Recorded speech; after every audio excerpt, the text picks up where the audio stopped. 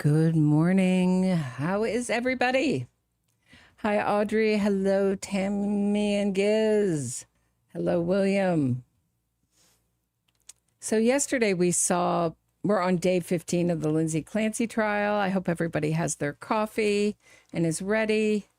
I'll show you what we're looking at. I don't think Law and Crime has even opened up their feed. Hold on one second. Yeah, it looks like that. So that's what we're looking at. Not even a seal. They don't start till 9 wisely because they seem to know that it's going to be late. Wanted to look at Lindsay Clancy's mother's testimony from yesterday while we're waiting.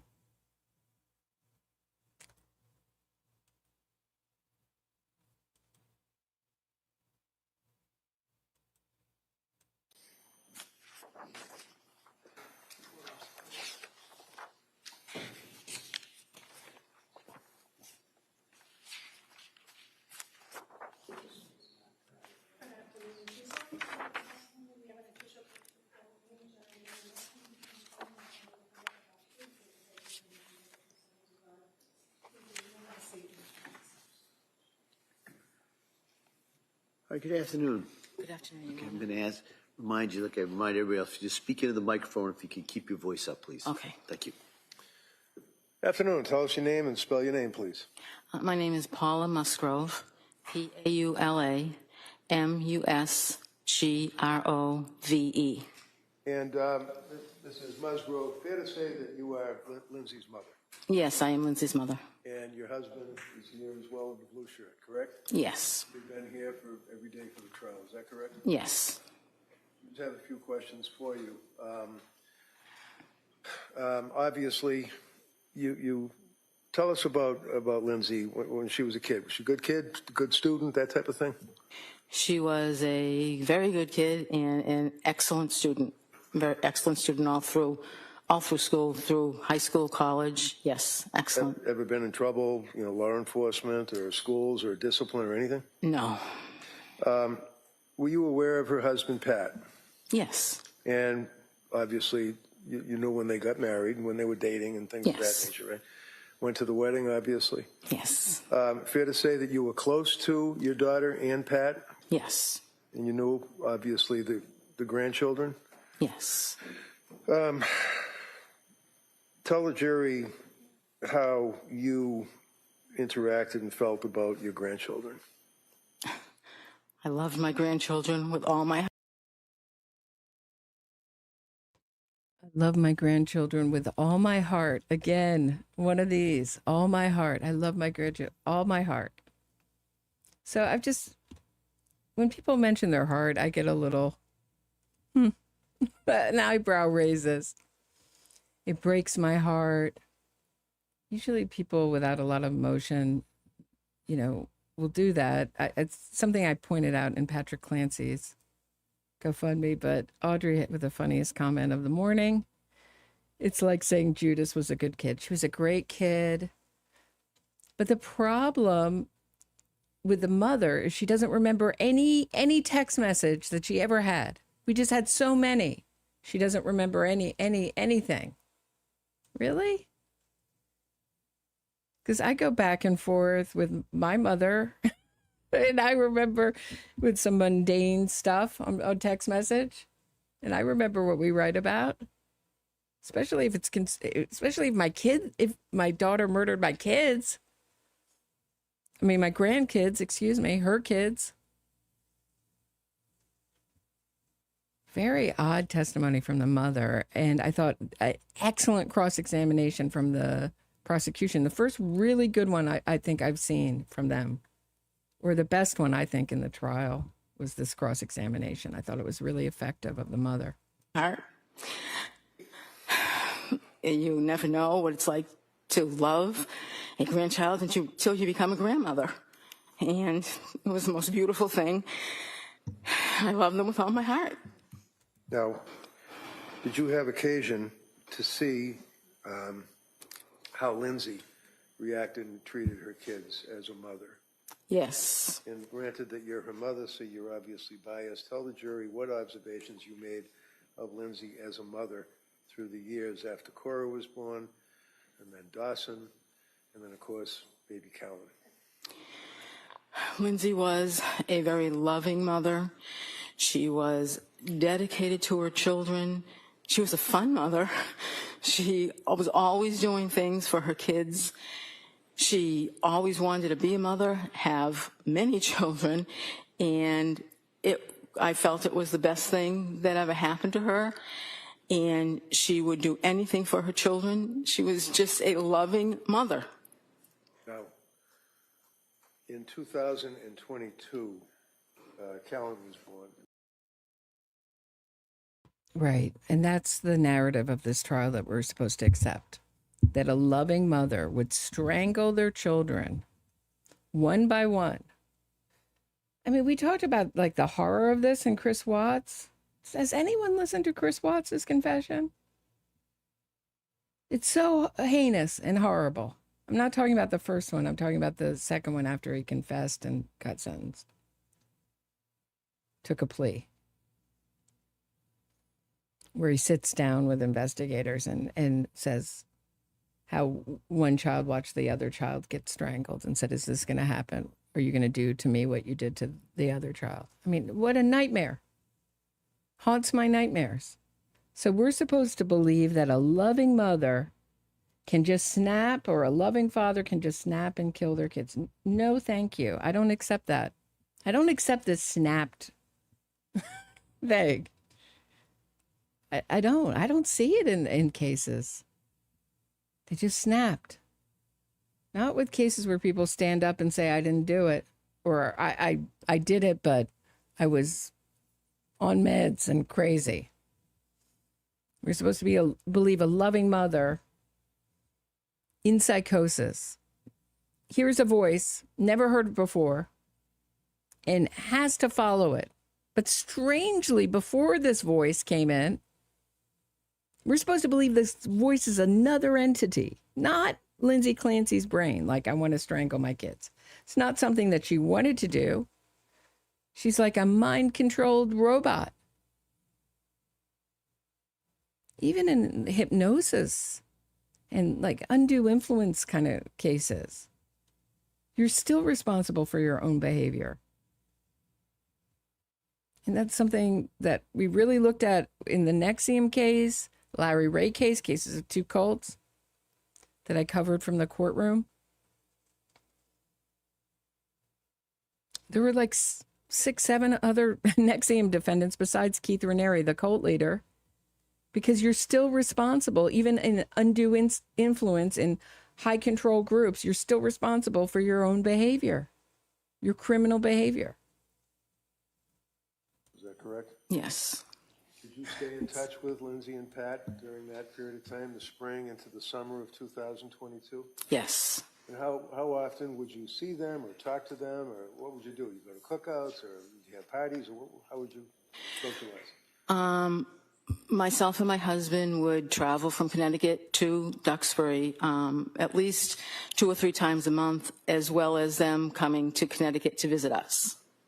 And would you agree that in the summer, for example, of 2022, that Lindsay and Pat were active with the kids and were pretty happy? Very happy, yes. Did you observe in the summer of 22 any changes at that point in her personality and the way she was acting with her friends and in society? In the summer, no. And they were having a fairly good summer.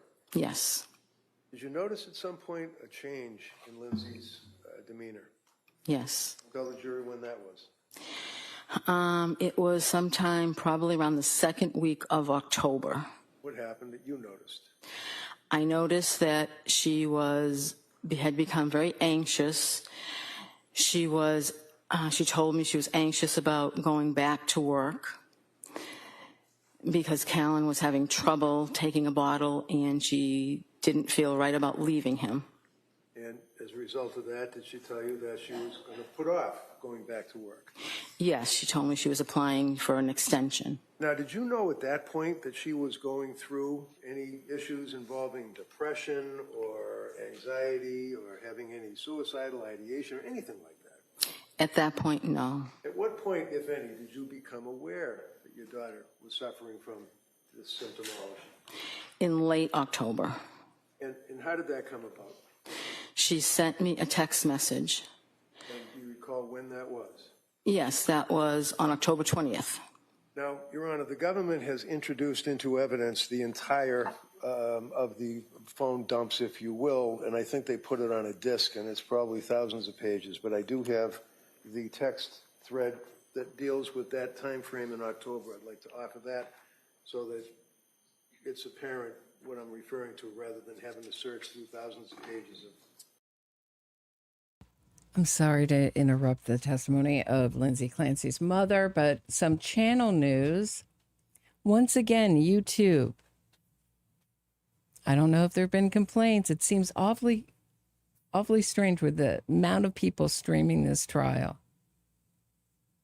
I would be shocked if any other channel. Again, so first our stream was taken down for community guidelines.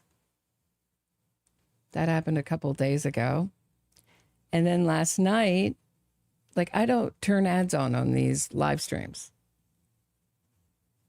I make no money from YouTube ads on these live streams. So they restricted yesterday's testimony for 18 and over due to community guidelines again. And then I had to appeal it again.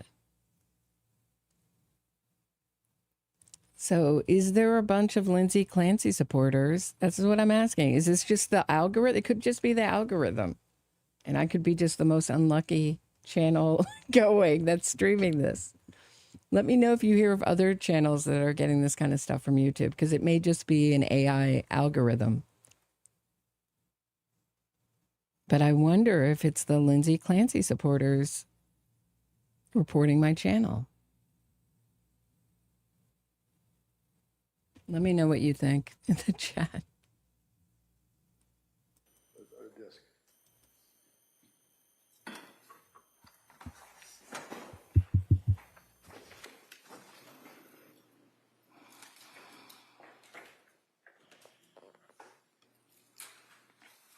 No objection. Okay.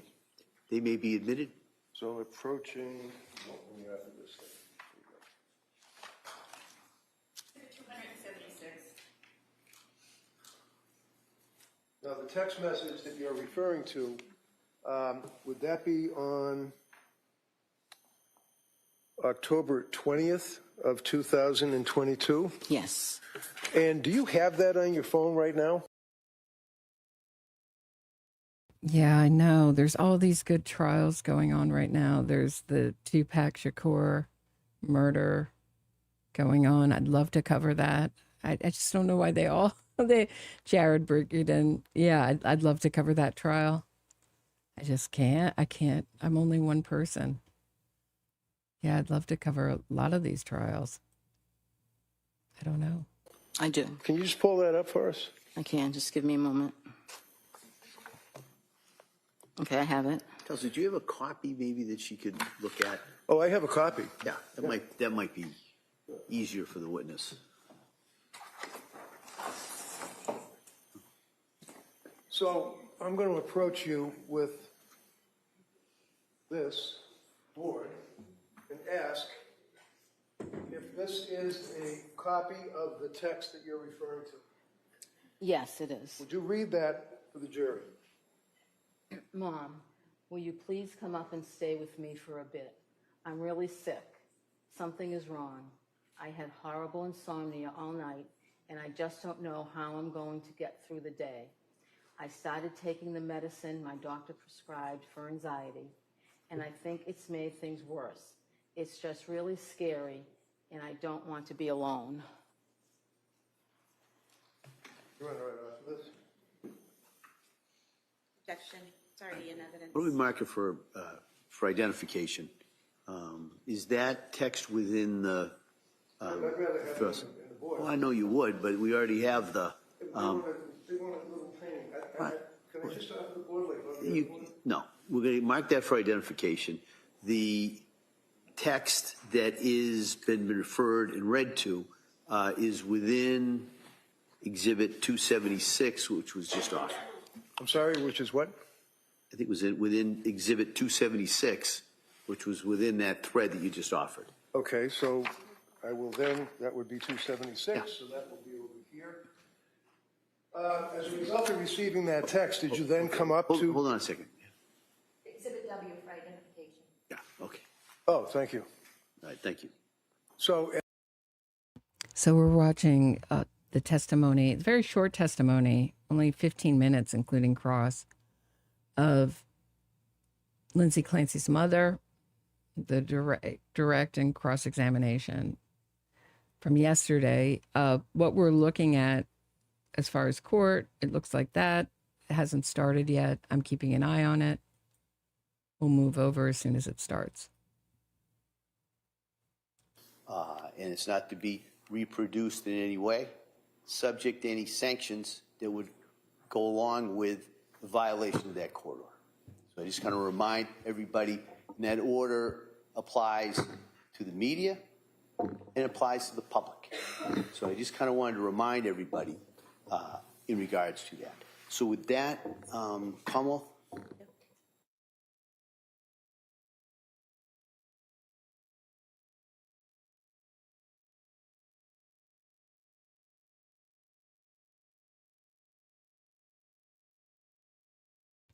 So just very curious, while we're just on a pause here, I just want to show you the thumbnail from another channel, of course, uses this. Lindsay Clancy wiping no tears from her eyes. The AP, this is the AP.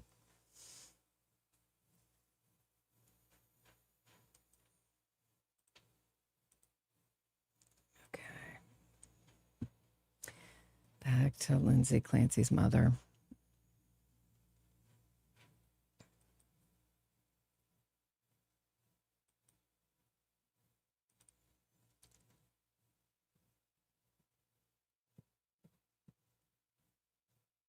Up some more of the Bob Fosse jazz shoulders we got going, and the hair covering the tearless face. I'm sorry, I just hate this defendant. I'm afraid of her and I hate her.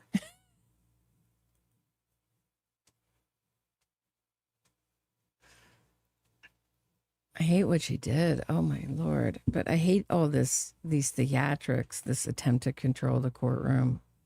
Bothers me.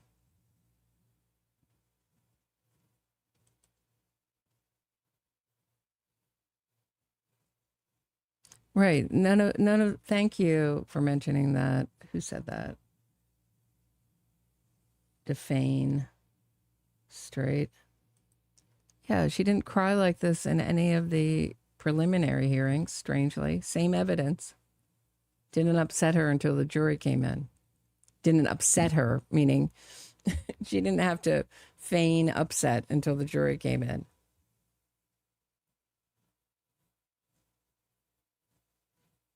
You didn't miss that much, Denise. There was really hardly any testimony yesterday. It was very short.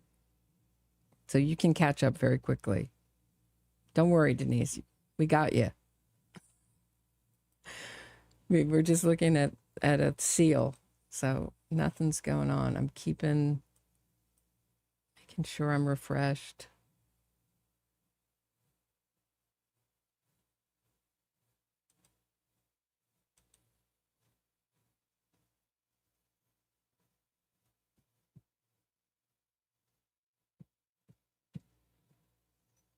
Oh, more of the fake.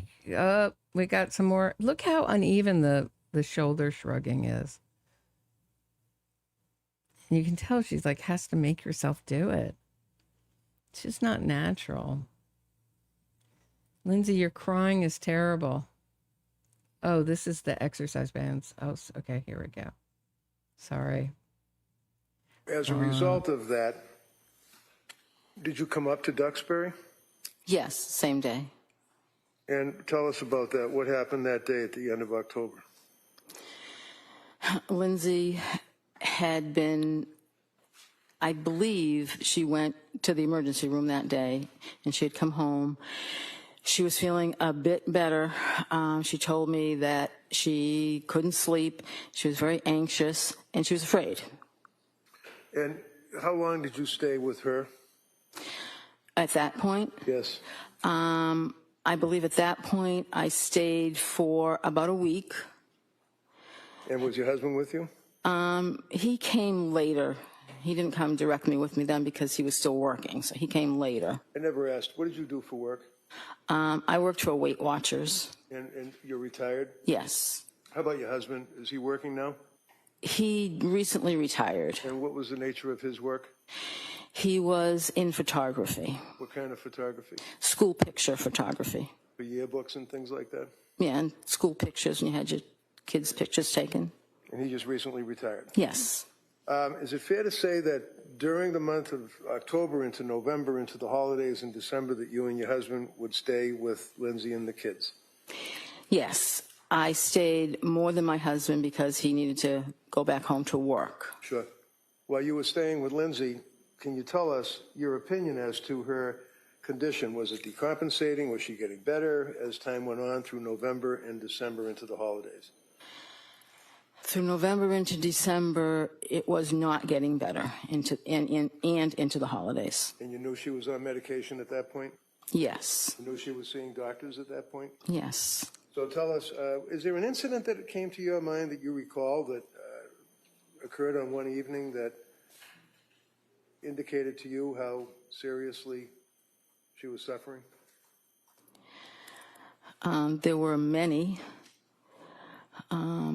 One particular evening that was disturbing to me was that, she was afraid. She was afraid to be alone. And she actually asked if she could sleep with me. When was that? That was late November, early December. And did she indeed sleep with you on that occasion? She did. Continuing on through the holidays, did you guys get together for the holidays, Christmas or Thanksgiving, if you recall? Yes. I was down there probably most of December through Christmas Eve, and then I left on Christmas Eve to come home to see my other daughter and her family, and then Lindsay actually came to my house later the day on Christmas Day. Was she with Pat? Yes. Okay, and the kids? Yes. During that period of time, did you make further observation as time went into January? Oh, back it up. At some point, she voluntarily went into McLean Hospital? Yes. You knew that? Yes. How did you know that? I was there. What do you mean you were there? I was at Lindsay's house staying with them. You take care of the kids? Yes. And it's fair to say that Pat's parents, mom and dad, also stepped up, taking care of the kids, helping out during this period of time?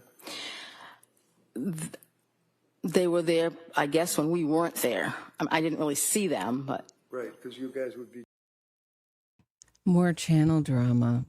I'm getting some messages on X that Melanie Little, I don't even know what that means, what this means, stole my stream yesterday?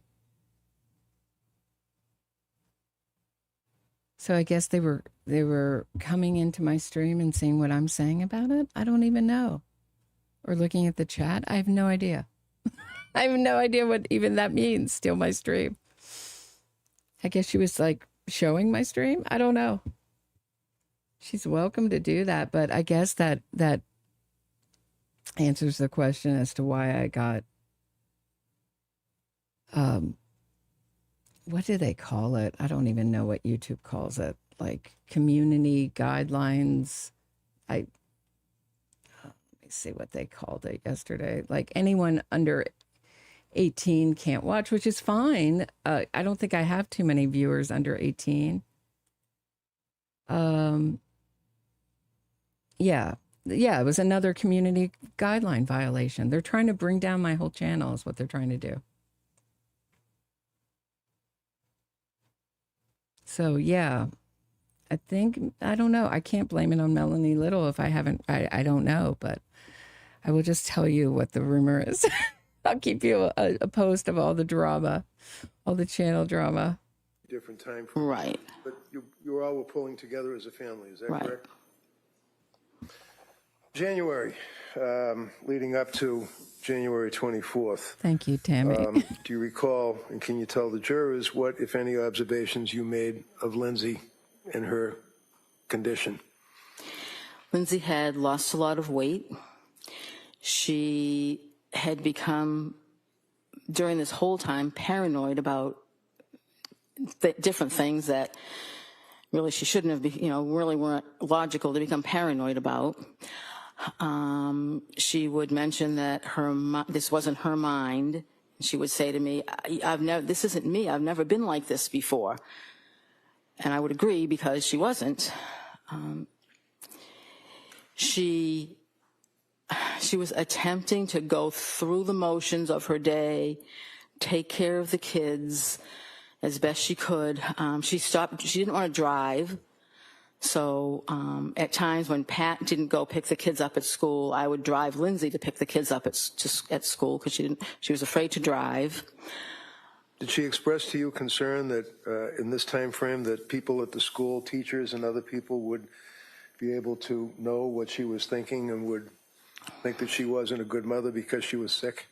Yes, she said, the school knows something's going on because I'm not driving my car. They see that I'm not driving my car to pick the kids up.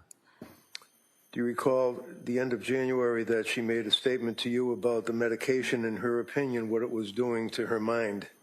Yes. What did she say?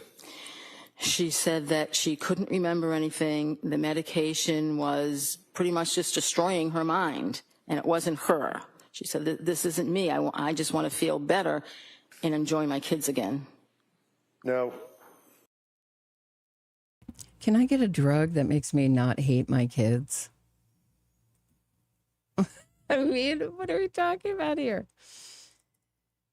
I took a drug and I became a different person. It was like I was a different person. We have this, Americans, I find this, particularly in America, this idea, because we're founded on the idea of self-determinism, individuality.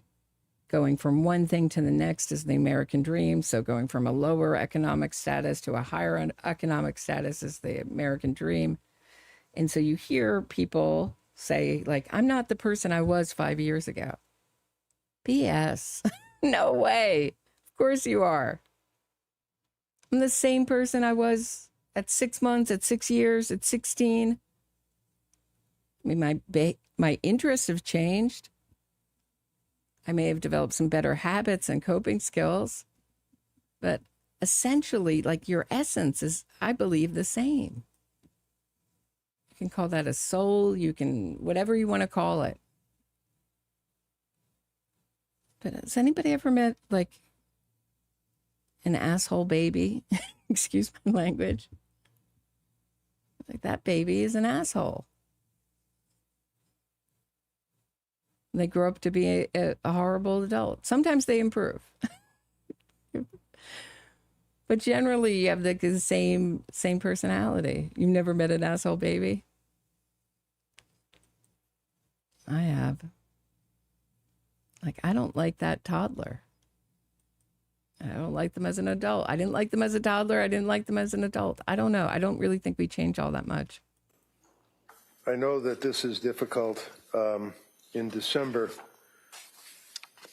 of 2022, do you recall the time that you were in the kitchen with Lindsay and Patrick and she made a statement about her state of mind to her husband, Pat, and you were there?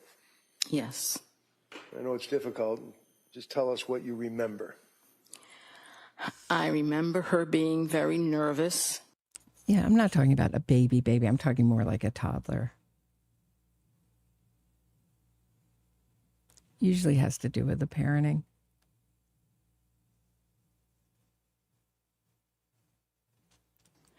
I remember her saying, I just have to tell you guys something. And then she told us. What did she tell you? She told us that she had thoughts of harming the children. Thank you very much. Why don't we take the afternoon recess at this time? We'll come back for cross-examination. Oh, darn. They didn't put the cross. Look, this will tell you how biased our media is. Like, no, they didn't even put the cross-examination in this video. It's like the best part. All right. Well, Lindsay Clancy's defenses spoke. We don't need a cross-examination. It's only the most important part of the testimony, I think. Can that, any testimony can sound great on direct. It's until you get into cross-examination where you separate the wheat from the chaff. Is that the expression? So important. All right, I'm going to go find the cross-examination. I'll be back. I really thought when they say Lindsay Clancy's here complete. Yeah, all right, here we go. Thank you, Boston. Then I saw some coverage from like Boston. I think it was WBZ, which is, they're very defense friendly to say the least. And they were saying Ian Whiffin's testimony. They were like, how they summed up Ian Whiffin's testimony. He was the Cellbrite expert. This is how they ended the segment. Well, yeah, meaning, well, it's all really vague and it can't, like essentially, this is my words, not theirs. But essentially, Ian Whiffin's testimony can be summed up as it's all really vague and it's not trustworthy. Cellbrite. Just because you can't tell, like, where she's moving in the house exactly, but that she's moving around the house, that's not, like, definite enough. It's, like, absurd. Absurd. All right, here, let me try to get the end of the cross-examination, or the beginning of the cross-examination. Oh, let's go back to the beginning of the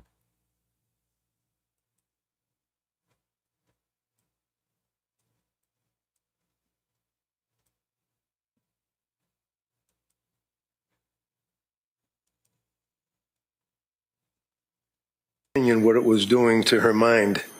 Yes. What did she say? She said that she couldn't remember anything. The medication was pretty much just destroying her mind, and it wasn't her. She said, this isn't me. I just want to feel better and enjoy my kids again. Now, I know that this is difficult. In December of 2022, do you recall the time that you were in the kitchen with Lindsay and Patrick, and she made a statement about her state of mind to her husband, Pat, and you were there? Yes. I know it's difficult. Just tell us what you remember. I remember her being... That is chilling. So her Apple data, while she was killing the kids, like her heart rate didn't even raise. 57. That's like a perfect athletic resting heartbeat. Oh, court is in session. Here we go. She is represented by Attorney Callan. The Commonwealth is represented by Assistant District Attorney Jennifer Sprague and Assistant District Attorney Shannon Buckingham. All right, well, good morning, everyone. Good morning, counsel. Good morning. All right, good morning, Ms. Clancy. All right, before we start, could I see everybody talk about today's schedule?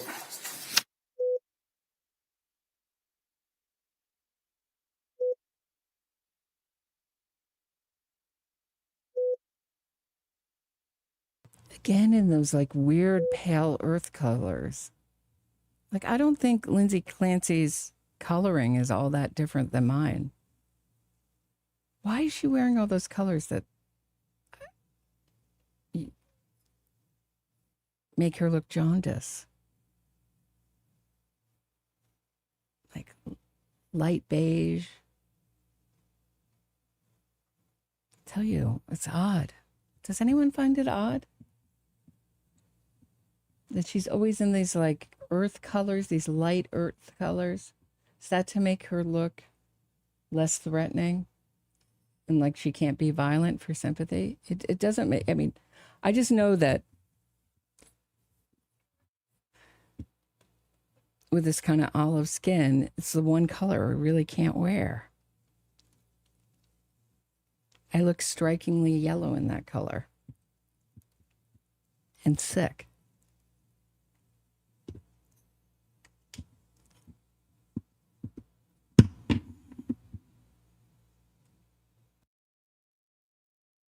Right. Yeah. She's trying to look sickly. Thank you, Lisa.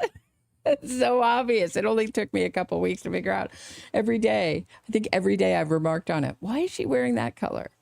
Because I know, because I can't wear that color. This little, like, those yellowy browns are heinous on me. Strikingly heinous.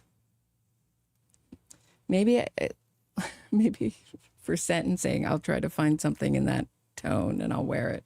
You'll see. It's really awful.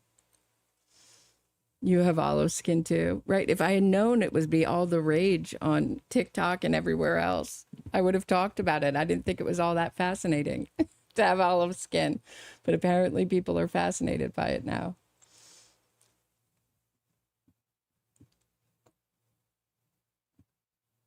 Right. Yeah. Like almonds. Yeah. Just odd.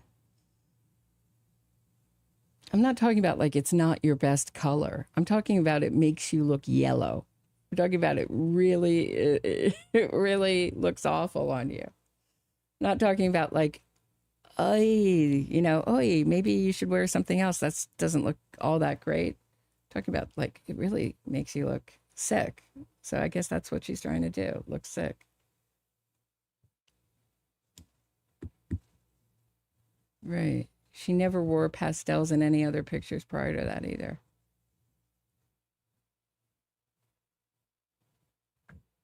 Yeah, us olive girls know. We just can't, like, it's like a vampire to us. Like, don't go near those colors. Gonna look really jaundiced, really yellow.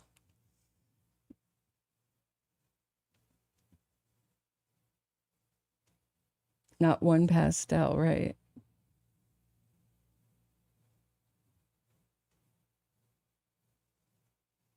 Will opinions change if she isn't paralyzed? Lisa, are you the one who keeps saying she's going to walk again? Or is that someone else? I thought it was very interesting what True Crimes podcast found. That in the early reports, the DA came out and said she can move her legs. I don't know if that's bad reporting or the DA got wrong information or what. They usually don't come out and say anything.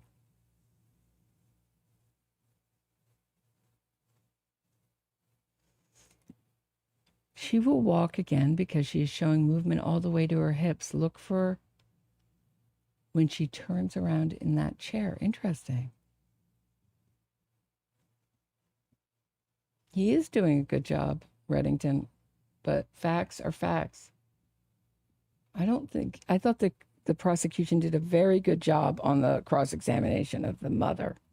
When they do a good job, I'll say it. I just don't like this prosecution team. I don't think they're doing a good job in general, but they did a really good job on that. Their cross-examinations have generally been good. Would everyone agree? Hold on.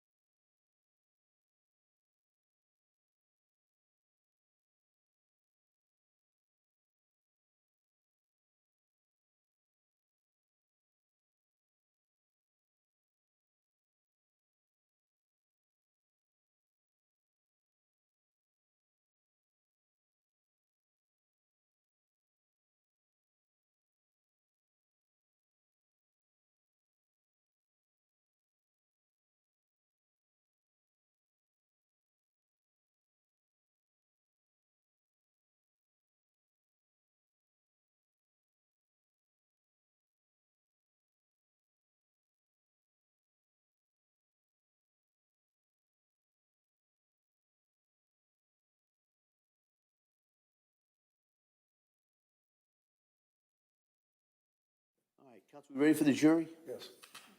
Yes.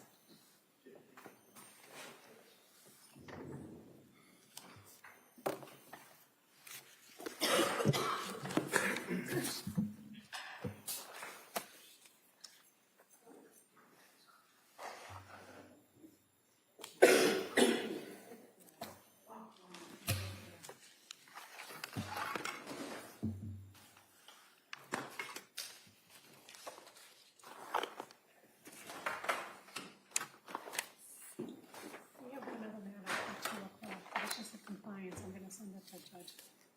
All rise, please.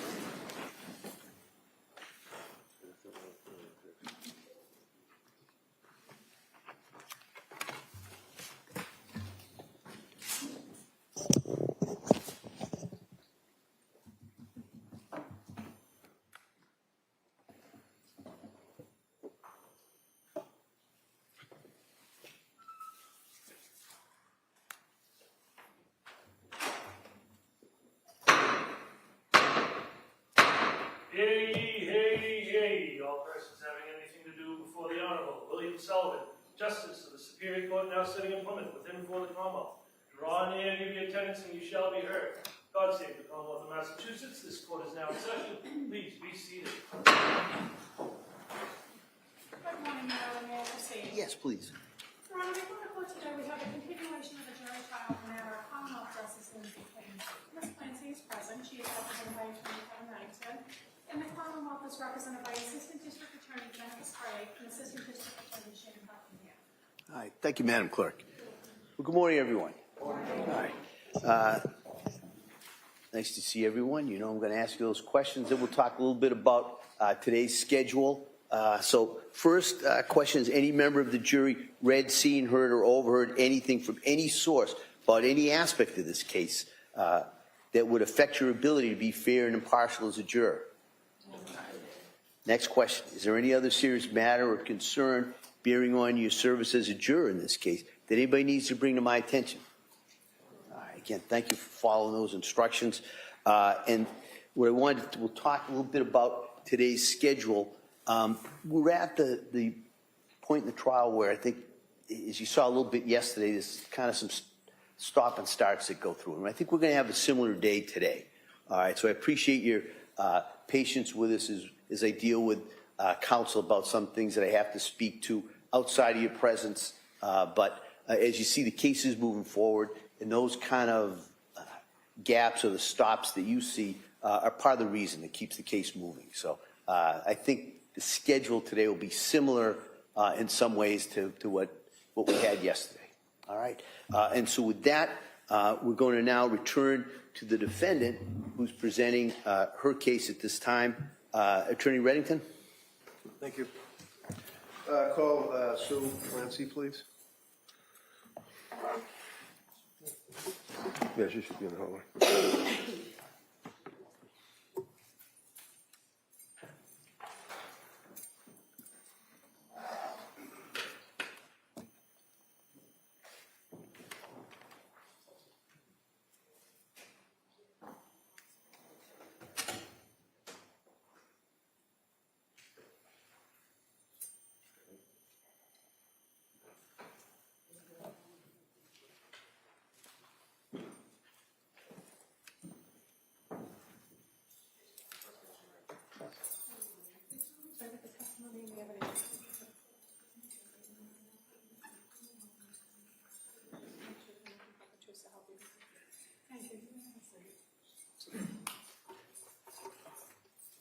Good morning. Good morning.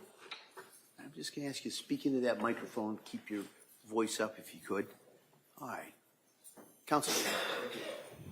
Good morning. Good morning. Like the judge said, keep your voice up so all the jurors have here before you as well.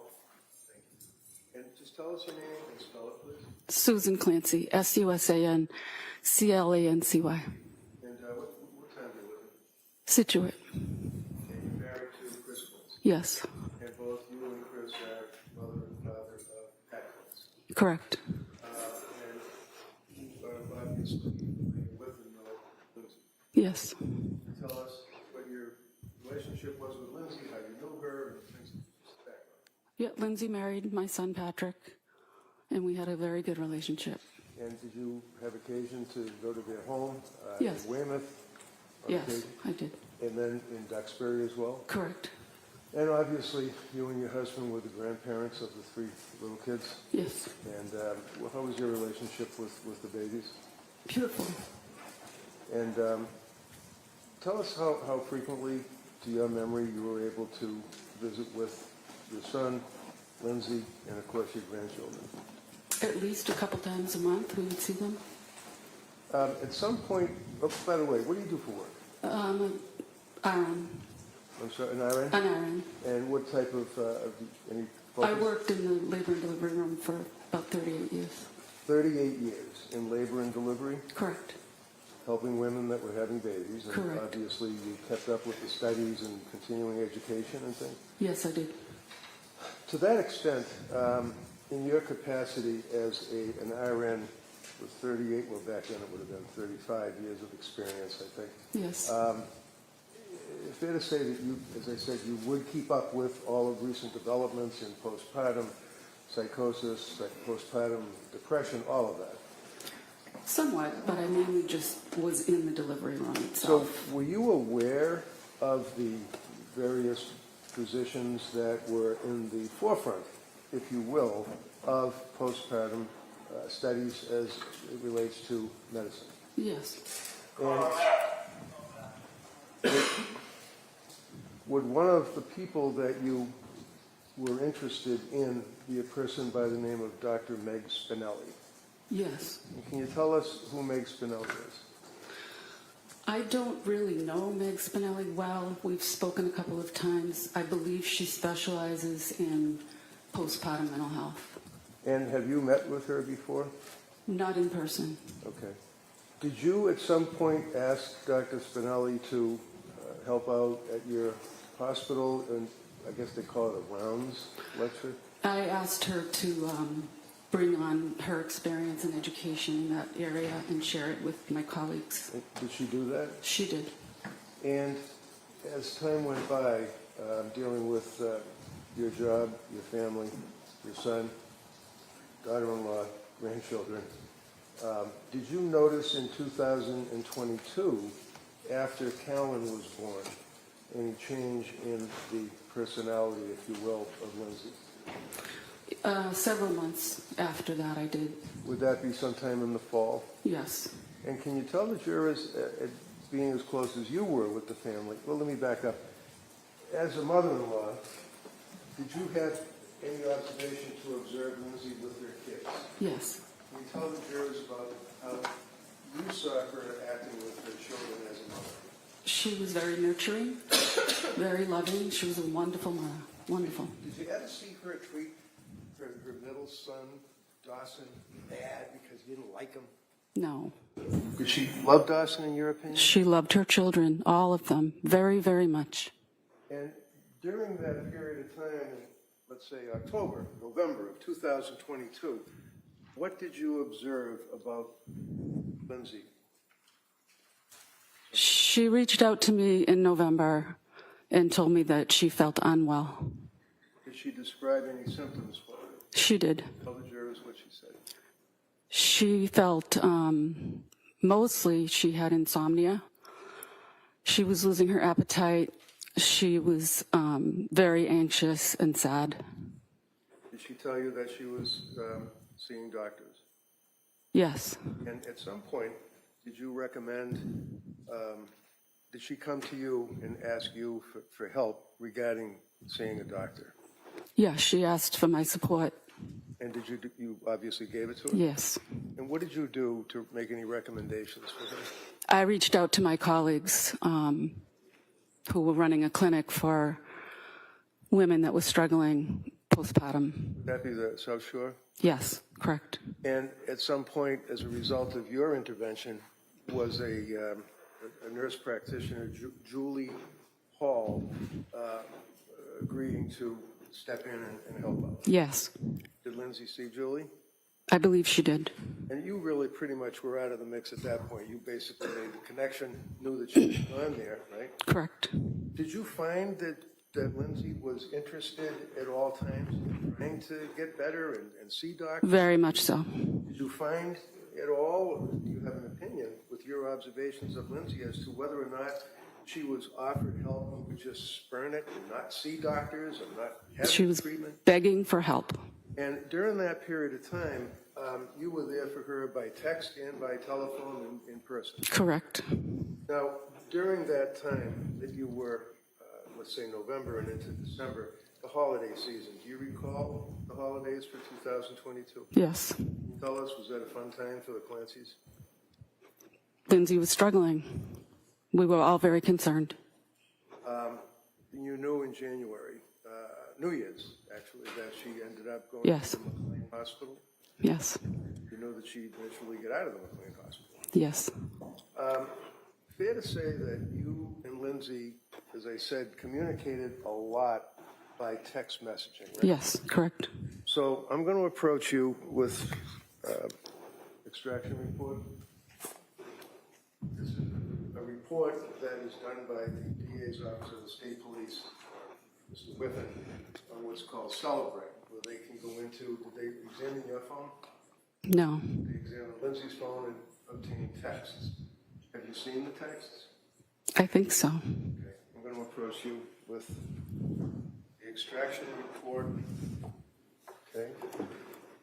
And you can just take a look and see if your telephone number is on there, just for foundation purposes. Or if you, it is, okay. And just quickly flip through and see if you recognize those texts. You don't have to look at all of them, that's for sure.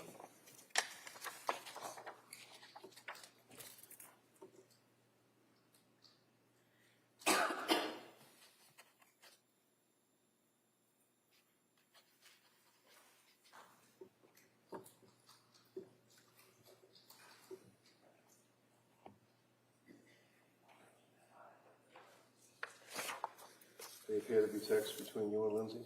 Mm-hmm. Okay.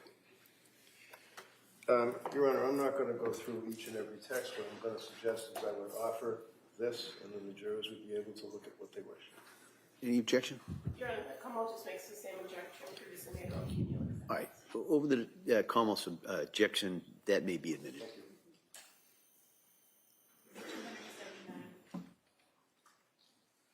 Thank you very much. Kamal?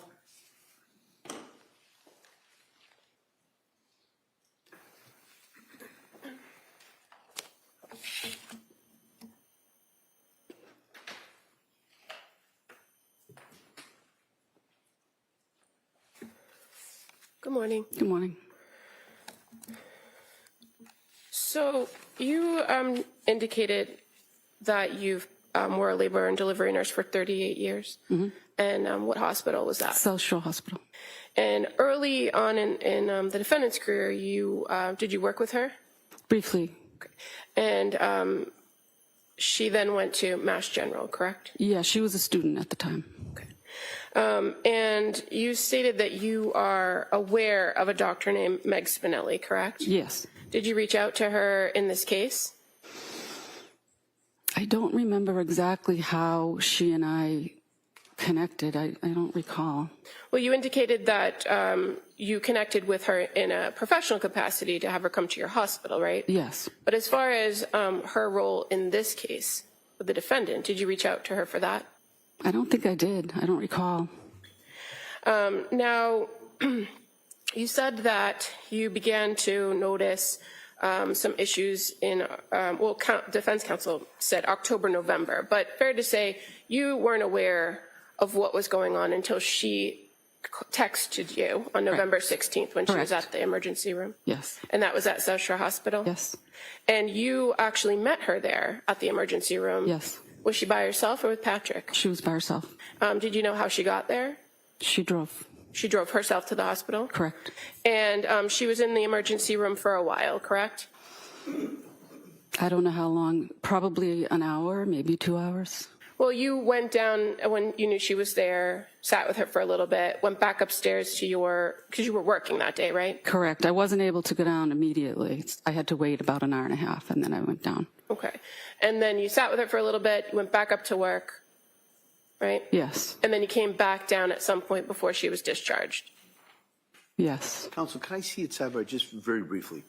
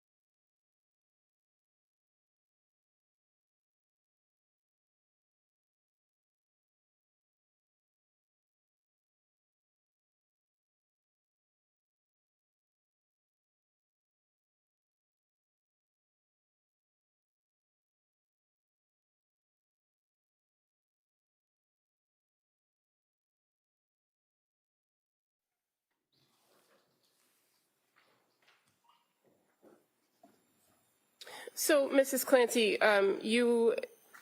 you came down to the emergency room and you sat with her for a while, correct? Yes. And did she tell you why she was there? Yes.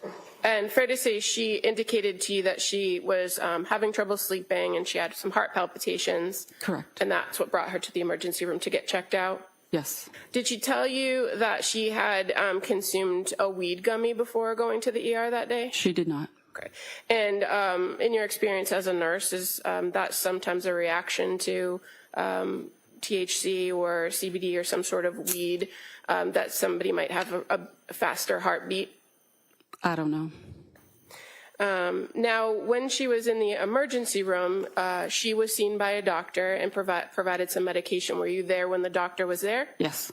And you're aware that the ER doctor, gave her some trazodone to help her sleep? Yes. Because that's what she was really concerned about, right? To sleep. Yes.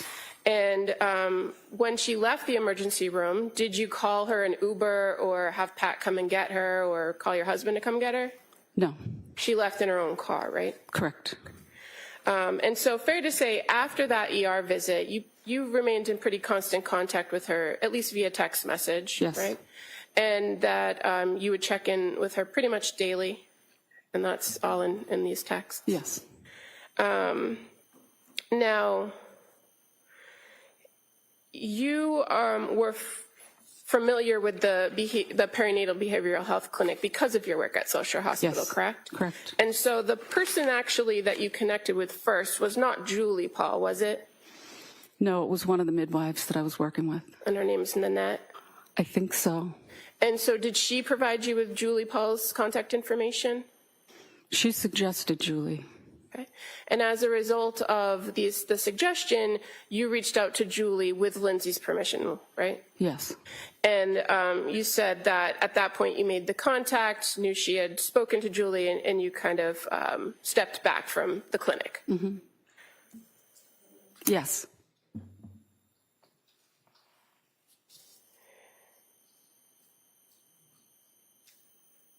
You're aware Julie Paul is one of the only prescribers that the defendant encountered that's not personally named in a civil lawsuit that's pending, don't you?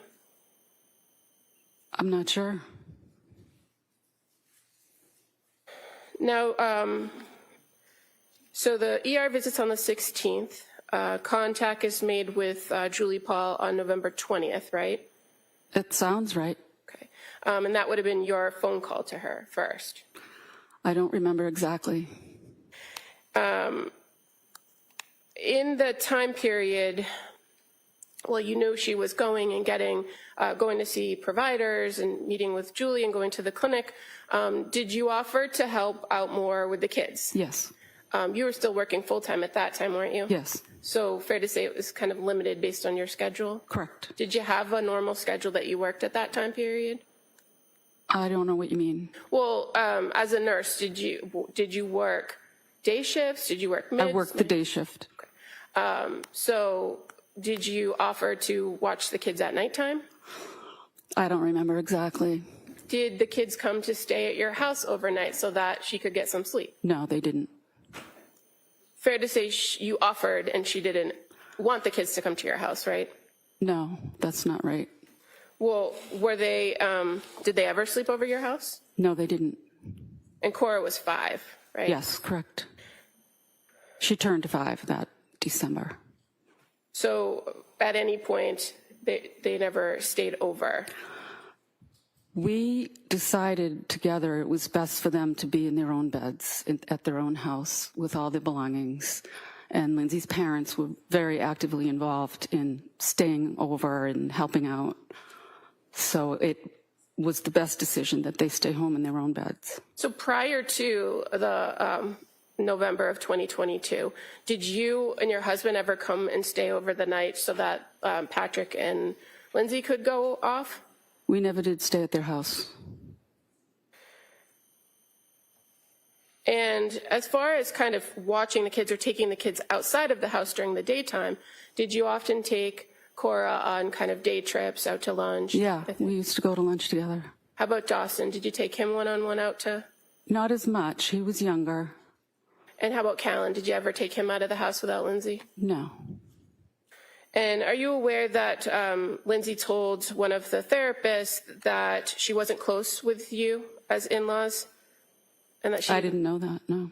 That she said she doesn't generally allow the in-laws to watch her children?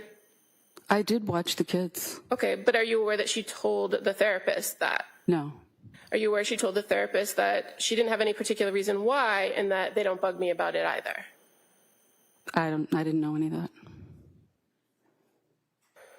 Now, Lindsay, the defendant, she communicated with you via text about her issues with sleep and the medication she was taking, right? Yes. And as far as the ER visit where the trazodone was prescribed, do you recall having a back and forth conversation with her about that it's okay to increase it if you weren't getting any relief? The doctor told her that, so I repeated that. Okay. And so you're aware that she was, in fact, increasing the dose? I did not know that.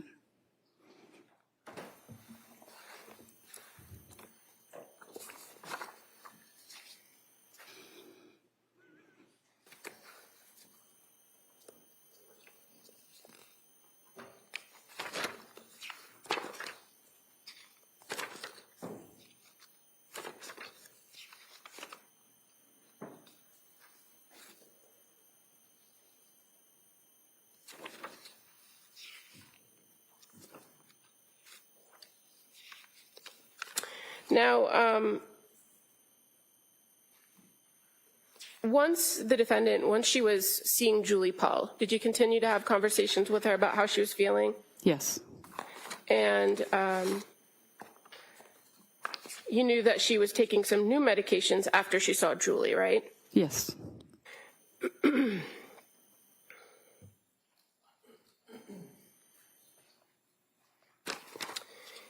And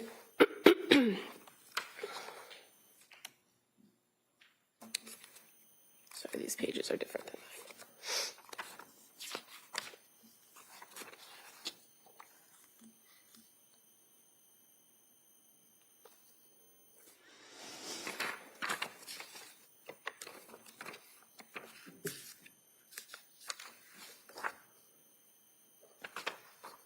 At some point, after being prescribed some medication, you recall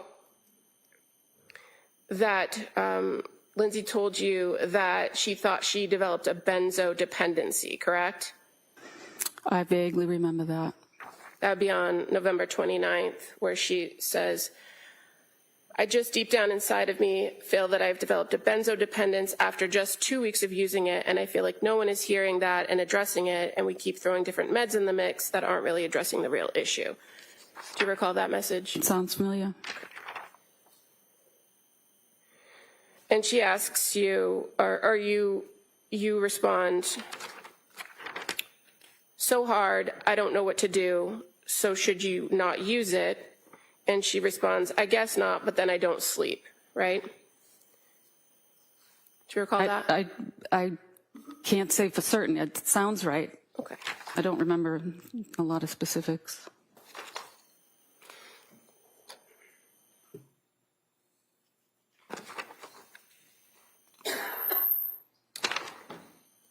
And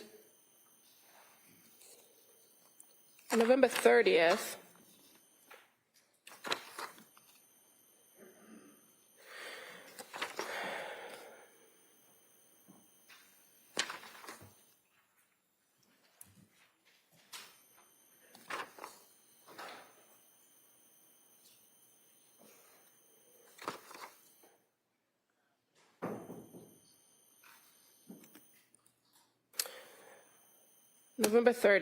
she says,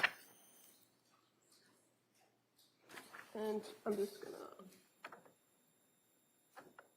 try to show on the screen here.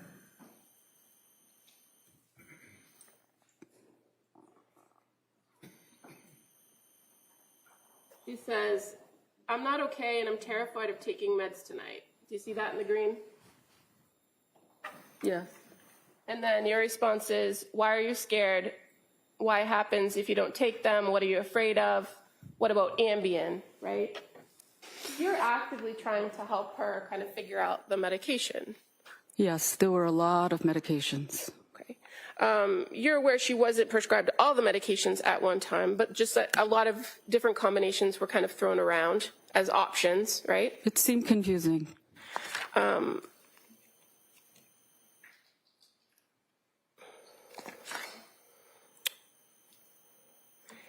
That she's very clear and she tells you which medications she's taking, right? Ativan and Remeron. Probably. Okay.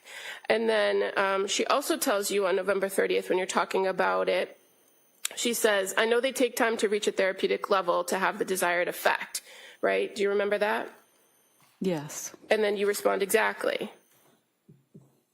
And she tells you that she's just depressed and she thinks it was brought on by the medication, right?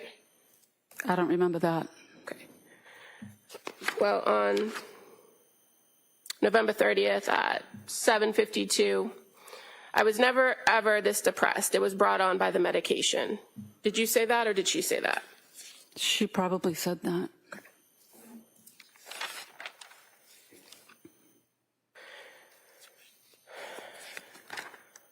Now, you were asked about the holidays and Thanksgiving. You remember Thanksgiving? Where did you guys go for Thanksgiving? To my daughter's house. And do you remember telling the grand jury that during Thanksgiving things were better? I don't recall.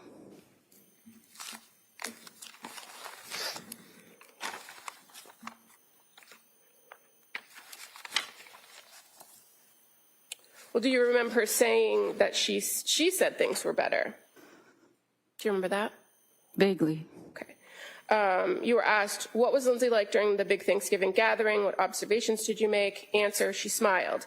The girls all had Thanksgiving t-shirts on that sort of matched. We took a picture. She mostly focused on the kids and interacting with the cousins and the aunts and uncles. At one point, she went off a little into the distance, and I approached and asked her how she was doing, and she said, I'm trying hard to get better. I'm still working at it. I asked about her sleep. I thought that was important, and also the fact that she lost some weight. She didn't have an appetite, and she said things were getting better. Okay.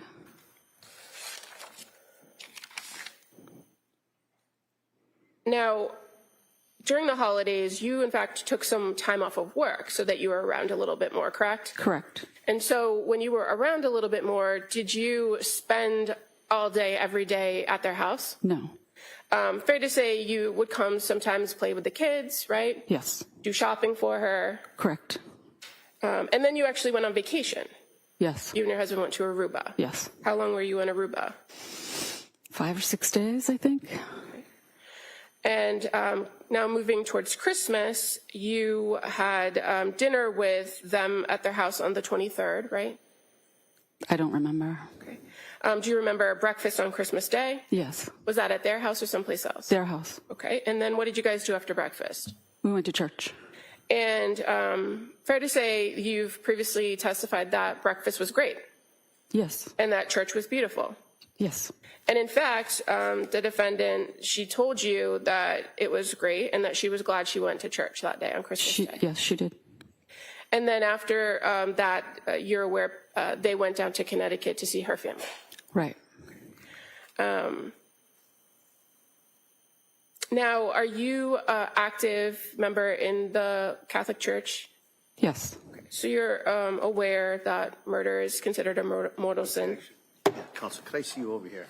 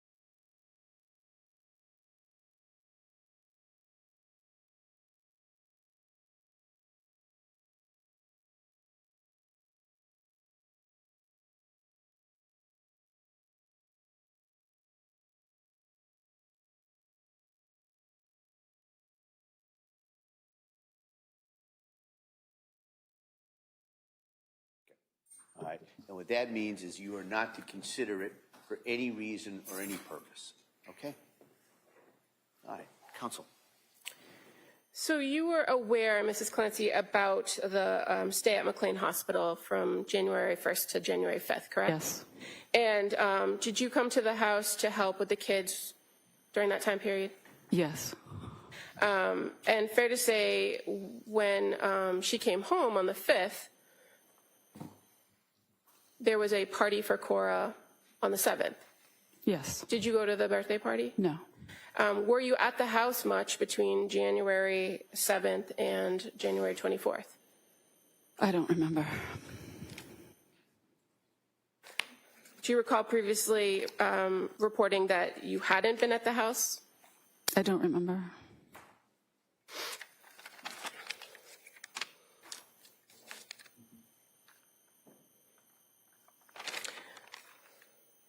And during that time period, you never took the kids on a day trip or for a visit?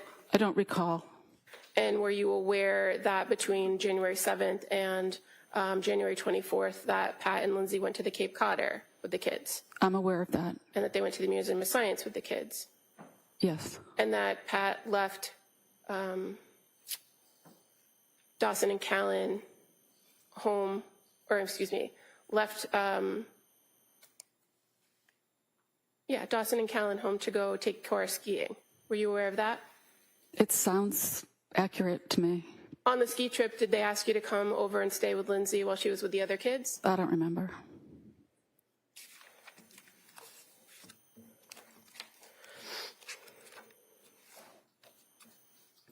And you were asked on direct examination about Lindsay going to see providers, and you said, I think she was begging for help, right? She was.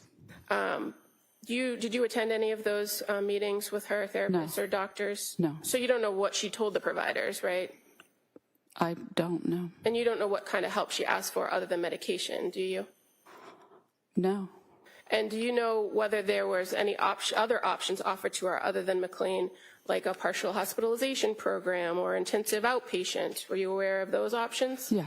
And do you know if she went? She went to Women and Infants. So that's the one day where Pat dropped her off and went skiing and then came back, right? I believe so. Nothing further.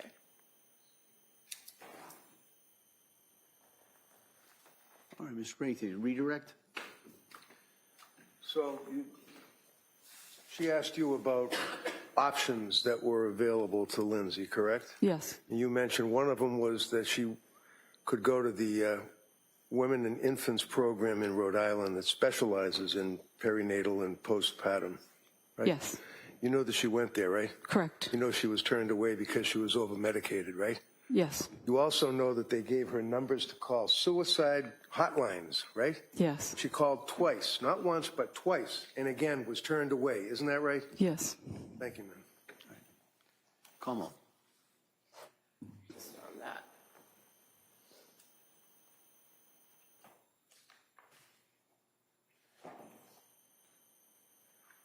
So you're aware she was turned away because she told you she was turned away, right? I don't remember the details of that visit or that day. You didn't review the records, did you? No. So you're not aware that they actually deferred to Pat and Lindsay reporting over medication? I remember something being said that she wasn't a candidate for that program. That's what I recall being told by Patrick and Lindsay. Okay. And that's because everything she described was reported connected to medication and occurred well after what's considered the postpartum period, right? I don't know. Well, you're a labor and delivery nurse. You know the postpartum period could be up to a year, right? I've heard it could be longer. But generally, it's within the first 12 weeks that you start to see some symptoms. I don't know. But you're aware that she was sent from Women and Infants with actually several options, where it included inpatient treatment for medication management, a partial hospitalization program focused on general mental health, or continued outpatient management. That's what she was sent away with. Okay.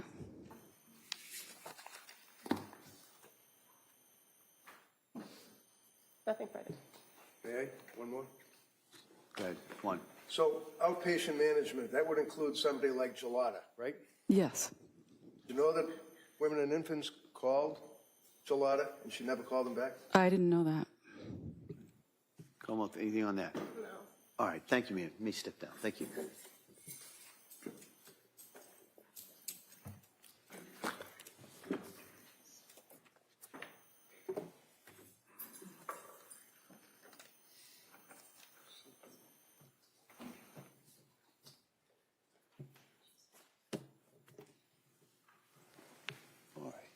All right, well, members of the jury, this is one of those stops I told you about we're going to have kind of throughout today. So I'm going to ask you to go back to the jury room, hopefully just for a short amount of time, and then we'll bring you right back in and we'll continue with the evidence. Okay? All right, please, your next.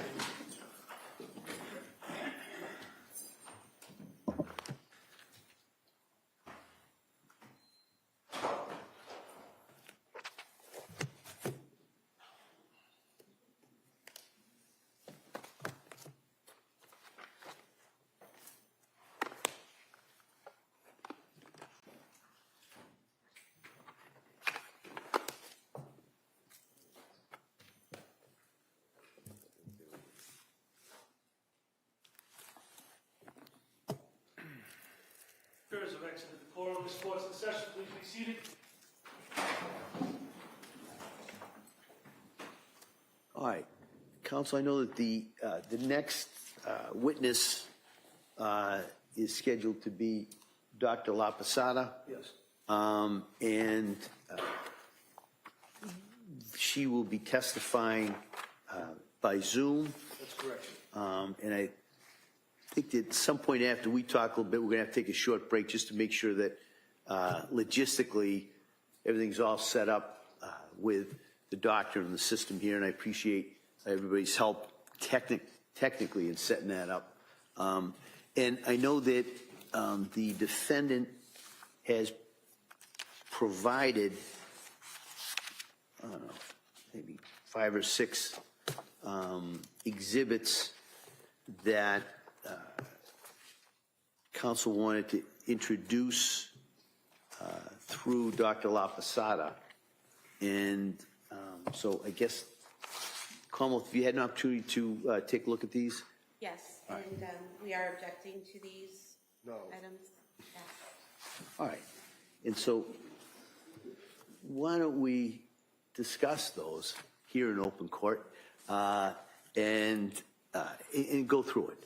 And so I've had the opportunity, I saw these this morning as well.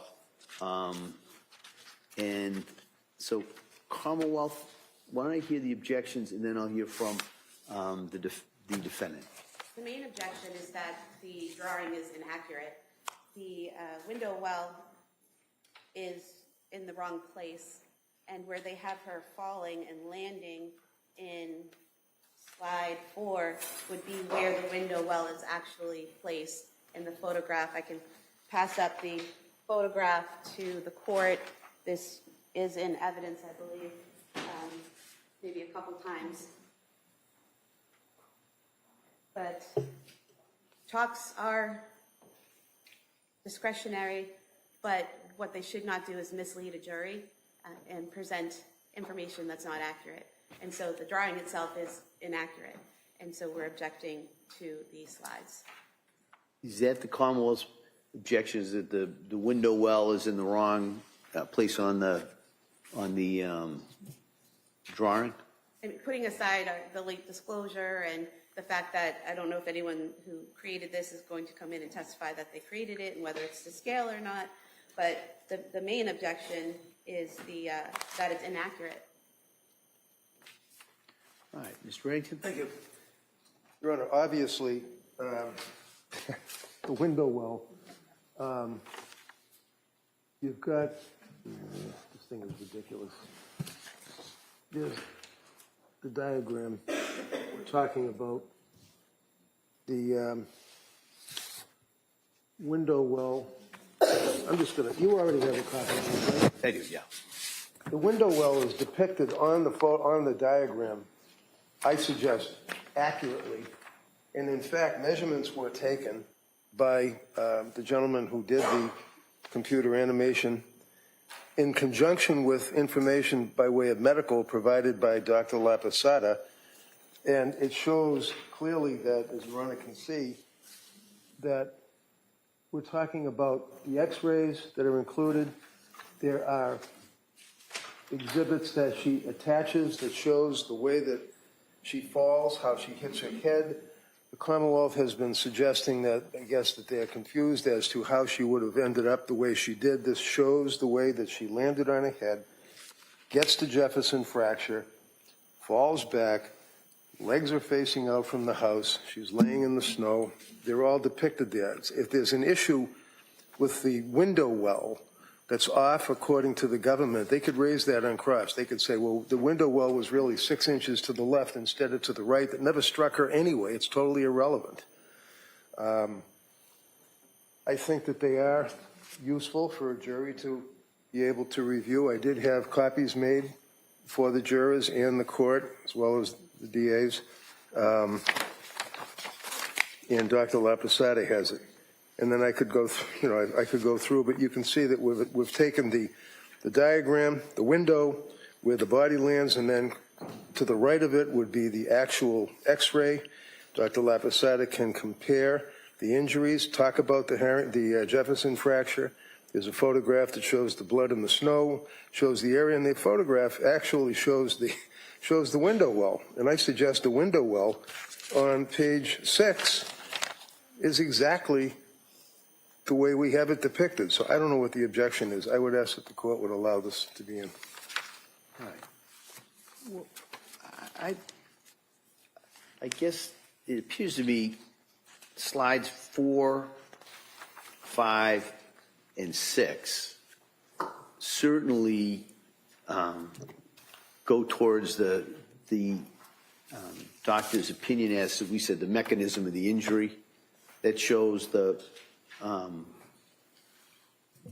head striking of the ground, and then on the other part of the slide has the X-rays, and there's also a slide regarding the Jefferson fracture diagram.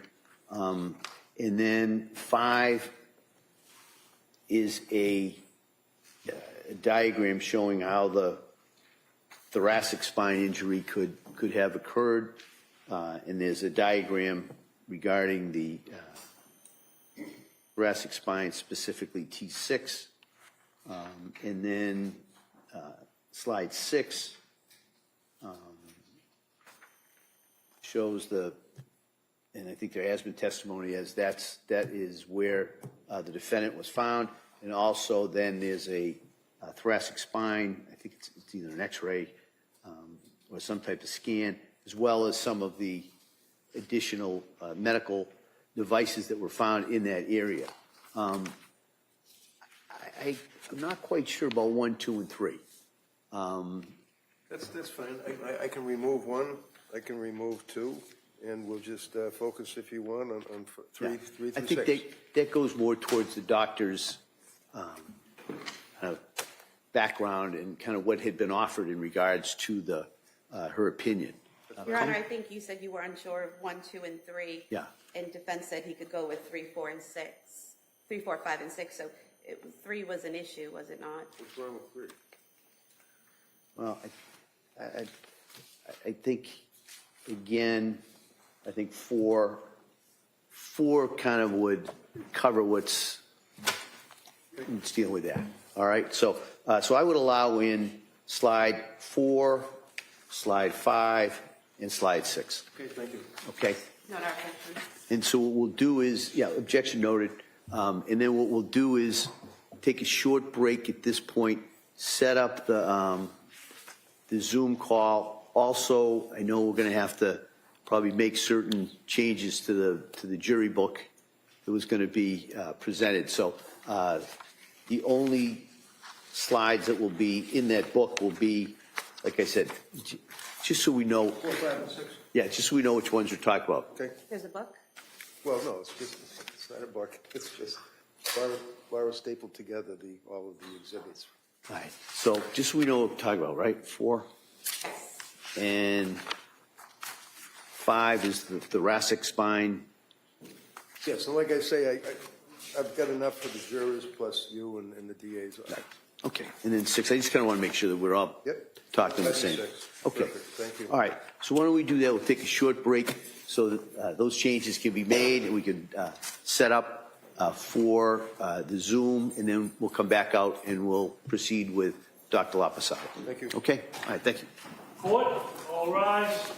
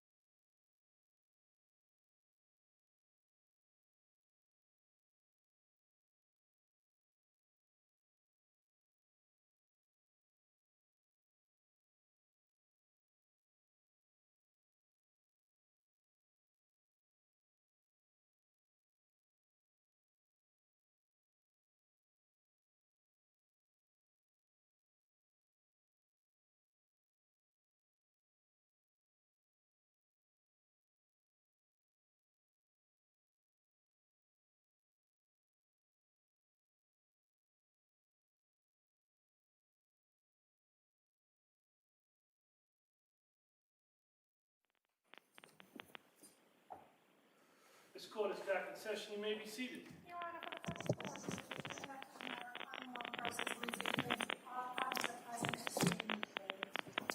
All right. Are we ready for the jury? Yes, we have some kind of background noise. I don't know if there's anything that can be done with it. I know, I'm not sure. I'm probably the wrong person to ask in regards to that. I'm right behind you.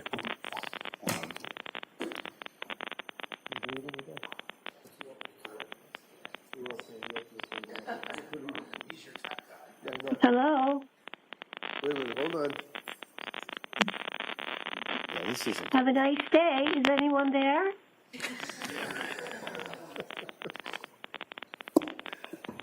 Hold on, Doc. I'm not sure this is going to work at this point.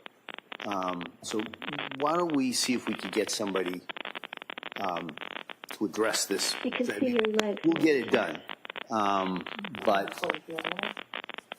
we call someone at FTR or somebody. That's So what I'm saying. why don't we take a further break? We'll figure this out. I'll ask the crowd. Yeah. All right. All right. Thanks. Court, all rise. Sit on that side.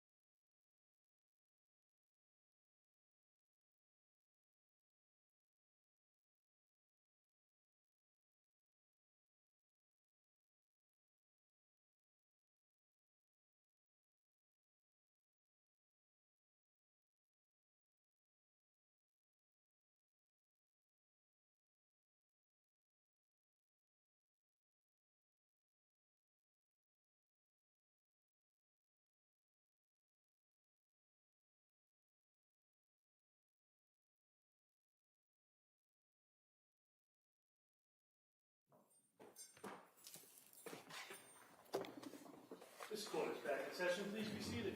For the purpose of the record, we return back to the letter Commonwealth versus Lindsay Clancy. All parties are present excluding the jury.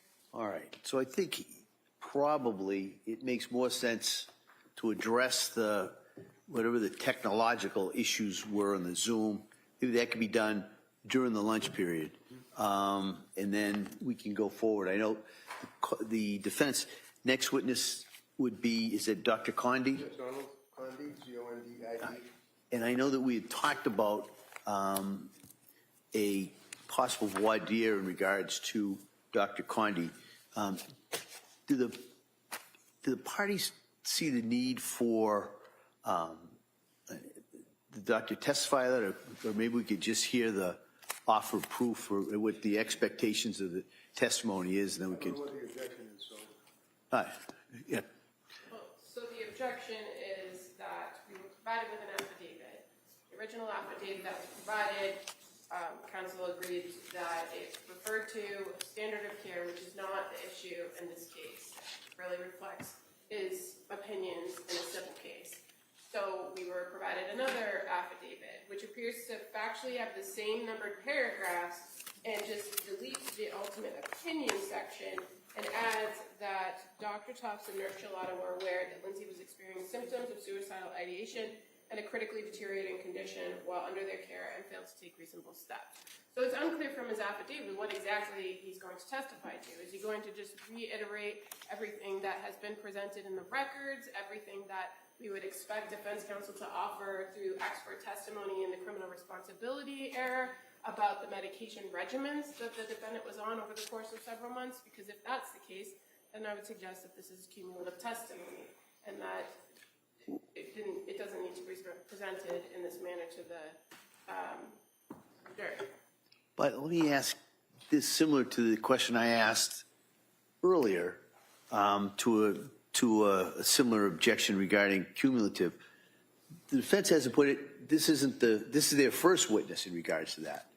Wouldn't the cumulative analysis be done if there's a follow-up expert that would be addressing these areas? Potentially, but Yeah. that then becomes the defense's strategic choice about whether if they're going to call Dr. Condi for this piece of it and the other experts for another piece of it. It's unclear, especially where the reports we've been provided by Dr. Spinelli and Dr. Zeisel talk about polypharmacology as part of the basis of their opinions in this case. So it's difficult to assess that, and we're obviously flagging it and objecting at this point based on what we know the anticipated evidence to be. So I don't know if a proffer is necessary at this point to outline what exactly he expects Dr. Condi to say and how that differs from the opinions of the other experts. It seems to me that the main objection may lay in regards to Dr. Spinelli then, whether or not, it depends on what her testimony is and how that overlaps with whatever Dr. Condi's is at this point. If I may, Judge. Yeah. And I appreciate the fact that you recognize that we have not yet put on a doctor yet. I don't have to accept their evidence. I don't have to accept their doctors. Our doctors, this is our first doctor, who is a very qualified psychopharmacologist. I expect to elicit from him the treatment, very briefly, that she received and the medications that she was on and the effect of these medications as it relates to her condition when she was seeking medical help. That's it. I'm not going to get into criminal responsibility with him. I'm not going to get into lack of criminal responsibility with him. Basically, psychopharmacology and the treatment that she received. He's not going to, be criticizing what Gelada did, what Tufts did. He's just going to detail her condition according to the medical records and the medications that were provided. I am well aware and very experienced in trying jury cases and know when you lose the jury. I know when you lose. I'm not going to have Dr. Zeisel and I'm not going to have Meg Spinelli wax eloquently for hours and bore the jury to death. I'm going to get right to the chase.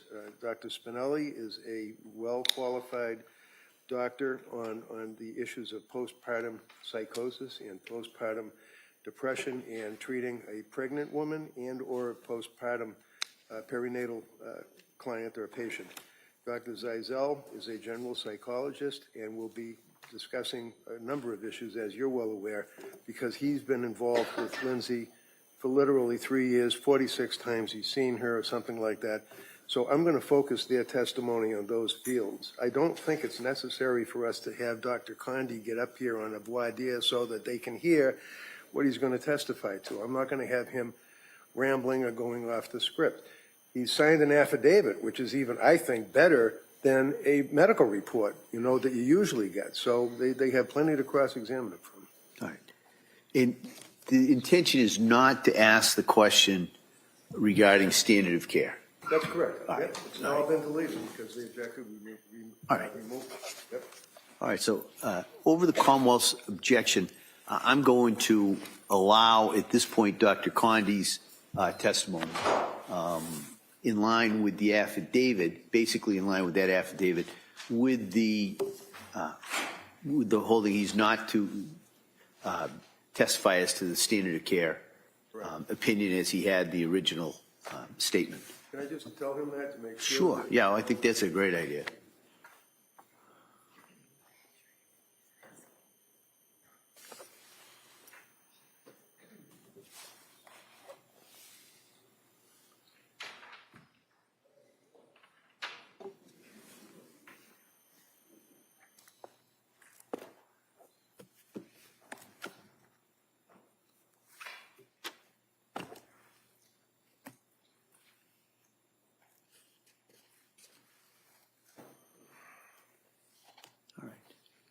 So with that, counsel, we ready for the jury? Yes, we are. Okay.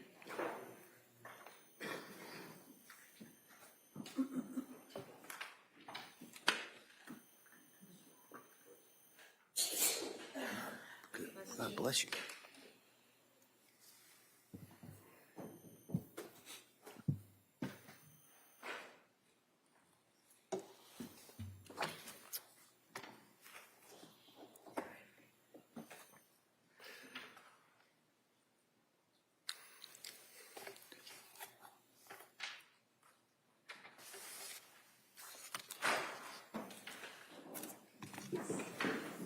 All right, please, you're entering.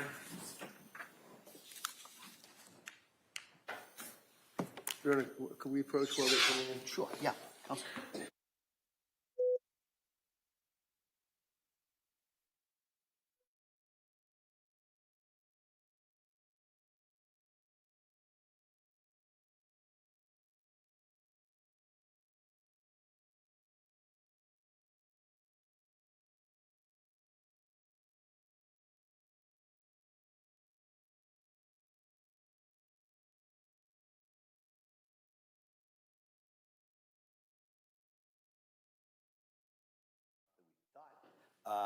And basically, the real problem is a technological issue. It was going to be a Zoom call. There's been some problems. We're going to try and work on that. So instead of going with that witness, we're going to go on to the next witness, and then we'll put the technological problems for later.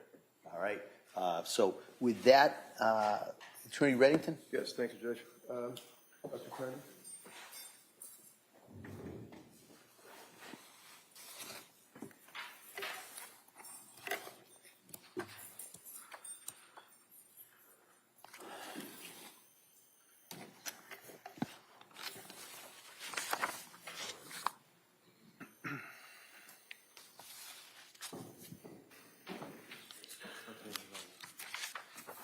Do you solemnly swear that the testimony and the evidence you shall give is true and there will not come between the Commonwealth and the I do.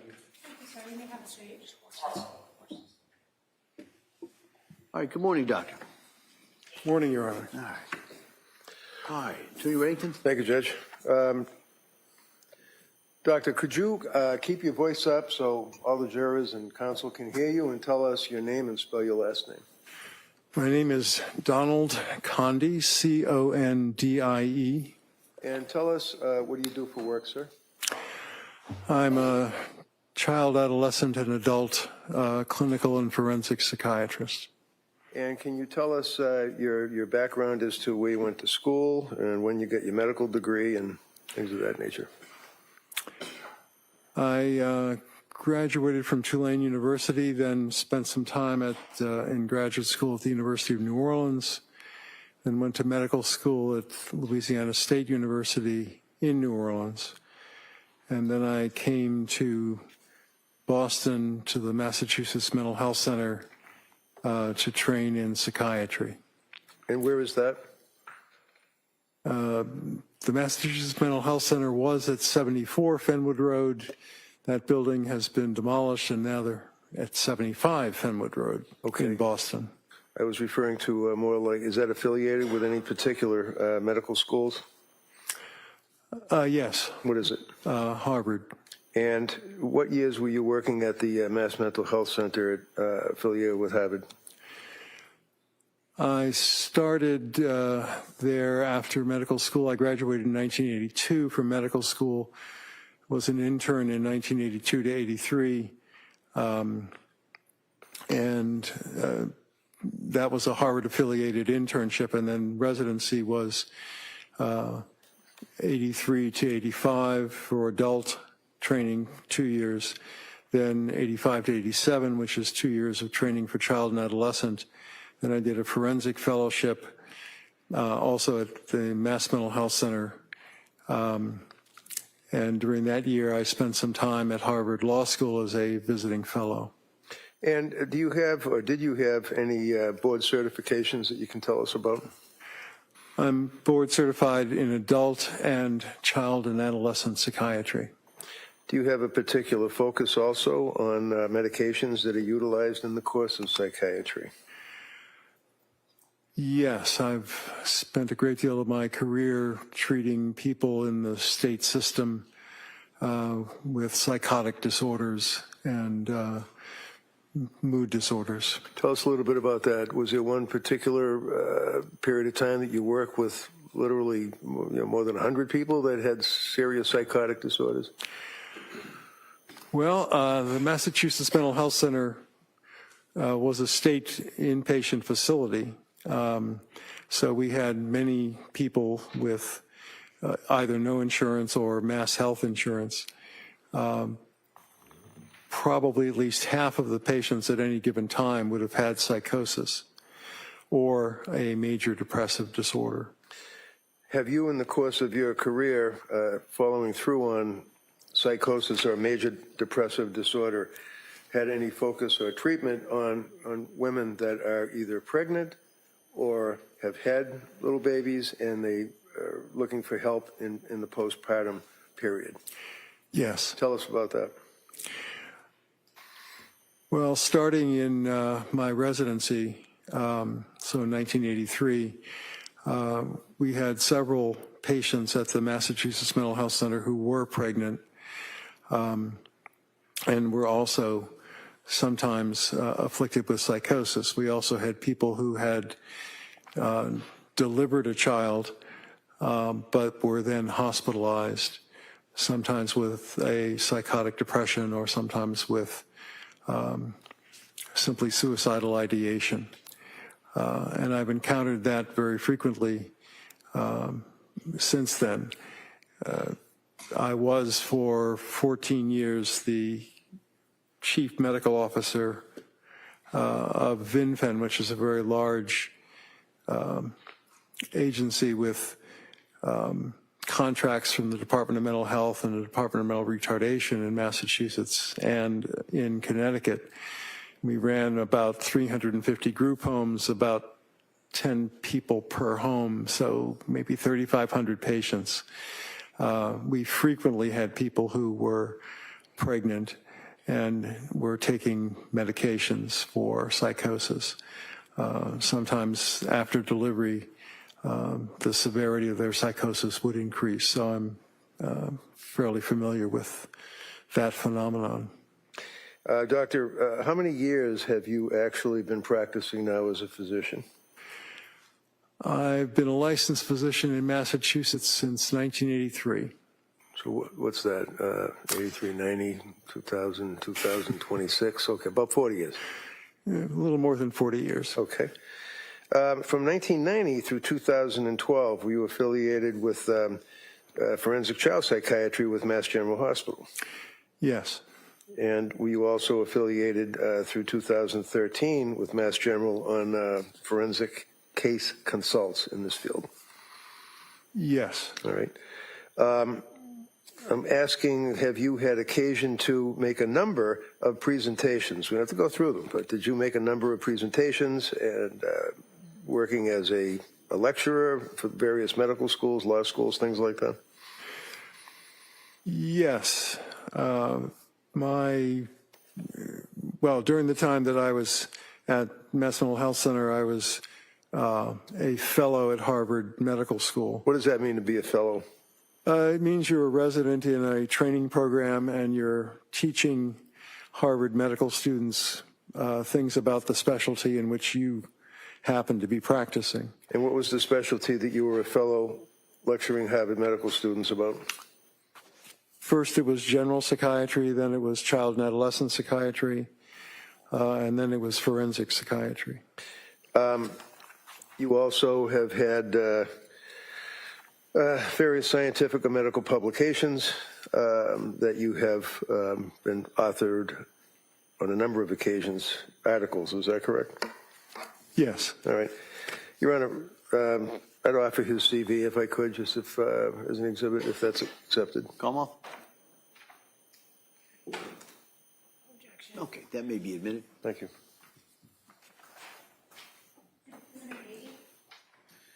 Now, doctor, if you can tell me, do you know, not necessarily personally, but do you know of Lindsay Clancy? I know about the case in general, but I don't know anyone personally. Now, you have never met her, is that correct? That's correct. You've never talked to her, right? Never have. You've never evaluated her for what's called criminal responsibility, is that correct? That's correct. I have not. I consulted with you for purposes of psychopharmacology and issues like that in this case, is that right?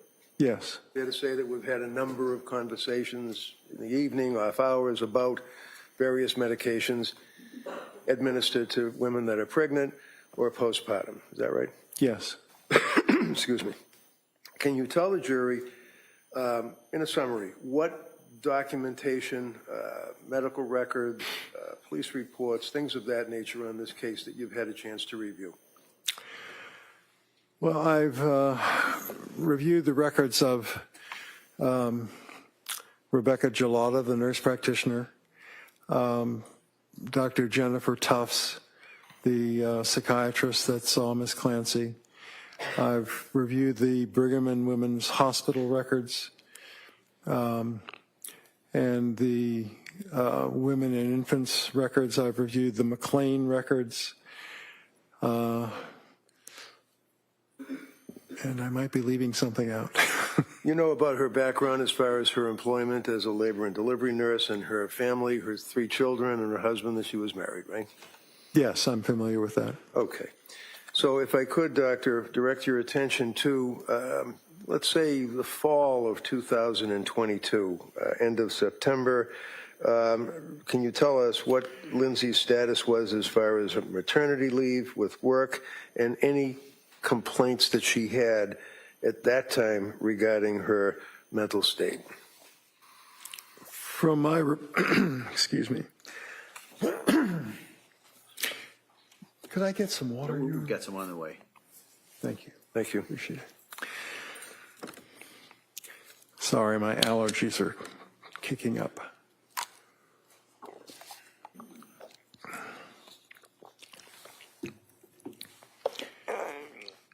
So from my review of the records, which would start with Dr. Tufts' records, my understanding is that Ms. Clancy was planning to go back to work as a labor and delivery nurse at Mass General. She worked, I believe, the 12 midnight to 12 a.m. shift. And she began to experience, as she had to some extent after her first 2 deliveries, some postpartum anxiety, and consulted Dr. Tufts at that time. Now, after she had her 3rd child, Callan, was she in, would you strike that? It's fair to say she was in treatment with Dr. Tufts as a treating physician? Yes. Okay. And looking at your affidavit, I believe in paragraph 9, did you determine from looking at the medical records as to the time frame that Lindsay treated with Dr. Tufts? Yes. And what was that? She started in the middle of September 2022, and I'm sure that her last appointment was January 23rd, 2023. Now, did you have a chance to review Dr. Tufts' medical records? Yes, I did. Can you describe them for us, please? They are somewhat sparse, and there are many check boxes in the records, but not a great deal of sentences that describe what was done during sessions. Were you aware that the sessions that Dr. Tufts conducted with Lindsay from September, the end of September, up through January 23rd were all televised on a computer? Yes, they were all video. Do you recall the medications that Dr. Tufts prescribed Lindsay? I believe the first medication she started was Zoloft, 25 milligrams. And what is that? Tell us what Zoloft is. What Zoloft effect does it have on a person? I'm sorry? What effect does that have on a person? Well, Zoloft is a selective serotonin reuptake inhibitor, which is a type of antidepressant that started being used around 1988, I believe. Prozac was the first one, Zoloft was the second. When it works to be helpful, it combats both anxiety and depressive symptoms that people might have. It also has, in some people, an effect of causing a feeling of jitteriness and increasing anxiety. So it's something that does have some potential side effects as well as beneficial effects. And when she was prescribed the original 25 milligrams of Zoloft, did she in fact take that, or did she defer on taking that? My recollection of the records is that she had it prescribed, picked it up, but did not take it for at least a couple of weeks because she did not wish to take medication. She was, I believe, still breastfeeding at that time. There are medications, and Zoloft would be one that would likely appear to some extent in the breast milk. Okay, so because she was worried about that, she held off on that, but ultimately did take the prescription from Dr. Tufts. Is that right? The records indicate that she did eventually start taking the 25 milligrams. Sorry. Does it indicate when she started taking them after that little hiatus? To be exact, I'd have to look at the records, but I believe it was at the end of September. And was that dosage increased at some point? It increased from 25 milligrams to 50 milligrams. And what happened when Lindsay took the 50 milligrams of Zoloft prescribed by Dr. Tufts? The records indicate that she had a rather rapid series of difficulties, that she had insomnia for, I believe the records say 48 hours, couldn't sleep. It's something that would be called activation, that these medications can cause in some people who are more susceptible. Now, by mid-October, after she began taking the Zoloft, would you agree that the records indicate a week after starting the medication and increasing the dose, she reported in October to Dr. Tufts what you're relating is that she felt, how did she describe it to Dr. Tufts? If you could, I don't want to put words in your mouth. Well, she felt that she talked about being numb. She talked about not being herself. She talked about feeling worse, not better. Antidepressants usually take at least 2 to 3 and frequently 4 to 6 weeks to have useful effects, but sometimes side effects can happen very quickly. Did she also indicate, looking at your affidavit, that she was crying all day, she was experiencing mental fog, terrified to start something new, anxiety had gotten much worse? Did she tell that to Dr. Tufts at that time at the end of October? Yes, I do recall those things being in the record. All right, and following through again on your affidavit, was there further explanation from Lindsay's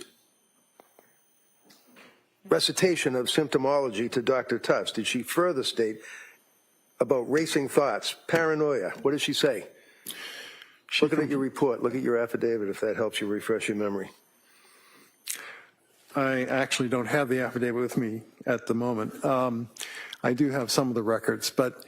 well, let me just approach you then and hand you your affidavit, paragraph 13, and see if that refreshes your memory. Thank you.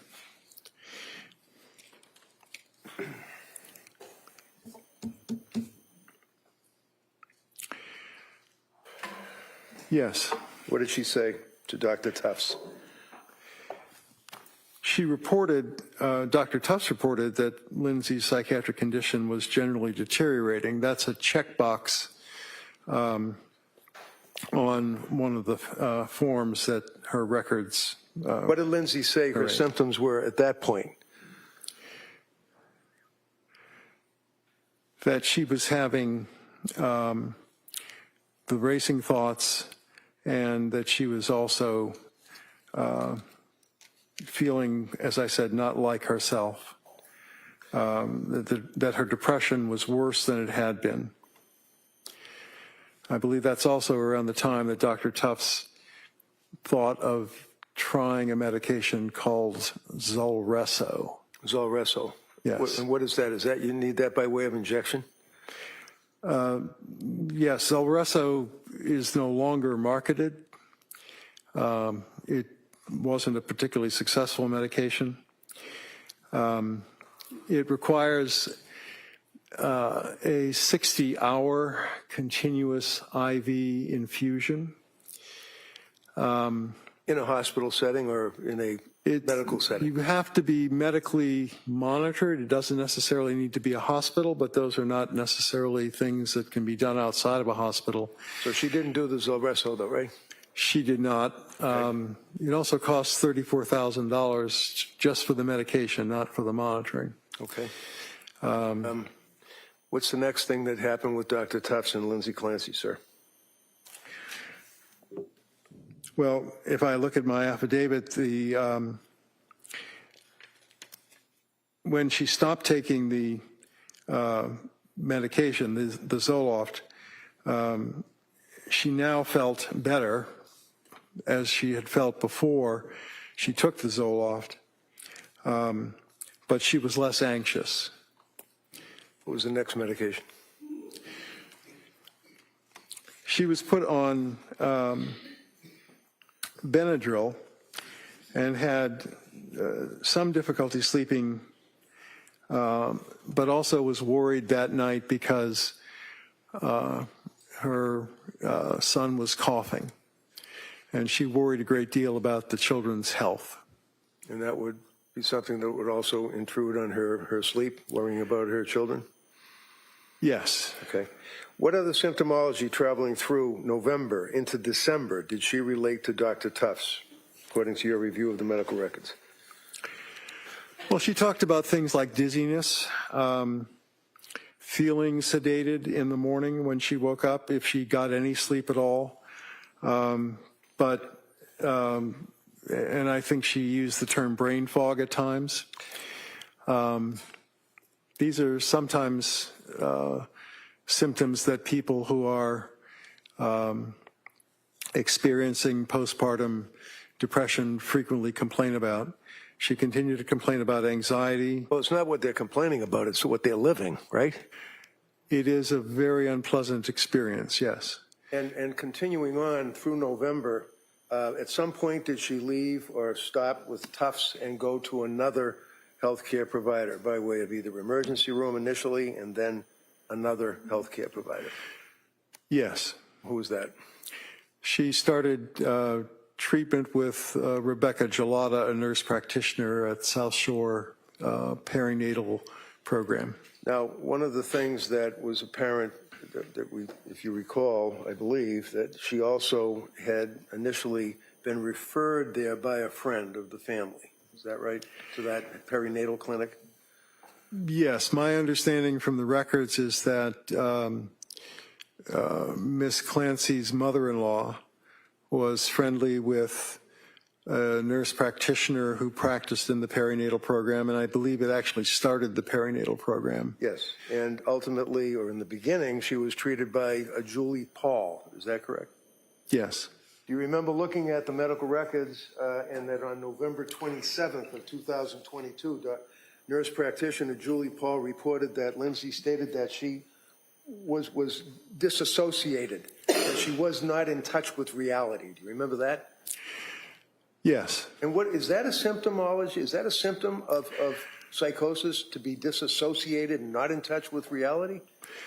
It certainly can be. Dissociation can mean that people feel like things around them are not real. Right, and that's a pretty serious feeling to have, right? It is. And that's pretty common, unfortunately, with women that have postpartum psychosis, right? It certainly can be, yes. And what are the other symptomologies of postpartum psychosis, sir? Well, psychosis in general just means a lack of understanding of what's real as opposed to what is not. So a person with psychosis can have delusions, which are fixed false beliefs. They could believe that, for example, they have been told by God to do something. Okay. They can also have hallucinations at times. What kind of hallucinations? Most people have auditory hallucinations, not visual hallucinations. Hearing. Is that correct? Auditory is hearing, right? Yes. Okay, as opposed to what? As opposed to visual hallucinations? Visual. And in the course of reviewing the medical records, did you see that, in fact, that Lindsay had auditory, no visual hallucinations, but auditory voices? At times, she reported that she had heard a voice, yes. Okay. Do you recall that as the time went by that she, in December, do you remember seeing in the medical records that she was relating that she was heavy, that she couldn't get out of bed, that she couldn't bathe, that she couldn't react, she couldn't love, she couldn't feel? Do you remember any of that from looking at the medical records? Yes, those are all phrases that I recall from the medical records. They were all coming from her, right? Yes. To the doctors. Yes. That would be Dr. Tufts and then Dr. Gelada. Is that right? Nurse Gelada. Sorry, nurse practitioner Gelada. Do you recall, sir, that nurse practitioner Gelada prescribed additional medications to Lindsay during that period of time from November through December? Yes. Can you tell us what they were? I'd have to look to be sure, but I believe she continued the Benadryl at times. And there was some talk about the use of Buell, but I believe that was Dr. Tufts. About the what? I'm sorry? I said it. I'm sorry? What was the word you just used? Oh, sorry. Buell, which is the brand name for buspirone, which is an anti-anxiety medication. Right. How about Remeron? Was there ever a prescription for Remeron? Remeron is a different kind of antidepressant, which helps people sleep a little bit and also sometimes helps their appetite. Yes, that was another. The answer is yes, she was prescribed Remeron? Yes, she was. And that's an antidepressant? It is. Is that mocking or similar to, but not exactly the same as the selective serotonin reuptake inhibitor, Zoloft, Prozac, things of that nature, right? It's similar in the sense that it has an antidepressant effect. It has some effect on serotonin. It has some effect on the adrenal adrenergic system as well. The what? The adrenergic system. Adrenaline is a neurotransmitter. It's also a hormone that circulates if you are suddenly scared or something like that. You get a surge of adrenaline. So if you were in a near-miss car accident, you might find yourself shaking because adrenaline will flood into your system from the adrenal glands. But it's also a neurotransmitter, and mirtazapine has some effect on that. Now you said mirtazapine. Is that the same as Remeron? Yes, Okay. sorry. So it's two different names, generic and not generic. Mirtazapine is the generic name, and I was taught to use generic names, but Okay. yes, Remeron is. Around this time, Lindsay has been prescribed the Prozac, she had been prescribed the Remeron, she had been prescribed the Benadryl, she had been prescribed other medications very similar to the SSRIs. Is that correct? Yes. All right, and does the selective serotonin reuptake inhibitor, that's fancy word, what does it mean? Isn't that serotonin in your brain? Doesn't it block or in some fashion affect your brain? It's a little complicated to explain, but Well, let's explain serotonin. it. Tell the jury what serotonin means and what happens when you take an SSRI, please. Okay, serotonin in this sense is a neurotransmitter. The brain is a relatively complicated place. It has about 86 billion nerve cells. They've got thousands of connections to each other, but they're not like the wires in your house where you put two pieces of wire together, twist the copper, and then put a nut on that. Nerves don't touch. They go close to each other, but there's a space between them, and that's called the synaptic cleft.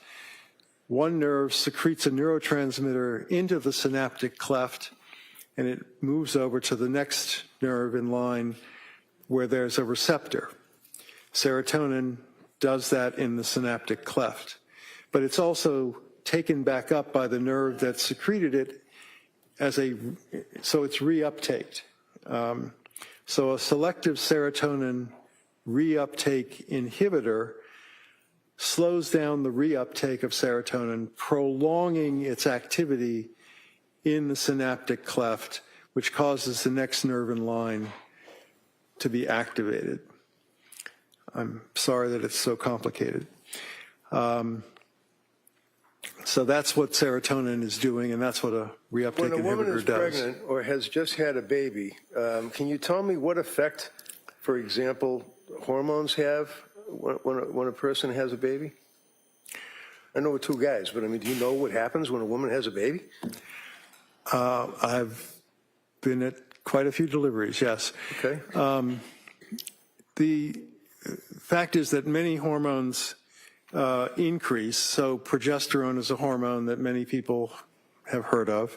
It's a component of birth control pills because it promotes gestation. So progesterone in a birth control pill fools the body into thinking it's pregnant, which means it doesn't, the woman doesn't produce eggs that could be fertilized. And that's the way the birth control pill works, or some of them do.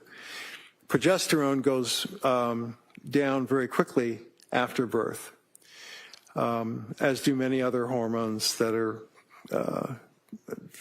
going up and then down after birth. So if the hormones go up, and if there's an overload, if you will, might be the wrong word, of hormones, what effect does that have on the human body? What effect does that have on a woman who's just had a baby? Well, it's quite complicated.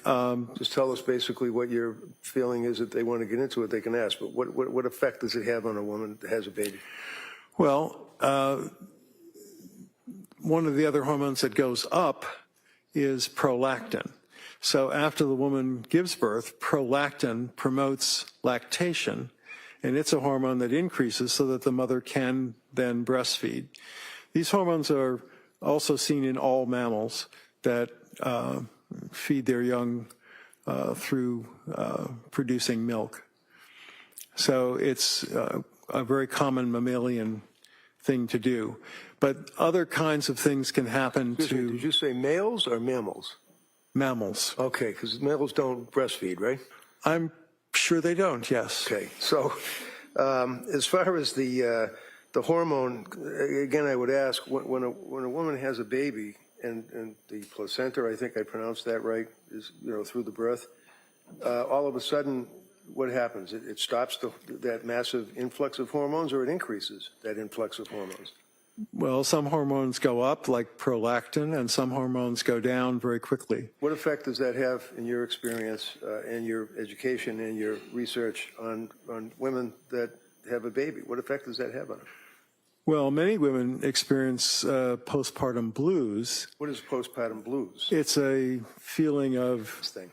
I'm sorry? Sounds like a 50s thing. What's postpartum blues? It's a feeling of low energy and being sad, not as serious or usually as long as postpartum depression. What is postpartum depression? Is that the next level? It's a more serious condition where the woman may feel that she can't connect to the baby, that she feels isolated, she has no energy, she may also have insomnia. So, for example, if a woman is unable to sleep, feels as though she's losing a contact or connection with her infant, is stressing about not having that contact with her infant, feels that she's unable to emote or feel love or any emotions and can't relate to people, and also is out of reality, are those, or disassociative state, are those, in your opinion, symptoms of postpartum depression and or leading to postpartum psychosis? Yes, they are. And Lindsay had those symptoms, didn't she? She reported all those symptoms, yes. Doctor, when a doctor like Tufts is meeting with a person and checking the boxes, can that doctor give a blood test to the patient? Certainly. Is that important in your opinion, that a doctor give a patient, especially a woman who's coming to them for help with these symptoms, give them a blood test? Yes. And again, we all know what blood tests are, but just tell me, I mean, is that a simple test? Is it a complicated test? It's fairly simple to have blood drawn, and there are many tests that are relevant, particularly after a woman has given birth. Why?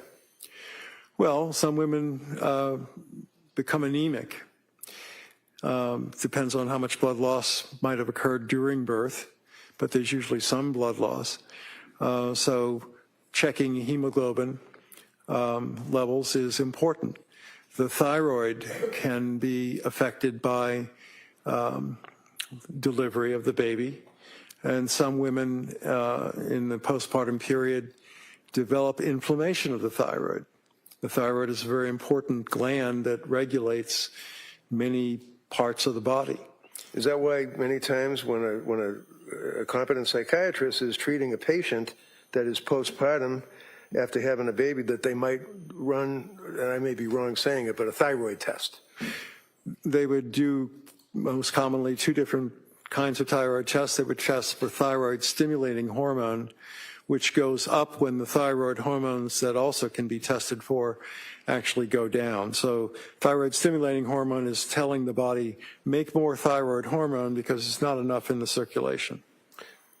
Did Tufts ever use a blood test at all in her treatment? No, she did not. Did Tufts ever check the thyroid levels of Lindsay Clancy at all during her treatment? No, she did not. How about gelada? Did they test any of those things? No, Nurse Gelada did not do blood testing either. Now, you've made reference, sir, to postpartum depression, postpartum psychosis. You're familiar with the DSM, or what is referred to as DSM? 5TR. Diagnostic Statistical Manual on Mental Disorders. 5, you said TR, that would be right there, meaning text revision? Correct. All right. And I'm approaching you with this and asking, you see that section there? Yes. And what is that section?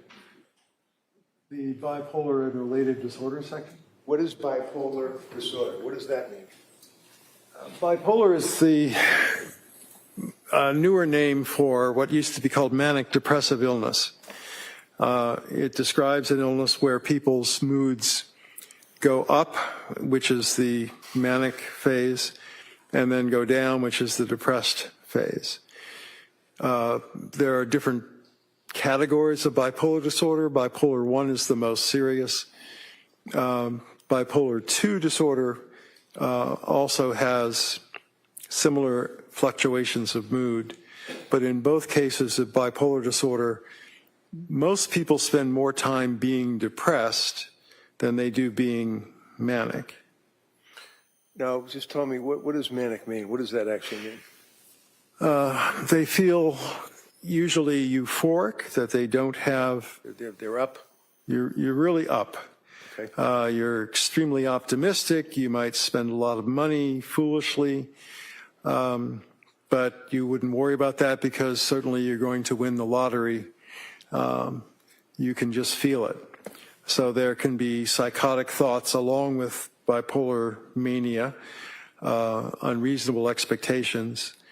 Like I said, that you're destined to win the lottery, or in serious cases, you can believe that God is speaking to you and has appointed you to do some special thing in life.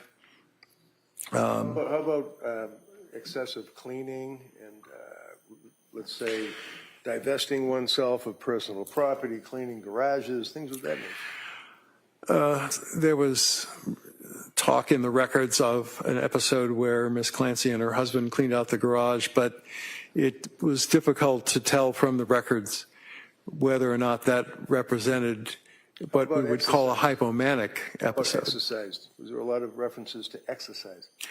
There were a lot of references to exercise, and exercise can be a very useful thing.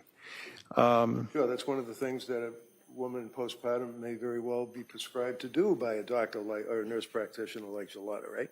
I believe that nurse practitioner Julie Paul recommended a long run at one point. So there's nothing wrong with a woman going to, let's say, Kingsbury or whatever it is, or taking her kids to the local gym with a swimming pool and trying to get some exercise in the postpartum stage. That doesn't, that's something you wouldn't hold against her, right? No. Okay. Now, how about, are you aware that within a very short period of time after she had baby Callan, that she actually ran a road race? Yes. Is that indicative of a person that's kind of ramped up and doing these things you're talking about? It's unusual to decide to run so soon after delivering a baby. I believe that she ran on the day that she might have delivered her last child, Callan. That's correct. So during the month of December, in your review of the records, would you agree that her symptoms that she has related to the doctors that were there to help her, they basically increased, did they not? I'm sorry, I couldn't They quite increased. hear. Yes. And are you aware that then she went somewhere voluntarily in December? Yes. Where? She went to the Mass General Emergency Room on, I believe that was in December. She had gone to the South Shore Emergency Room previously. And did you, in the records, see that, in fact, she had gone to Women and Infants program in Rhode Island for a day? Yes. And are you familiar with that particular establishment? Is that supposedly helps pregnant women? Yes, I reviewed those records as well. And do you know why she was discharged after a day?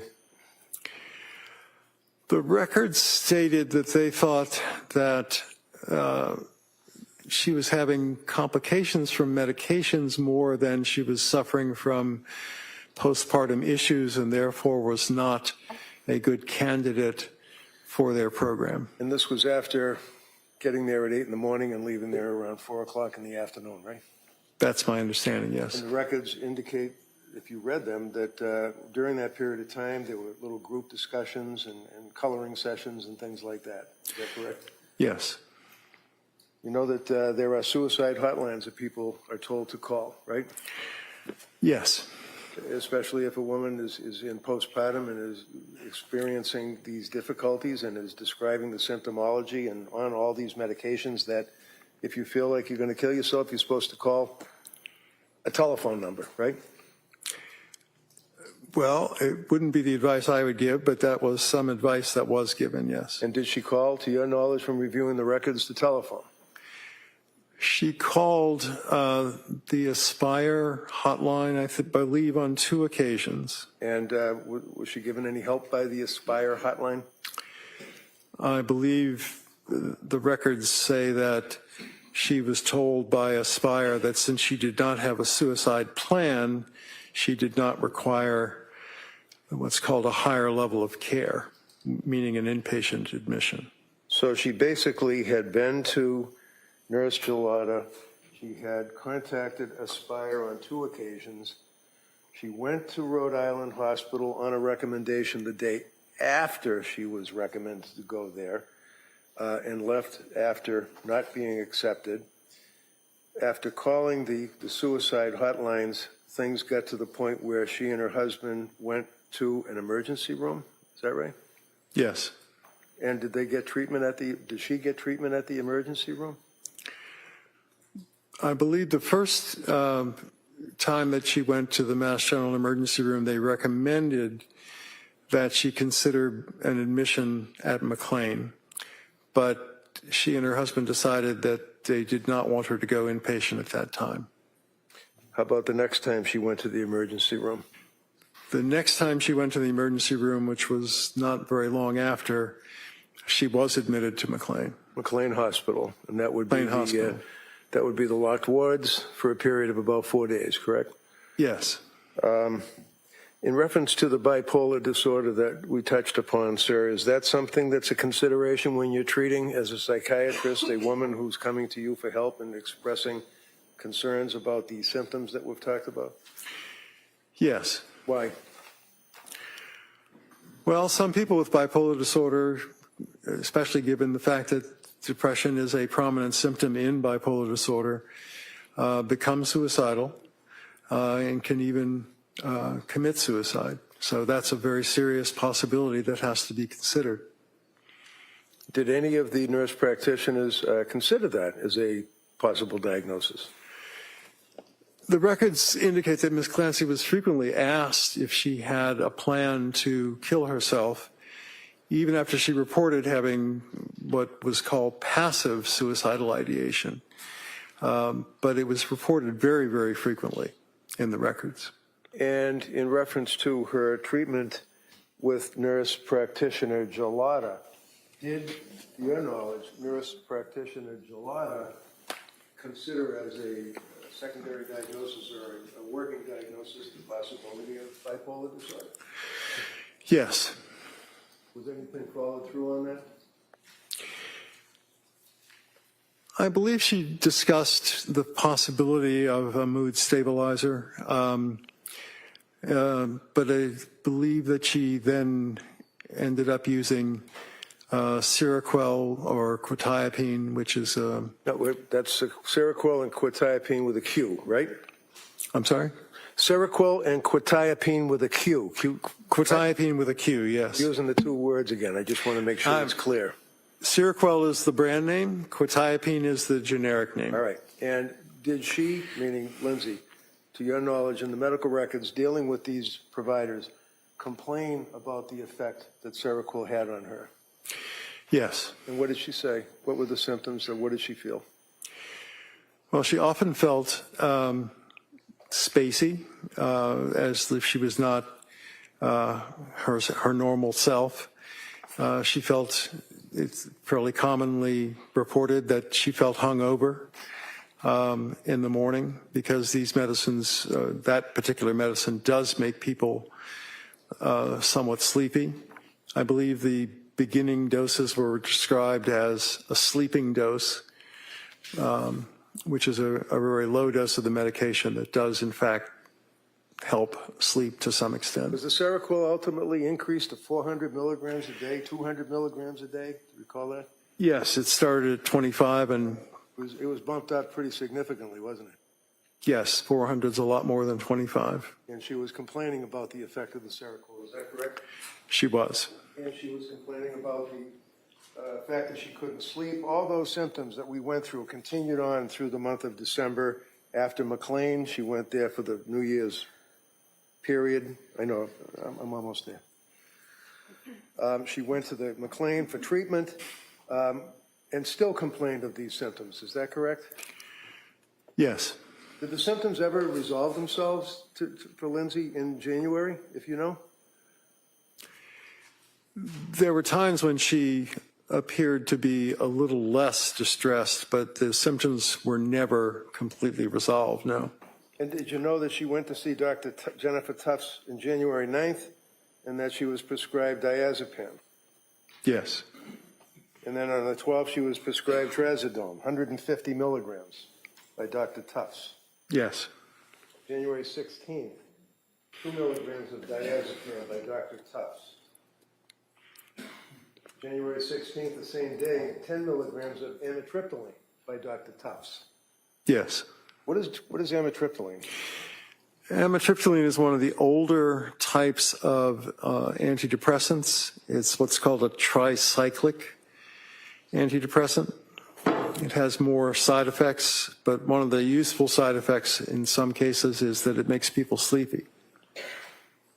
Did it help her sleep? Not really. Now, in reference to the DSM, out of that revision, and you agree with me that they have DSM-1, DSM-2, revised, rebooted, reconsidered, DSM-3, all the way up to DSM-5 text revision, right? Correct. And consisting of over 1,000 pages, right? Yes. Is this like considered, some people say, the Bible of psychiatry, or is it like a cookbook? I would call it a dictionary. It's a list of definitions. If I looked under P in this dictionary, would it contain anything about postpartum psychosis for a woman? There is one mention on page 148. That's it? That's it. The rest of the world, they don't care about the DSM. They have some other information, right? What is that called? The World Health Organization publishes something called the International Classification of Disease, which is now in its 11th edition. It lists postpartum psychosis as a separate entity. And that's the one that insurance companies use for billing purposes. Right, not this. Correct. Are you familiar, sir, with the way other countries treat pregnant women in postpartum condition when they see, let me finish, when they see a doctor for medical treatment? Yes or no? Objection. Right, just allow that question, then we'll. Yes. And how does that differ from the United States of America? Objection. Sustained. Go ahead.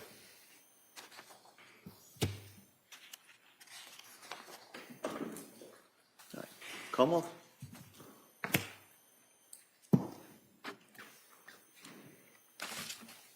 Good afternoon.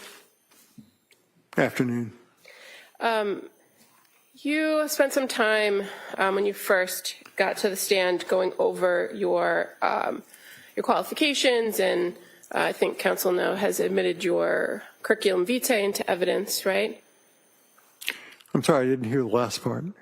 Your curriculum vitae. Yes. Is you went through that with counsel? You recall that? Yes.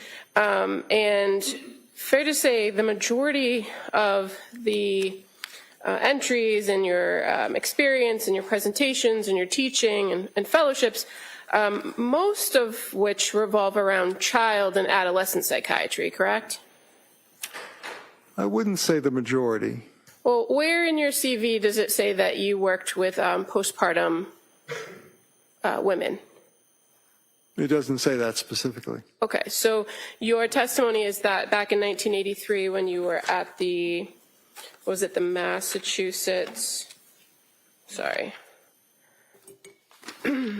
Mental Health Center, you worked with the postpartum women, is that correct? There were patients who had either were pregnant while they were there or delivered and were hospitalized after that, yes. Okay. And your involvement in this case with defense counsel, wasn't directly that he reached out to you, was it? It was that you had provided some information as it pertains to a civil lawsuit that's pending? That's correct. Okay.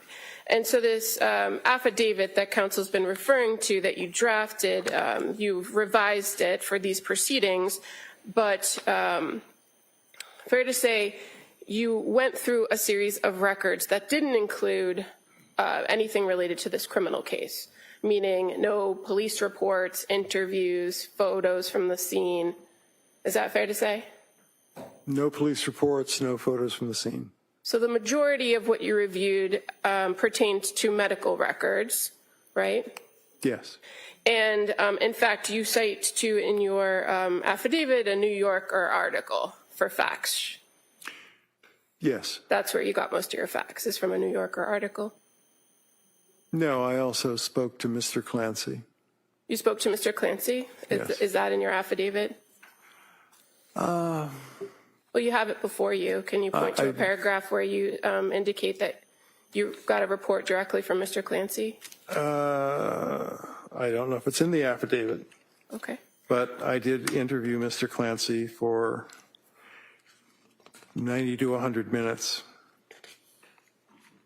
Now, in relation to kind of going through the medical treatment, you indicate that the defendant reported that she was hesitant about taking medications. Do you recall that in paragraph 11? Yes. But you're aware that she sought out a psychiatrist, not a therapist, not a psychotherapist or a psychologist. She sought out a psychiatrist as her first contact in the postpartum period, correct? Correct. And psychiatrists presumably prescribe medications and don't necessarily offer psychotherapy, do they? Well, all psychiatrists are trained to do psychotherapy to some extent at least. But yes, they can also prescribe medication. And through the records, you learned that the defendant did have reactions to low dose of Zoloft. And your testimony is that a blood test would have helped. Is that your testimony? Yes. So a blood test that's about 4 or 5 months postpartum, how is that going to help prescribers? Well, the blood test I was thinking of was you could do a level of the antidepressant in her blood, and that would tell you whether it was average, expected given the dose, or too high or too low. And that would yield results if a person's only been taking medication for less than a week? Yes. But you indicate that over a period of 4 to 6 weeks is when you would expect to see a medication start to take effect, correct? It sometimes takes that long, yes. Now, you also spoke a little bit about Zulresso. You're aware from reviewing the records of Jennifer Tufts that she researched Zulresso and spoke about Zulresso, but never made a recommendation to the defendant that she do that injection. Yes.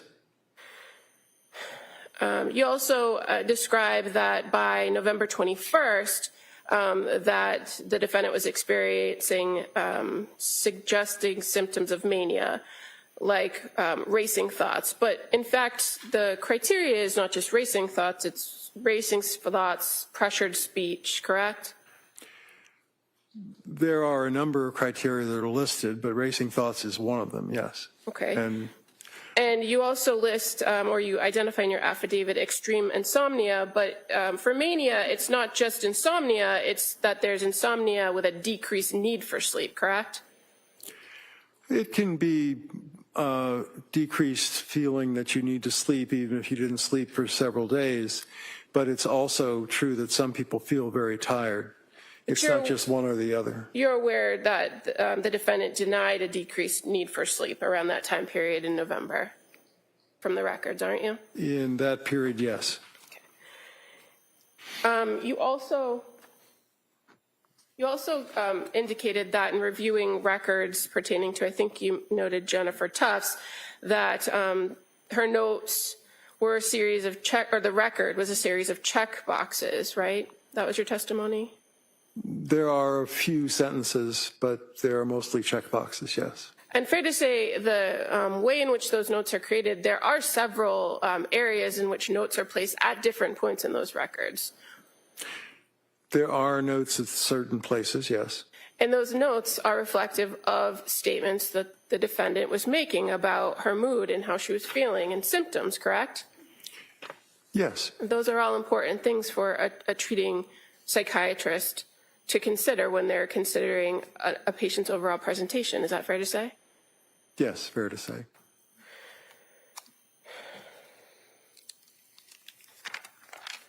Now, you also referenced in your affidavit that the defendant had reported that she had these increased symptoms with Zoloft and didn't sleep for 48 hours after increasing the dose. Remember that in the record? Yes, from 25 to 50. And you didn't review any police reports to identify that there were only 7 pills missing from that bottle of sertraline, did you? I did not review a police report, no. So if a person takes 7 pills over 1 week period at 25 milligrams, how do they increase the dose without more pills missing from the bottle? Well, I believe if you took 3 or 4 pills for a few days of 25, then you still would have enough pills to take 2 25s and increase the dose to 50. Right, but if a prescription reads that if 30 are filled and only 7 are missing from the pill bottle when it's located months later, then if you've taken 7 pills, you've taken 1 pill each day, correct? Not necessarily. I believe that she stopped taking the medication rather quickly, and I'm not sure which pill bottle you're discussing because, as you said, I didn't review a police report. Okay.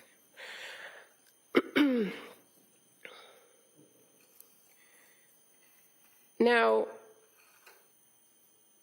you're aware that on December 15th, that the defendant and her husband reported that she was having persistent intrusive thoughts that day, correct? Yes. And that's the day she first presented to Mass General Hospital. Yes. And you're aware that Mass General Hospital is directly affiliated with McLean Hospital, right?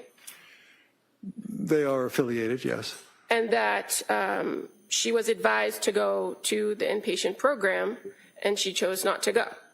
Yes. From reviewing the records, did you see how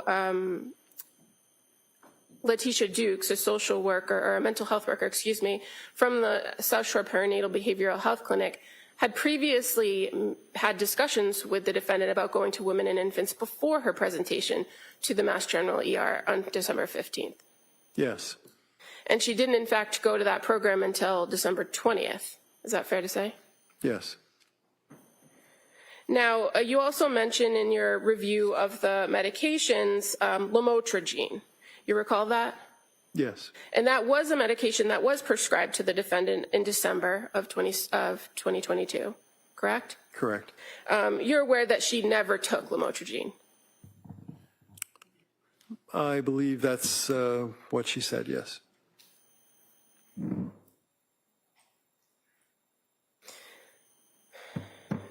Now, you also were asked, or you spoke about Seroquel. So you're familiar with the prescription, or what was prescribed of the Seroquel over the period of time from November 30th through early December, correct? Yes. You've reviewed that. And so I think you testified on direct examination that the initial dose was a low dose, 25 milligrams. Correct. And you're familiar, that is a fairly common dosage, a low dose to prescribe to address some sleep issues. It is, yes. And you're aware that for people who are suspected or have bipolar disorder, that the levels of prescribed are generally much higher than 25 milligrams, right? Yes, they would be. They could range anywhere from 100 milligrams to up to, well, what is the range, if you know? It would go up to 800 milligrams. And so in this circumstance, you're aware that Rebecca Gelada had suspicions about bipolar disorder, right? She mentions it as a distinct possibility, yes. And without relief, she recommends titrating or going up on the Seroquel over a period of time, right? Yes. And you settled on a number of 400, but you know from the records that that was the goal, to titrate up to 400 milligrams. Do you know if the defendant ever took 400 milligrams? I do not. And you're also aware that once the defendant started reporting having symptoms and concerns about the Seroquel, that she had requested to taper off the Seroquel, correct? Yes. And you're aware that prior to her presentation at McLean Hospital, that Rebecca Gelada actually did send in a prescription that would allow for her to taper down. Yes.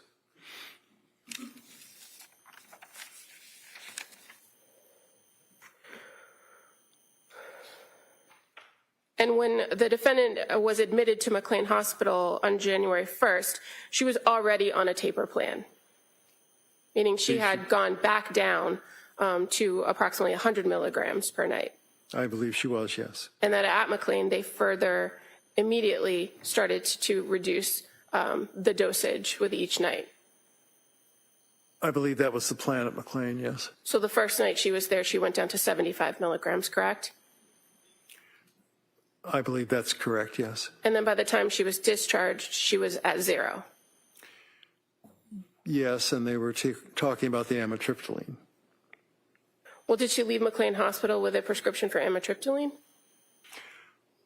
I don't know if she left with a prescription, but it was discussed in the records that they recommended that. And as of January 12th of 2023, you're aware that the only active prescriptions for the defendant were for amitriptyline, right? Yes.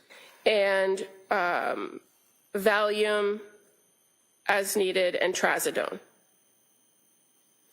That sounds correct, yes.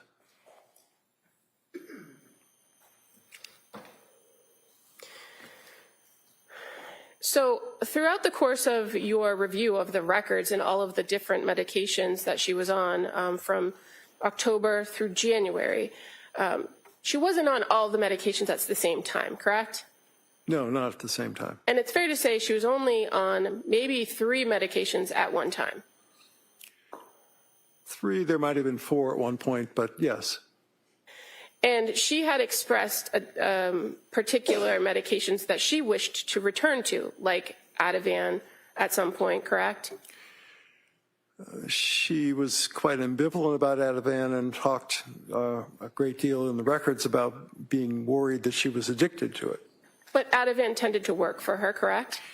It made her feel less anxious, yes. And she actually described that at certain points to the providers that when she felt intrusive thoughts or she had a bad experience, that she took the Ativan and the thoughts were gone. Didn't she not? I'm not sure that she said the intrusive thoughts were gone, but she would feel less anxious when she took it. And as far as your conversations about hallucinations and auditory hallucinations, you indicated that at some point, or at points, I think was your testimony, that the defendant did hear a voice. But you're aware that she never reported to Jennifer Tufts that she heard a voice? She did not.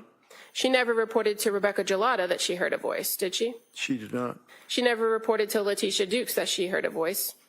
She did not. And the only time she's ever said that she heard this voice was on January 24th of 2023. Is that fair to say? Correct.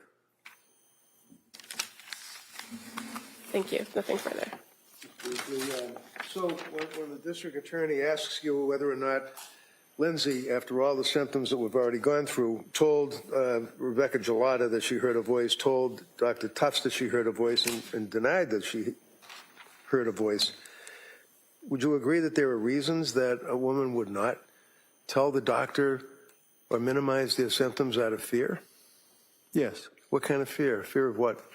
Well, in the records it's stated that Ms. Clancy reported she was worried that her children would be taken away from her perhaps by the Department of Children and Families, if she reported very severe symptoms. The other thing is, as a health care professional, boards of registration sometimes take a dim view of people who have been in treatment for certain psychiatric illnesses. And so she might have been concerned about her nursing license, but that's speculation. So there are other reasons why a person may be concerned about telling healthcare providers, mandated reporters, that they're hearing voices, correct? Yes. Would you agree with me that you don't have to see the proverbial unicorn in the corner to your health provider to be suffering from psychosis? Yes, that's true. And can you tell us, Counsel was asking about the symptomology, psychosis, is that something that just grinds on for day after week after month, or is that something that comes on out of nowhere very quickly? No, overall. It can be quite episodic. What does that mean? It means that an episode can start and stop, and then an interval of time goes by. It could be days, weeks, or months, and then another episode occurs.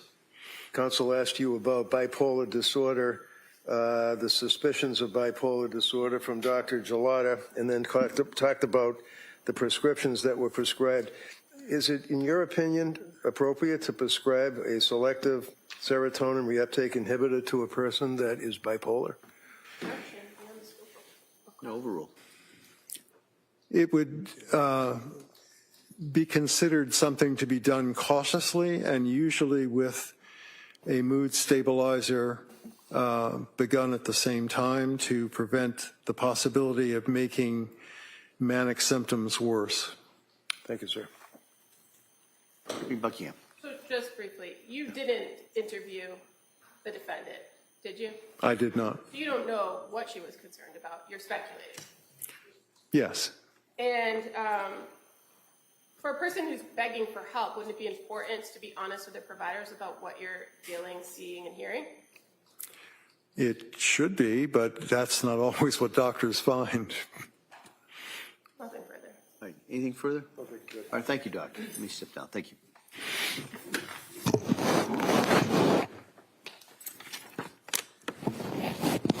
Could I see a sidebar again, scheduling?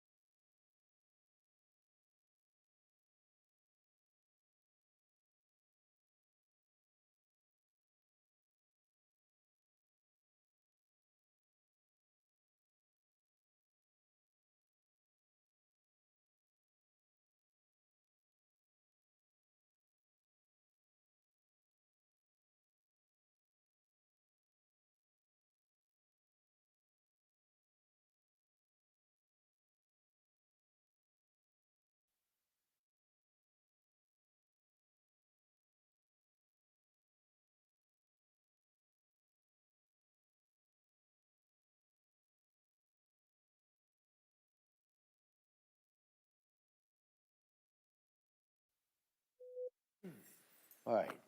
So, members of the jury, what we're going to do is we're going to break at this point till 2 o'clock. All right?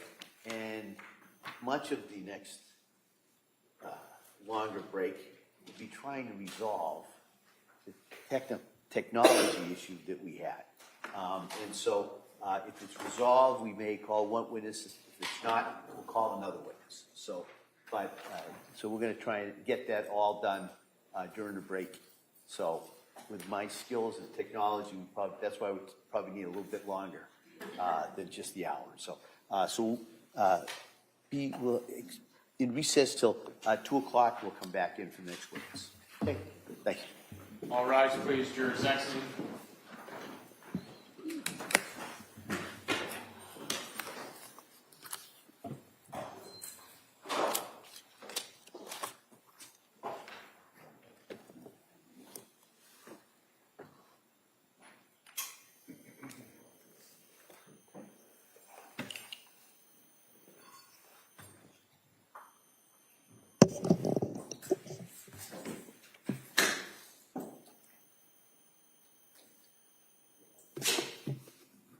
Sure, so that's the decorum. All right, so, Council, anything we need to discuss before the break? All right, so we'll come back at 2, we'll be in recess till 2 o'clock, and we have one of 2 different witnesses, depending on how things work out over the break. Yep, we can Okay? go all day, no problem. All right, thank you. Thank you.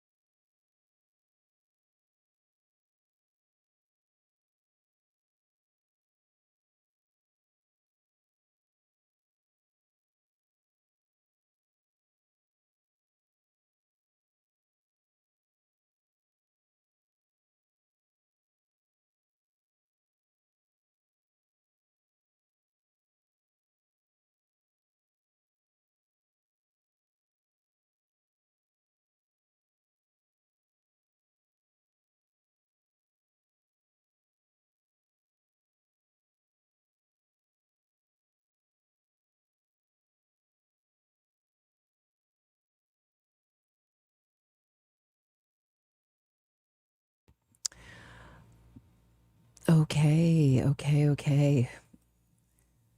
How is everybody? Thank you, Ashley, for the 10 jewels. Like I said, these are totally unmonetized streams, totally supported by you. Let's look at this morning's testimony, shall we? Let's go back. Let's go back to the future. Let me see how I can do this. Actually, let's go back to the cross-examination from yesterday of Lindsay Clancy's mother. Okay?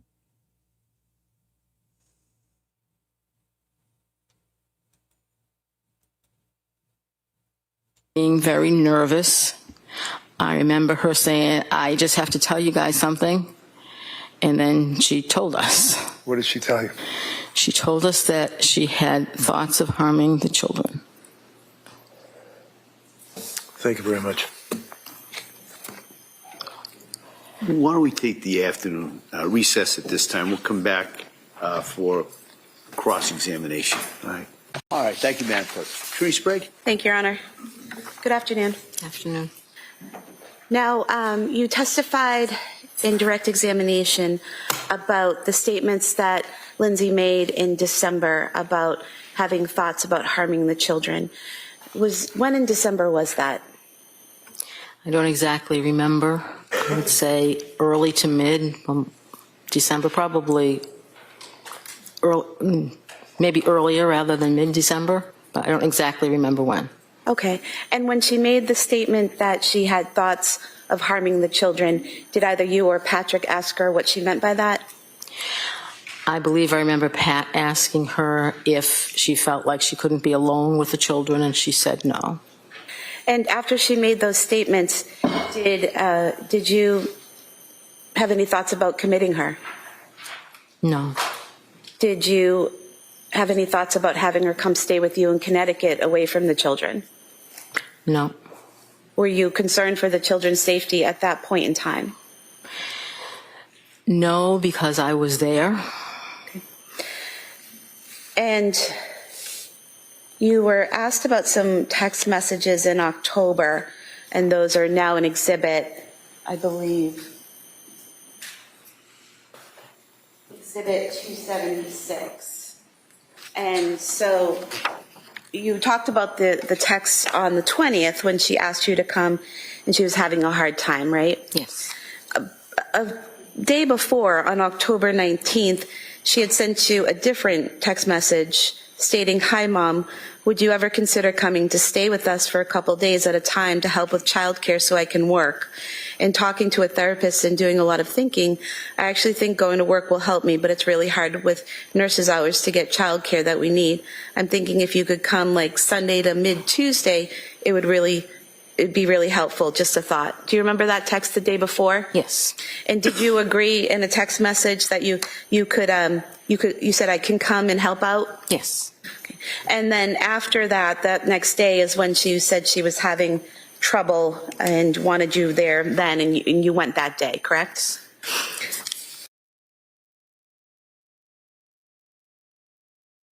Patricia Burns said she fears a hung jury after today. Yeah.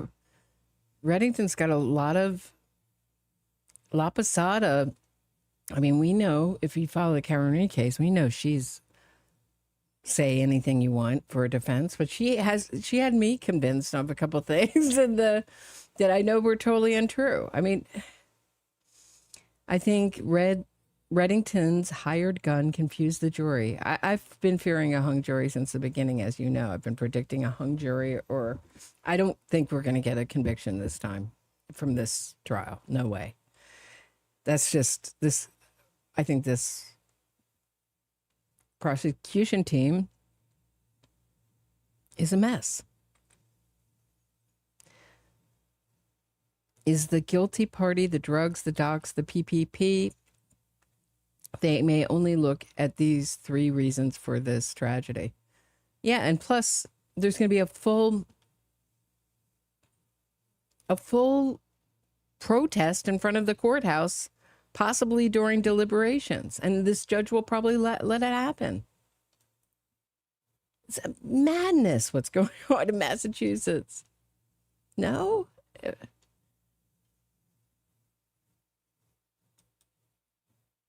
They have a First Amendment right to protest, but not in front of the jury while they're deliberating. But you said you were there for about a week, but there's a text on October 20th that's not included in this exhibit, where on October 24th at 2:36 p.m., you send a text to her saying, "How are things today?"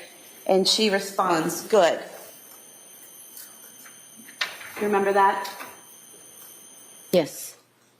So were you already home at that point when you were asking her how she was doing on the 24th? I must have been home at that point. I honestly don't remember. I was back and forth so many times.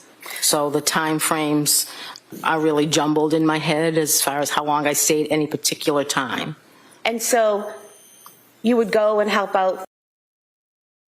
Dixie Doodle. I wish I still felt like this. The prosecution has the facts. Do they have the facts, though? They have the facts, but their narrative is so, it's like the prosecution team has a multiple personality. Well, we're going to show you all this evidence, how she slid out the window in a very calculated, deliberate way to preserve herself. So to make it look like she was intending to commit suicide, but didn't want to really do it. Didn't want to hurt herself. Unfortunately, she hurt herself badly. That's probably why she'll get off. The prosecution has the facts, and I hope that will matter more than the distractions. I was looking at the testimony of the ER doctor yesterday, and boy, was that smart to put that guy up. I mean, he didn't say anything that we didn't know already. I mean, those are all things that the prosecution could have stipulated to. She was really hurt. They didn't even cross-examine that witness. But what a smart thing to do. Let's just remind you that Lindsay Clancy was really, really hurt when she entered the ER. I mean, whatever you want to say about Kevin Reddington, you know, he's slick. But I'm just Dixie Doodles. Yeah, no, that's why they do these narratives. That's why they do these New Yorker interviews, and that's why they have these connections with people in the press. So they can, you know, I think defense attorneys got tired of losing, and then they decided that they were going to win, as they've always won, hook or by crook, usually by crook. And that's when they decided if we can't win in the courtroom, we'll win outside the courtroom. We'll put pressure on the court from the outside. Right. Look at her self-inflicted injuries compared to the children's injuries. Scratches. I would call those scratches. The wrong way on her wrist. She's a nurse. She doesn't know the right way to she was looking up carotid artery. Really? Come on. Really? Come on. I get like how to tie a noose. Like women, we don't know. We weren't in Boy Scouts. We don't know how to tie knots. And then she just said, I'll just strangle them. But I really don't want to hurt my hands, so let me use these exercise bands and let me keep them tied on like a bow, like a present for her husband. That was a present for her husband. Disgusting. You don't think he's slick? He's rude, arrogant, bad. Yeah, I agree. Unpleasant. I find him unpleasant too, but I think he's effective. I do think he's an effective defense attorney. I have the same reaction with Alan Jackson. He turns me off. I would not be a good juror for Alan Jackson. I just think he's such a crook. That's all I see is a sleazy used car salesman, the worst of the worst. Psychopath, really. That's how I see Alan Jackson, if you want to know. But I'm sure Kevin Reddington is too. I don't know. Narcissist. Look at the way he looks over at Lindsay Clancy when she's doing her fake crying. Like, oh, geez, I have to deal with this.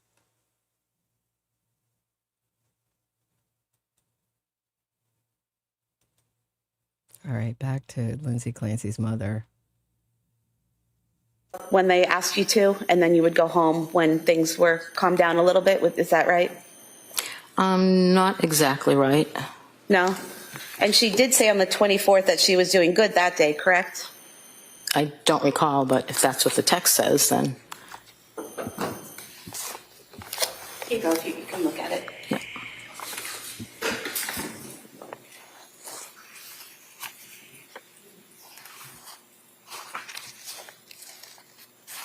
Ay, ay, ay. So she told you at that point on the 24th she was doing good, right? Correct. You could have this page marked as the next exhibit. Any objection? No. That may be marked. 277.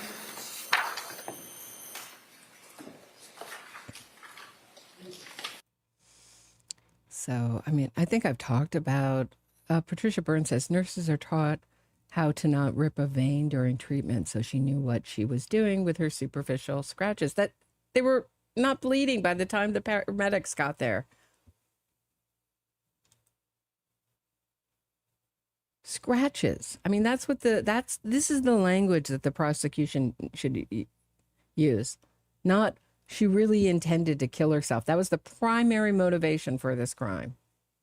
Why doesn't they just say she hated her kids, she hated her life, she hated her husband?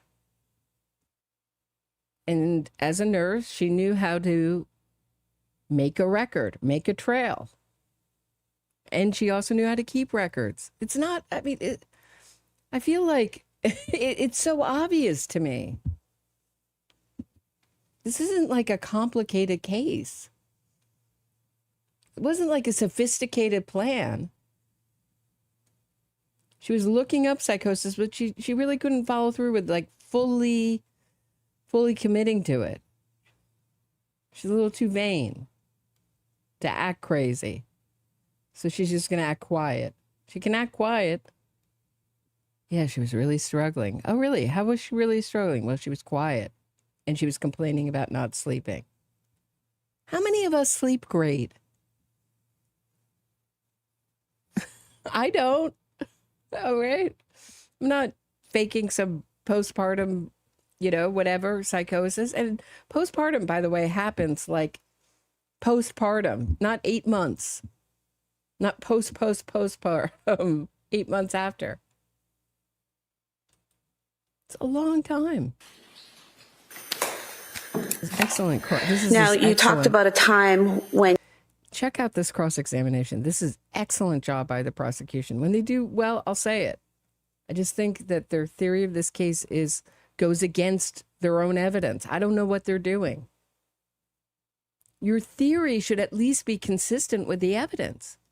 How do you make any relationship with a jury when you have a wild, crazy theory like they do?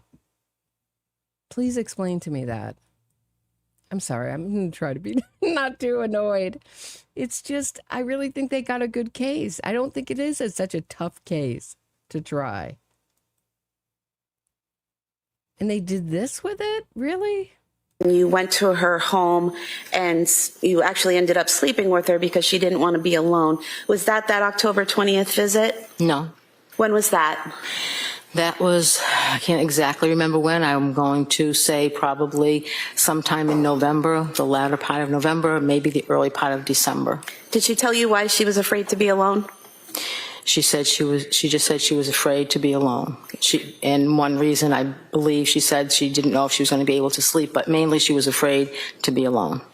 And at that point in time, did you consider having her committed to a psychiatric facility? No. And did you feel the need to call 911 that day or get her immediate assistance? No. You mentioned that in January you saw her and she lost weight. She seemed paranoid about things, seemed to be going through the motions of each day. How often did you see her in January of 2023? In January, I can't exactly remember how many times I saw her. We were, again, back and forth. So we have Exhibit 238, which have all of your text messages with Lindsay in January of 2023. And I just want to go through some of them with you.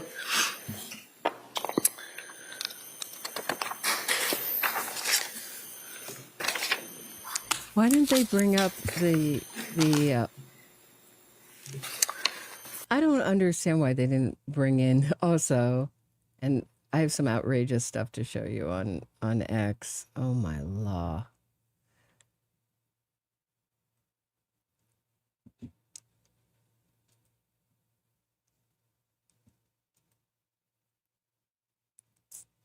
All right, I'll just show you right away. I won't.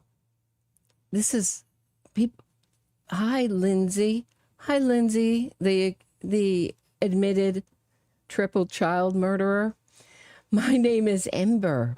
I am 7 years old, and my mother is also a narcissistic abuser. I'm maybe even a psychopath. I'm 7 years old. I support you, and I'm so sorry the system failed you. So that's what her mom must say to her. No 7-year-old says the system fails you. We can be pen pals if you want. Love, Ember.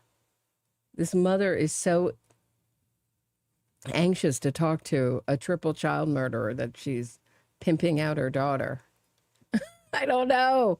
I feel like we're in crazy town. You know, we're in crazy town. This is wild.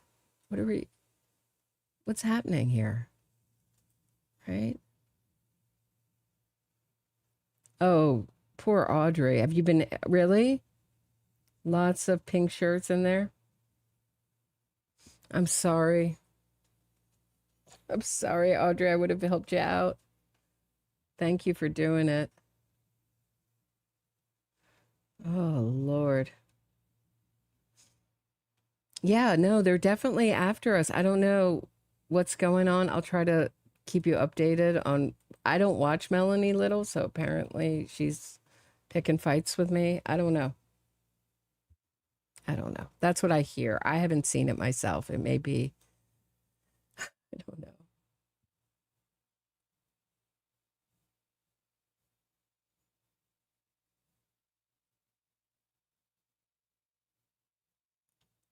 Oh, that's nice. I actually got a nice comment on X. Yeah, I'll let you know. All right. Back to this. All right. Did that work? Okay. This is very short. This is from yesterday. This is her mom's cross-examination. We have till 2:00. Lunch is going till 2, so we have some time to catch up on. I'm going to catch up on this morning's testimony. I had a doctor's appointment, so I'm back. I haven't seen it. I hear the prosecution did great this morning. Excellent. So glad to hear it. It's about time. They did great yesterday. So on page 17 of the exhibit, this is on January 4th, 2023, so the day before she was discharged from McLean. And she sent you a text stating, "Think I'm coming home tomorrow evening, !" I talked to the doctor and I made up a follow-up appointment with my other psychiatrist besides Rebecca for Friday morning. So she said she'd be okay with me leaving Thursday around 5. Do you remember getting those messages? Yep. And were you staying at the home helping out with the kids at that point? Yes. Okay. And did you go to Cora's birthday party on the 7th? I did not. It was a children's party. I stayed home with Callan. Okay.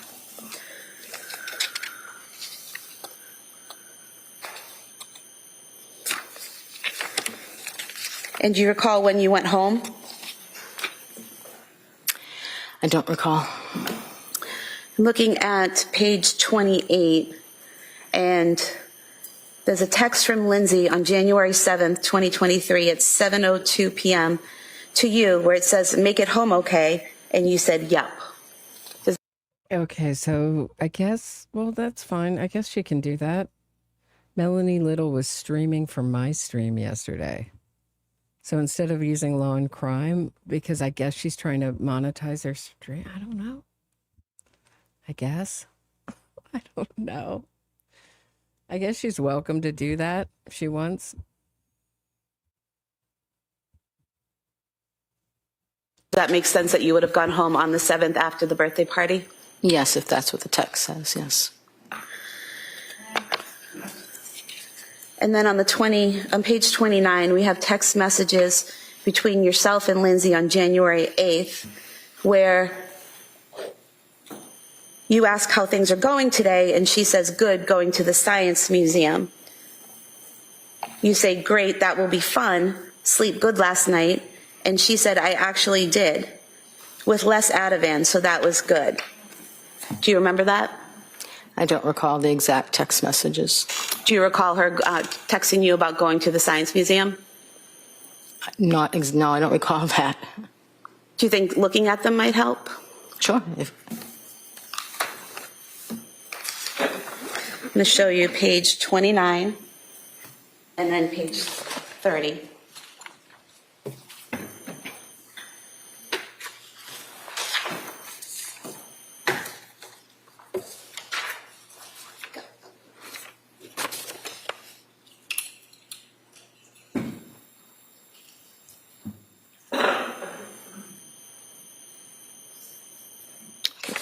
Does that refresh your memory? That's what the text says, yes.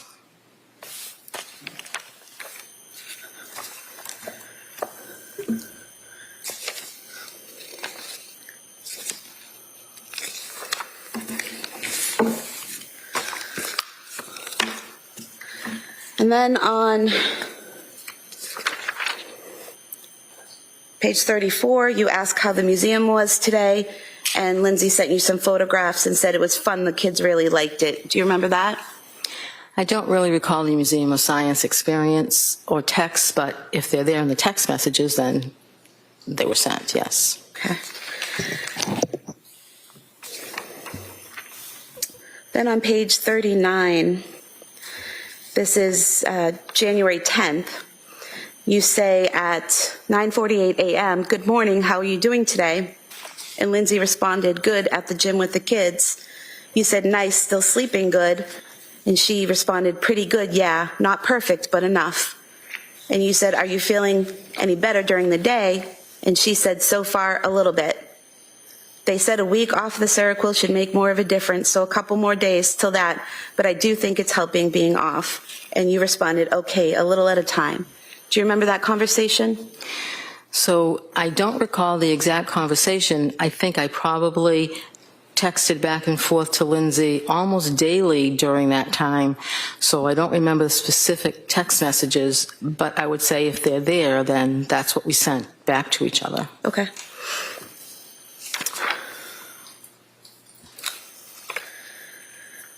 And then there were further text messages that day.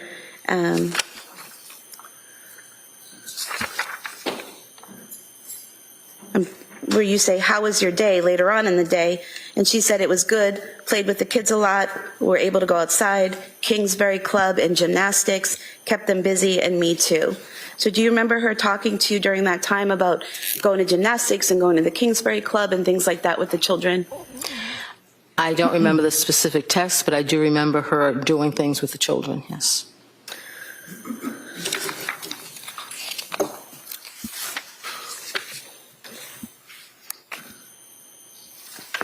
Then on January 11th, the following day, you sent a text, excuse me, how are you feeling today? And she responded with a photo of Callan drinking out of a Mary Lou's cup, saying we have another Mary Lou's fan. And you said decaf looks like he's enjoying it.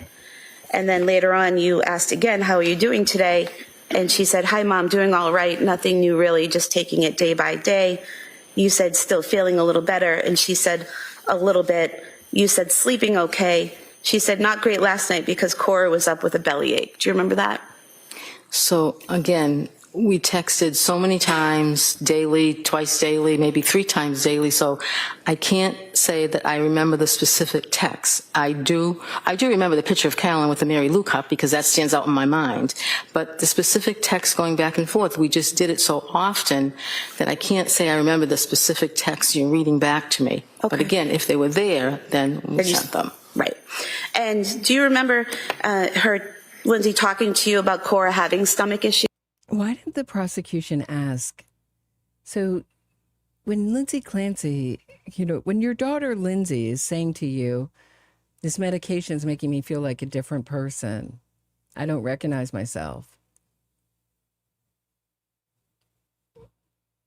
You didn't say to her, but you seem like, did she seem like a different person? Did she seem like a different person? Of course, this mother's going to say, oh, yes, very different. How was she different? Oh, she was quiet. Oh, quiet. Okay. I don't know. During the month of January? Yes. And belly aches off and on? Yes.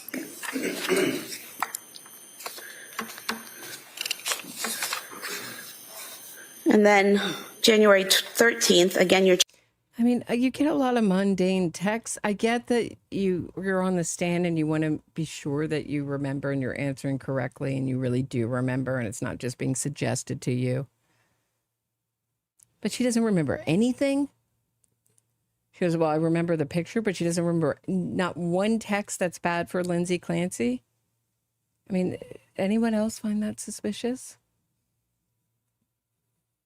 I think it's a really good job by the prosecution here. I hope the jurors are paying attention, although I'm not convinced that this is going to end in a good way for our side. Checking in with her. Hi, Lindsay. How are you today? She said, hi, Mom. Pretty good today. How about you? You asked about the little ones, and she said, all good. Went to the gym this morning, just hanging out, and now they have no school today. And then the following day, again, you're checking in. Hi, Lindsay. How's your Saturday going? She said, hi, Mom. It's going well. Just hanging out. It's yucky here. So these are like daily check-ins that you're doing, checking in on her, seeing if she's okay, seeing if she's feeling better, seeing if she's sleeping well, things like that, right? Yes. You also asked her that day on the 14th, do you feel any different since being off the Seroquel? She says, not as much as I was hoping, going to talk to my psychiatrist about it on Monday. You say, but some. She said, Right. Do you feel all the, so since you're not taking the Seroquel, you feel a lot better? Not really. Oh, so it isn't the drugs. Is it the drugs or is it not the drugs? Are the drugs making you crazy or are they not making you crazy? That text is going to come up in the civil lawsuit.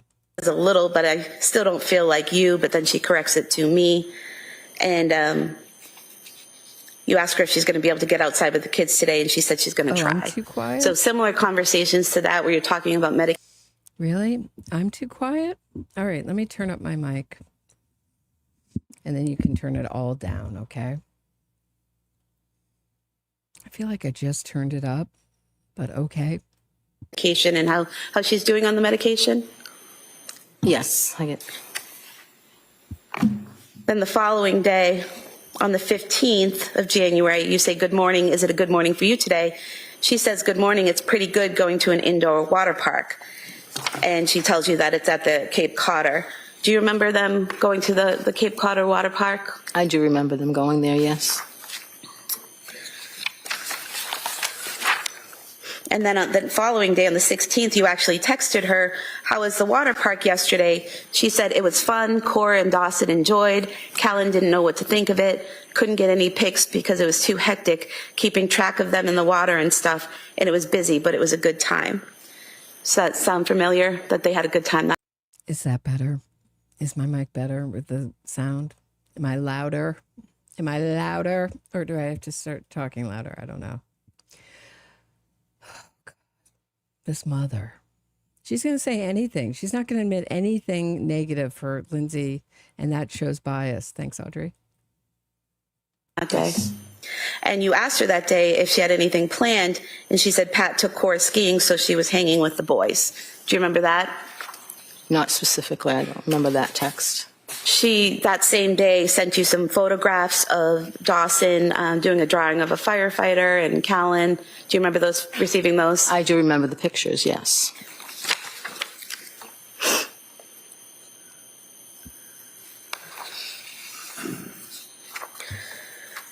Then the following day, again, you're checking in every day. You say, you feeling better? She says, a little bit.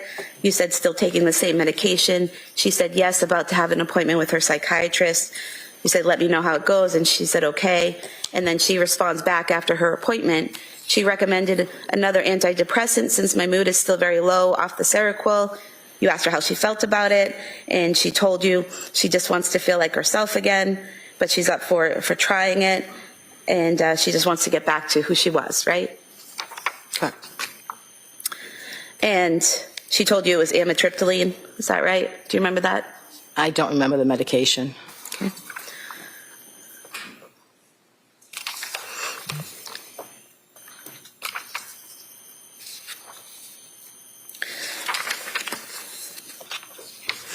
Then on the 18th, Her mother comes off as quite cold. No, on the stand. She may not be, but that's the way she comes off. January 18th, again, you're reaching out, and she says, hi, Mom, I'm doing all right. How about you? And you say you're good. You're thinking about visiting that weekend. And she says, that sounds good. And you ask her about being able to get out and exercise, and she said she's been walking on the treadmill at the gym for exercise. And you asked her if she started a new medication and if she's feeling better. And she says, feel okay, just not great. I did start it 2 nights ago. You said, is that the one that takes a while to feel the effects? She said, yep, weeks. And you said, is the okay that you're feeling now better than what you were feeling a few weeks ago? And she said, yes. Do you remember that? Right, she was feeling a little bit better right before she went into right before she caught viral psychosis or viral bipolar. Either one, take your pick. Patricia Burns, what Lindsay Clancy has done is called spousal revenge filicide. She has to fulfill all criteria for this to be the case. Okay. I mean, yeah, she hated Patrick Clancy, but she also hated her kids. Again, I don't remember the specific text, just remember texting back and forth daily about how she's feeling, about, what's different medication-wise, but I can't say I remember that specific text that you're reading me. But again, if they're there, then they were done by us. Right. And so on the 19th of January, again, you're checking in and say, how are you feeling today? Can you tell if anything's different with the new medication? She says, I'm feeling all right. Nothing new really yet because it takes weeks to really work, but I'm okay. You asked if she's still sleeping well, and she says decently, and the kids get up a lot. So again, more of the same check-ins daily, seeing how she's doing, seeing how she's sleeping, right? Correct.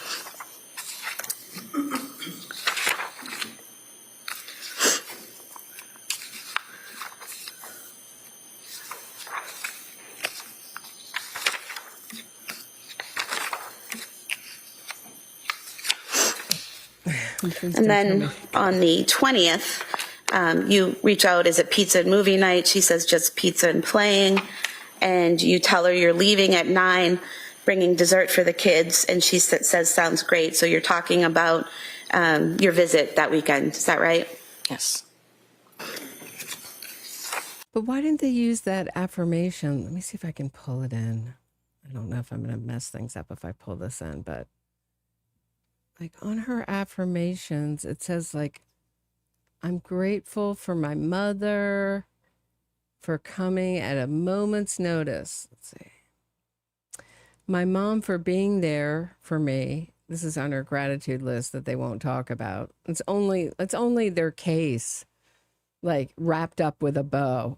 I don't get it, but okay. My mom for being there for me no matter what, and coming to help at the drop of a hat. Remember that?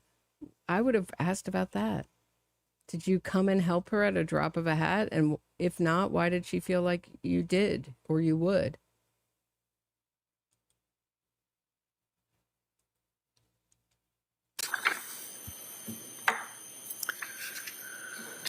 In any of these texts prior to the visit, you say that it's been a while since you've seen them. So it sounds like from these texts, you're checking in with her every day from January 7th, 2023, all the way up to your visit on January 21st, 2023. You're checking in with her. So you're at home in Connecticut from the 7th until the 21st. Correct. And then on the 22nd, that Sunday, Lindsay, Pat, and the older kids, they go to the Carney's house for that bonfire and get together, and you stayed home with Callan, right? Correct. No, I have not talked about Lindsay calling the cops on Patrick. And then after they get home, you and your husband left, is that correct? Yes. And on the way home, you texted on January 22nd, 2023 at 7:55 p.m., enjoyed seeing everyone this weekend. Nice to see you doing better. Is that correct? If that's what that says, yes, that's correct. I don't exactly remember the text, but yes, if that's what it says, yes. So from your text, not saying she was doing great, but she was doing better than she was, according to your text, or appeared to be. The text from me was meant to encourage her because I didn't think it did any good to discourage her. So the text was meant not necessarily what I actually observed that weekend, but it was meant to encourage her because I was encouraging her to do things with the kids to kind of try to get back to normal. So it's not necessarily a representation of exactly what I observed that weekend. But that weekend, she was able to go to a friend's house with the older kids and Pat and spend a few hours there, correct? Correct. And she was able to do activities and hang out with you and your husband. There's a photograph and evidence of the two of you sitting on the couch smiling and hanging out together. So you were able to interact with her, correct? Correct. The photograph was taken by Cora because Cora wanted to use my phone and take her picture. So Lindsay and I were going to put a smile on our face and let Cora take a picture. Right, but when you're really so mentally ill, you can't put a smile on your face. I think that was the point. I mean, what is this? Well, her daughter wanted the picture, so of course we're going to smile. I thought this answer was interesting by the mom. Yes, but again, there was other observations I made that weekend, but it was not. I didn't think it was in Lindsay's best interest to discourage her or point out those, because she was making every attempt to feel better and to do things to make herself feel better. So as a mother, she was doing every attempt to make herself feel better. Then what happened? Then why did she murder her children? Do you know why your daughter murdered her children when she was saying she was feeling better? Why she would murder her children and not tell any of her care providers that she was planning to murder her children?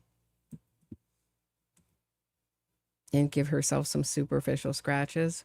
Why do you think your daughter gave herself some superficial scratches and slaughtered her children beyond any resuscitation? I know that Callan had a few days on life support, but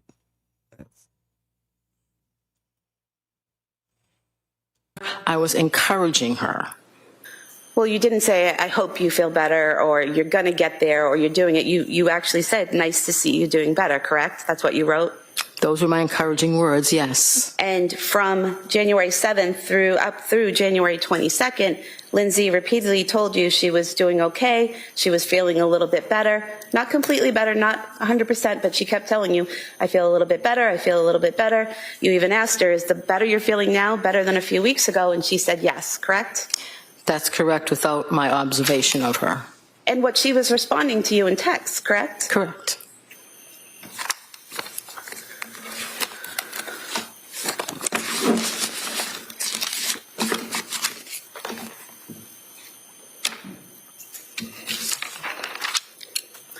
You also spoke to the police on January 20th. I think Sprague is the better attorney of the two of them. That's just my feeling. 25th, 2023. Do you remember that? I do.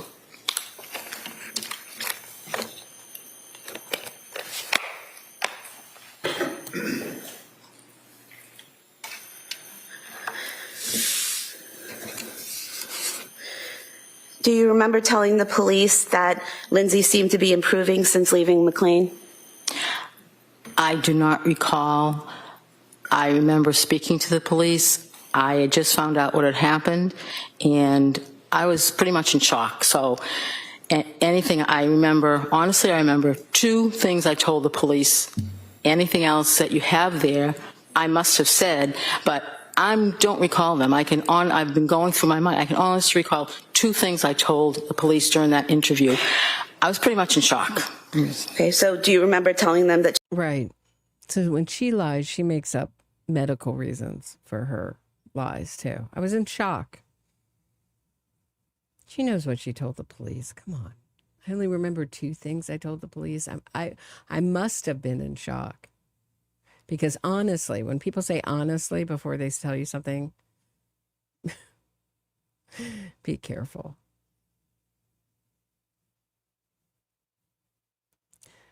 Let me just show you quickly. On X, licensed therapist defends Lindsay Clancy, who murdered her 3 children because, quote, many of us see ourselves in Lindsay. Many of us know that we could have been only one step away from murdering our children. Really? Are there many women who are one step away from murdering The Lindsay their children? Clancy trial is going to be one of the most significant trials of your lifetime.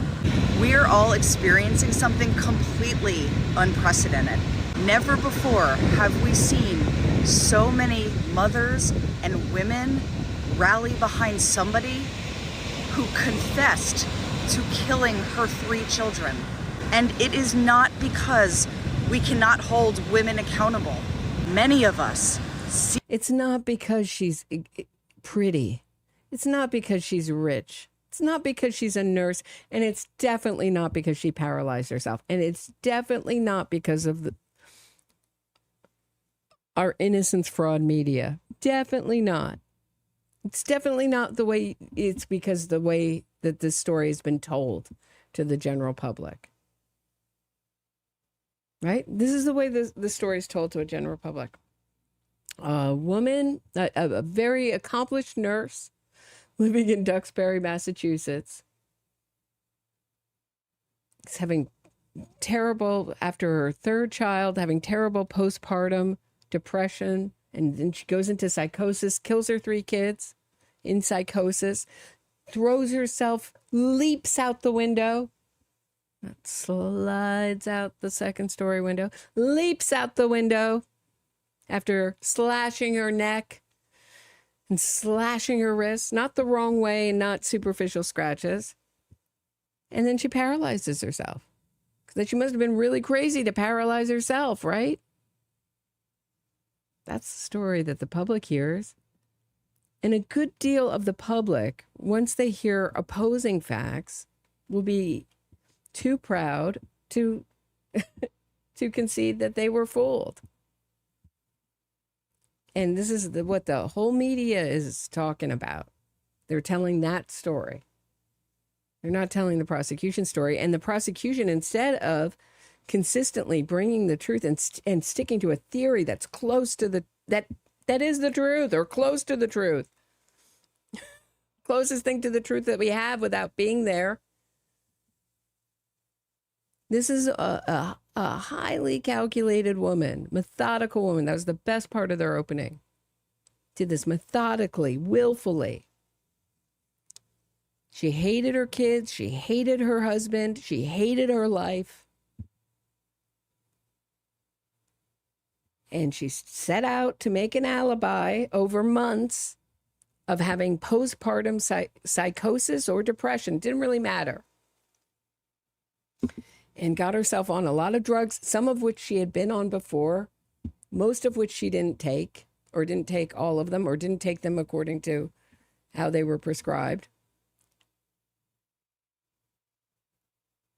In an effort, checked herself into McLean's in an effort to create an alibi for when she murdered her children. I would have brought up Andrea Yates. I would have brought up, so many other. This was the blueprint for Lindsay Clancy. Here's Andrea Yates. Here's blah, blah, blah. Here's da-da. There's got to be, it's not a super common crime. I think it's like 300 a year, something like that. It's enough. There's enough famous cases to put up there. Those were all the blueprint for Lindsay Clancy. So when the time came, she methodically checked to see how long her husband would take to pick up the food, how long she had. Why did they bring up that blood pressure thing? Blood pressure never went above 57. She's murdering the kids. Putting exercise bands around their necks. And she left them for a gift for her husband to come home to, because she had to hurt her husband. She hated him. She wanted maximum impact, make it as horrible as possible. So where are the kids? In the basement. So he thinks he's going to see living children. Quite a different story. Truth is quite different. So instead, the prosecution, I may never stop talking about this. It bothers me so much. Went with this nonsense. I don't even know. They know the true story. They know why they're showing the jury how she slid out the second story window. But when the judge asked them, well, don't you mean to say that she didn't really mean to do it? She was trying to preserve herself, not end her life. Oh, no, that's not what we meant. Not what we meant. Not what we meant at all. Judge, what? What? Yeah, no, our theory of the case is Lindsay Clancy was such a type A control freak that she was just little blue and suicidal. So we can see that all those visits, they weren't malingering. They weren't setting an alibi. Those were real visits. She just had to leave after she checked herself into the mental hospital, as you do when you're so mentally ill, to go to her daughter's birthday party. Come on. See ourselves in Lindsay.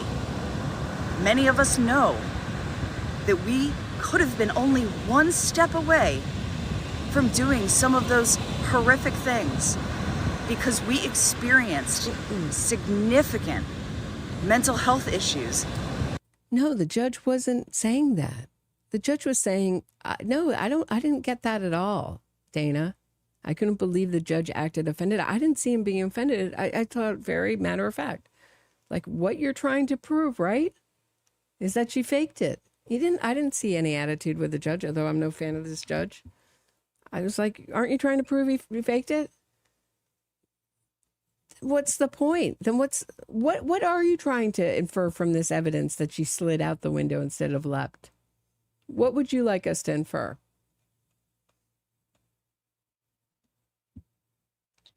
All right, back to this crazy. This person is treating mentally ill people. After one of our children was born, and many of us know just how dark some of those thoughts get. No, I don't know. Okay, I've never had kids, but I've never known how dark those thoughts get. She's basically saying I'm a psycho. I'm a psycho. I'm outing myself as a psycho. If you relate to Lindsay Clancy, you are a psycho or a narcissist. Something's wrong with you. Go get yourself fixed. Oh, yeah. Sorry. Yeah. Yeah, seriously, though. What the heck? You need help. I'm not down for this new normalization of evil. I'm sorry, I'm not down with it. So yeah, this is going to be one of the most significant trials of your lifetime. Yeah, like an idiocracy benchmark. When innocence fraud became just like de rigueur. Right? Isn't that what? Like, we're not going to cover trials normally anymore, right? We're just going to like cover them. We're just going to cover them like pro murderer every time, no matter how heinous the crime is. Right, Nick Reiner and his mental illness. Spare me that too. Spare me that. Another psycho. He's having fits when he was 7 before he ever did drugs. Spare me that. There's another drug-induced fake narrative. Oh, I'm just not down with this. All right, here we go. Let's watch some of the testimony from this morning. I missed this. This is Patrick Clancy's mother's testimony. Take a listen. Yes. Tell us what your relationship was with Lindsay, how you knew her, and things like that. Yeah, Lindsay married my son Patrick, and we had a very good relationship. And did you have occasion? Right, that's not what Lindsay Clancy said. Lindsay Clancy said, I keep my children away from them and they don't ask much to see the kids. She didn't like them. I thought the parents didn't like Lindsay Clancy. That's what the journal said. Remember when they read that journal out loud from Lindsay? What's this? Now she's testifying for the defense? What happened? To go to their home Yes. in Weymouth? Yes, I did. And then in Duxbury as well? Correct. And obviously, you and your husband were the grandparents of the 3 little kids? Yes. And how was your relationship with the babies? Beautiful. And tell us how frequently, to your memory, you were able to visit with your son, Lindsay, and of course your grandchildren. At least a couple times a month we would see them. At some point, oh, by the way, what do you do for work? RN. I'm sorry, an RN? An RN. And what type of any I focus? worked in the labor and delivery room for about 38 years. 38 years in labor and delivery? Correct. Helping women that were having babies. And Correct. obviously you kept up with the studies and continuing education and things? Yes, I did. To that extent, in your capacity as an RN with 38, well back then it would have been 35 years of experience, I think. Yes. Fair to say that you, as I said, you would keep up with all of recent developments in postpartum psychosis, postpartum depression, all of that. Somewhat, but I mainly just was in the delivery room itself. So were you aware of the various physicians that were in the forefront, if you will, of postpartum studies as it relates to medicine? Yes. And would one of the people that you were interested in be a person by the name of Dr. Meg Spinelli? Yes. And can you tell us who Meg Spinelli is? I don't really know Meg Spinelli well. We've spoken a couple of times. I believe she specializes in postpartum mental health. And have you met with her before? Not in person. Okay. Did you at some point ask Dr. Spinelli to help out at your hospital, and I guess they call it a rounds lecture? I asked her to bring on her experience and education in that area and share it with my colleagues. Did she do that? She did. And as time went by, dealing with your job, your family, your son, daughter-in-law, grandchildren, did you notice in 2022, after Callan was born, any change in the personality, if you will, of Lindsay? Several months after that, I did. Would that be sometime in the fall? Yes. And can you tell the jurors, being as close as you were with the family, well, let me back up. As a mother-in-law, did you have any observation to observe Lindsay with her kids? Yes. Can you tell the jurors about how you saw her acting with her children as a mother? She was very nurturing, very loving. She was a wonderful mother. Wonderful. Did you ever see her treat her middle son, Dawson, bad because you didn't like him? No. Did she love Dawson, in your opinion? She loved her children, all of them, very, very much. And during that period of time, in, let's say November of 2022.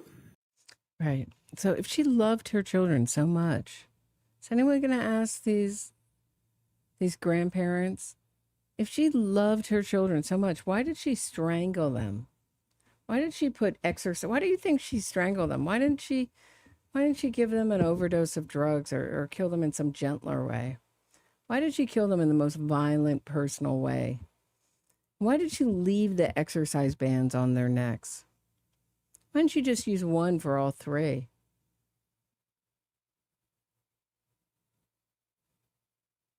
Come on, Give me a break. Well, she's very sick. Really? What was she sick with? When did it start, and how was she cured? No one can answer that. Because it didn't happen. All right. What did you observe about Lindsay? She reached out to me in November and told me that she felt unwell. Did she describe any symptoms for you? She did. Tell the jurors what she said. She felt, mostly she had insomnia. She was losing her appetite. She was very anxious and sad. Did she tell you that she was seeing doctors? Yes. And at some point, did you recommend, did she come to you and ask you for help? But you notice how quiet these people are, like Luigi Mangione. I was fascinated. Like, I believe that guy wanted to kill, wanted to see what it felt like to kill, and attached it to a cause and knew he would be a folk hero. Or hoped he would. I don't know if he knew he would. He hoped he would. Because in jail he was saying, are they talking about me or are they talking about my fake cause? Now that he pled out, where are the Luigi Mangione fangirls now that he pled out? Where are they? Still got to face a state prosecution. Regarding seeing a doctor. Yeah, she asked for my support. And did you obviously gave it to her? Yes. And what did you do to make any recommendations for her?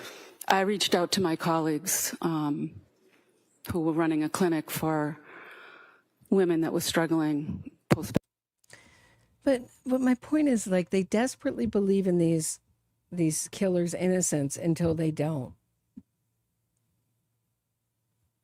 And none of them will say, oh, I was fooled or I was wrong.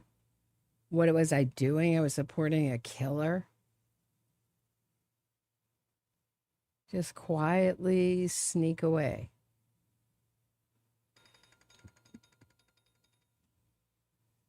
Oh. All right. Bottom. Would that be the South Shore? Yes, correct. And at some point, as a result of your intervention, was a nurse practitioner, Julie Hall, agreeing to step in and help out? Yes. Did Lindsay see Julie? I believe she did. And you really pretty much were out of the mix at that point. You basically made the connection, knew that she was gone there, right? Correct. Did you find that Lindsay was interested at all times in trying to get better and see doctors? Very much so. Did you find at all, do you have an opinion with your observations of Lindsay as to whether or not she was offered help and would just spurn it and not see doctors and not have She was treatment? begging for help. And during that period of time, you were there for her by text and by telephone and in person. Correct. She was begging for help. Then when she got help, she decided to leave early and get herself from McLean's because she had a birthday party. She was desperate for help unless her daughter was having a birthday. And then she had to get out because she had to be there for the daughter she hated. See, she's in that like beige color to make her look jaundice. Watch all the Lindsay Clancy supporters say, Roberta's saying that because she has olive skin and Lindsay Clancy has olive skin, she's just as great as Lindsay Clancy. She's just pretty. I'm not saying that. I'm just saying we have the same coloring. I know what that does to it makes you look jaundice, like yellow. It gives a yellow cast to the skin. That's what she's doing, these colors. It also makes her look gentle and not aggressive. It's not like she wants to wear red in the courtroom. Now, during that time that you were, let's say November and into December, the holiday season, do you recall the holidays for 2022? Yes. Can you tell us, was that a fun time for the Clancys? Lindsay was struggling. We were all very concerned. you knew in January, New Year's, actually, that she ended up going Yes. to the McLean Hospital. Yes. You know that she'd eventually get out of the McLean Hospital. Yes. Fair to say that you and Lindsay, as I said, communicated a lot by text messaging, right? Yes, correct. So I'm going to approach you with extraction report. This is a report that is done by the DA's. Right, she let them die by the, she just like did it in the quickest, most efficient way. I mean, she didn't want to hurt her hands applying 10 pounds of pressure. She just realized she could pull the exercise bands really tight. And that would do all the work for her and tie it. Oh my, what a nightmare woman. So awful that people, this one is really horrible. The state police, Mr. Whiffen, on what's called Celebrate, where they can go into, did they examine your phone? No. They examined Lindsay's phone and obtained texts. Have you seen the texts?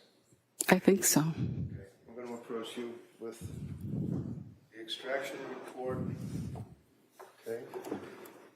And That's the witnesses breathing, you're hearing. see if your telephone number is on there, just for foundation purposes. Or if you, it is, okay. And just quickly flip through and see if you recognize those texts. We'll have to look at all of them, that's for sure.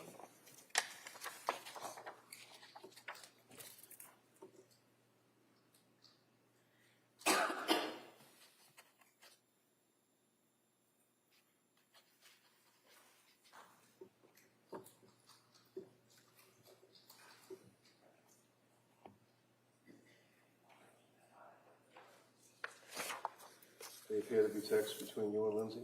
Mm-hmm. Okay. Your Honor, I'm not going to go through each and every text. What I'm going to suggest is I would offer this, and then the jurors would be able to look at what they wish. Any objection? Your Honor, Kamal just makes the same objection previously made about cumulative. All right. Over the Kamal's objection, that may be admitted.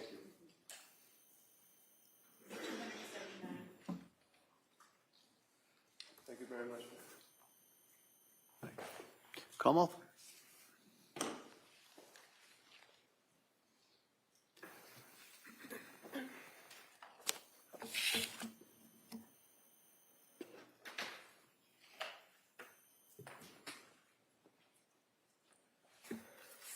Good morning. Good morning. So you indicated that you were a labor and delivery nurse for 38 years. Mm-hmm. And what hospital was that? South Shore Hospital. And early on in the defendant's career, you did you work with her? Briefly. Okay. And she then went to Mass General, correct? Yeah, she was a student at the time. Okay. And you stated that you are aware of a doctor named Meg Spinelli, correct? Yes. Did you reach out to her in this case? I don't remember exactly how she and I connected. I don't recall. Well, you indicated that you connected with her in a professional capacity to have her come to your hospital, right? Yes. But as far as her role in this case with the defendant, did you reach out to her for that? I don't think I did. I don't recall. Now, you said that you began to notice some issues in, defense counsel said October, November, but fair to say you weren't aware of what was going on until she texted you on November 16th when she was at the emergency room? Yes. And that was at South Shore Hospital? Yes. And you actually met her there at the emergency room? Yes. Was she by herself or with Patrick? She was by herself. Did you know how she got there? She drove. She drove herself to the hospital? Correct. And she was in the emergency room for a while, correct? I don't know how long, probably an hour, maybe 2 hours. Well, you went down when you knew she was there, sat with her for a little bit, went back upstairs to because you were working that day, right? Correct. I wasn't able to go down immediately. I had to wait about an hour and a half, and then I went down. Okay. And then you sat with her for a little bit, you went back up to work, right? Yes. And then you came back down at some point before she was discharged.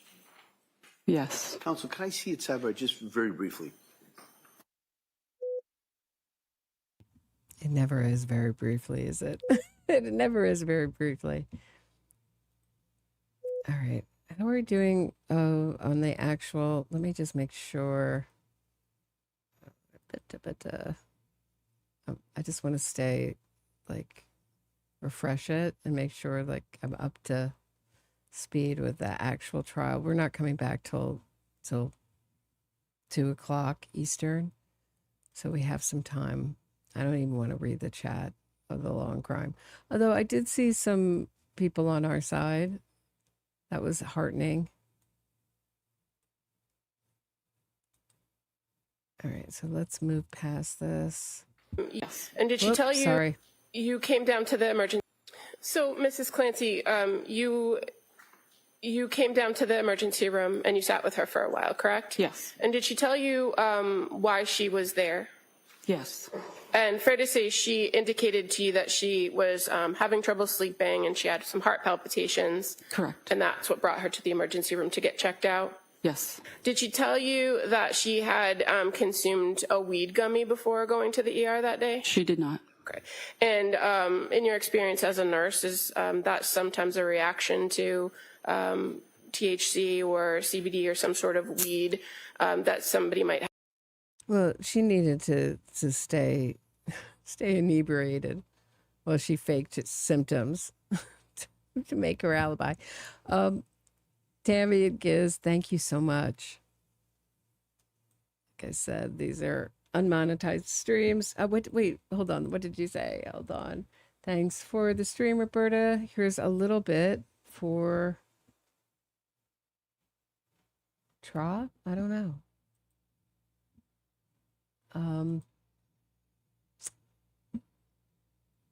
For train. I don't know what the train is, but anyway, I think you maybe mean my kitty. Matt Walsh is a big voice for defense. You mean for the prosecution? My three sons, are you, or just defense in general?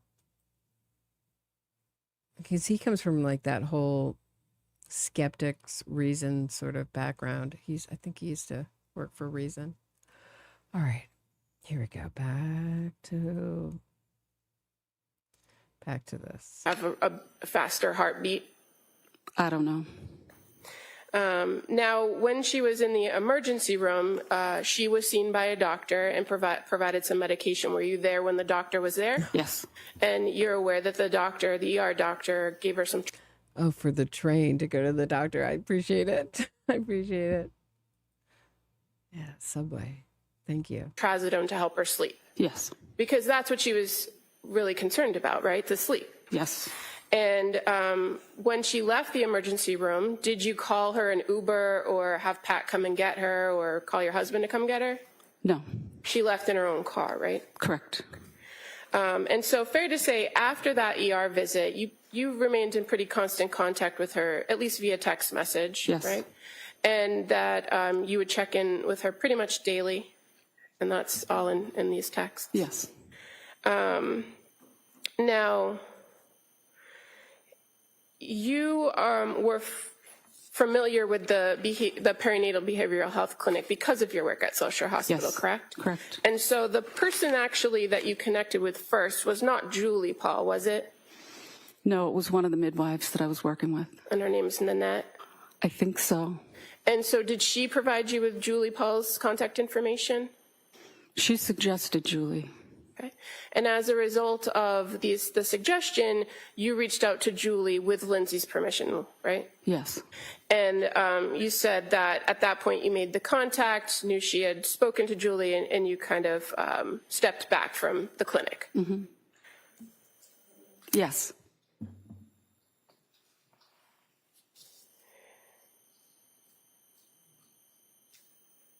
You're aware Julie Paul is one of the only prescribers that the defendant encountered that's not personally named in a civil lawsuit that's pending, don't you? I'm not sure. Now, she hasn't been deposed yet. They're not deposing witnesses in the civil trial yet. She knows she's going to be a witness in that, but come on. She hasn't been named. Really?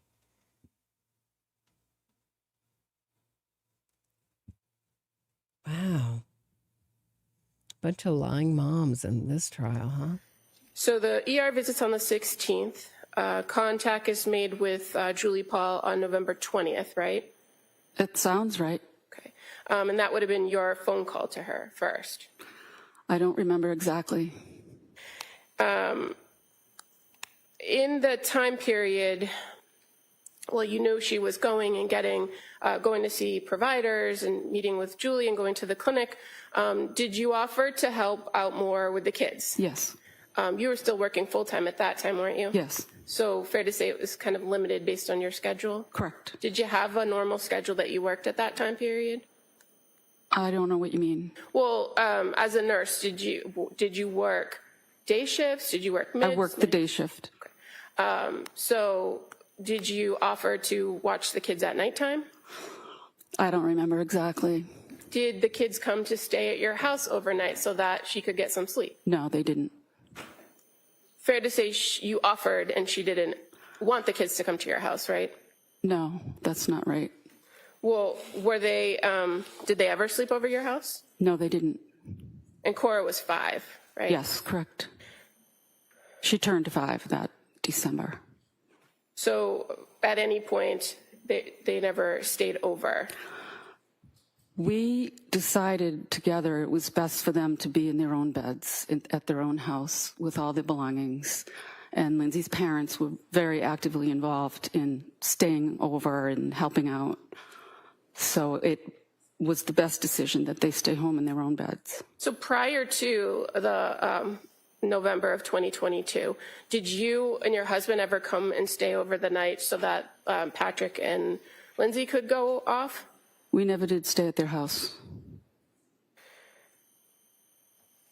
And as far as kind of watching the kids or taking the kids outside of the house during the daytime, did you often take Cora on kind of day trips out to lunch? Yeah, we used to go to lunch together. How about Dawson? Did you take him one-on-one out to?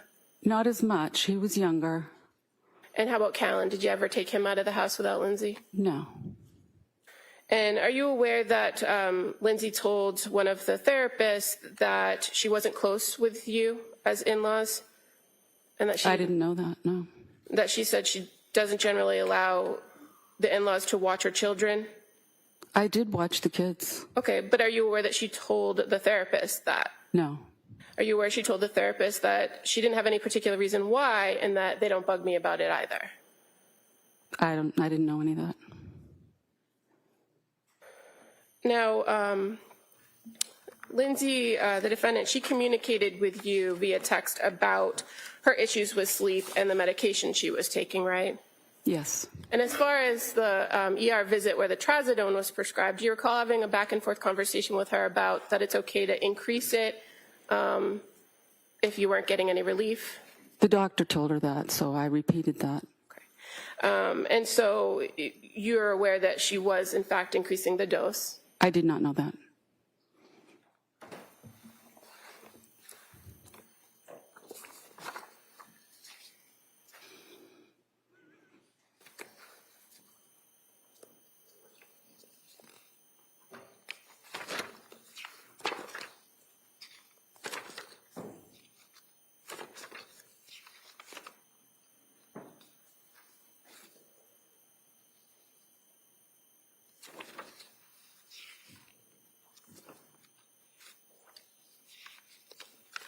Now, you ever seen a prosecutor with notes like this? It's like she's got Post-it notes. It almost looks like a scrapbook from here. I don't know. Looks like she has some evidence with Post-it notes, some evidence with Post-it notes. It's like, all looks like it's pasted together. I've never seen anything like that. At least that's what it looks like from afar. Maybe it's like some PowerPoint presentation. I don't know. Once she was seeing Julie Paul, did you continue to have conversations with her about how she was feeling? Yes. And you knew that she was taking some new medications after she saw Julie, right? Yes.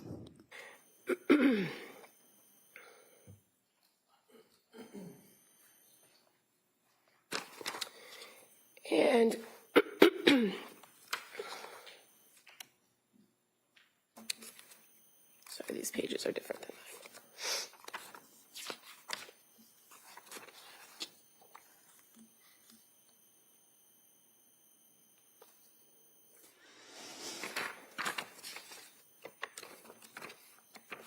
Okay, those are the text messages in green and blue. Yeah, but it also looks like she has Post-it notes on them. But maybe you're right. Maybe it's just part of the text message.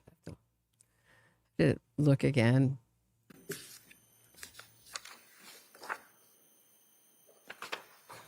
I have a preference for court reporters who actually type. You can do the shorthand court reporting as the OGs. It's a very rare talent. There's like a huge, I think it's like 90-something% of people drop out of court reporter, stenographer school. They can't do it. It's a very rare talent. And temperament. At some point, after being prescribed some medication, you recall that Lindsay told you that she thought she developed a benzo dependency, correct? I vaguely remember that. That would be on November 29th, where she says, I just deep down inside of me feel that I've developed a benzo dependence after just 2 weeks of using it, and I feel like no one is hearing that and addressing it, and we keep throwing different meds in the mix that aren't really addressing the real issue. Do you recall that message? It sounds familiar. And she asks you, or you respond, so hard, I don't know what to do, so should you not use it? And she responds, I guess not, but then I don't sleep, right? Do you recall that? I can't say for certain. It sounds right. Okay. I don't remember a lot of specifics.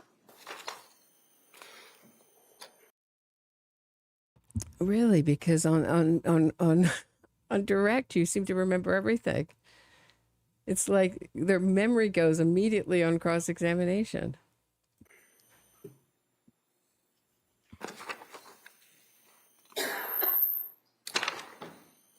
And on November 30th,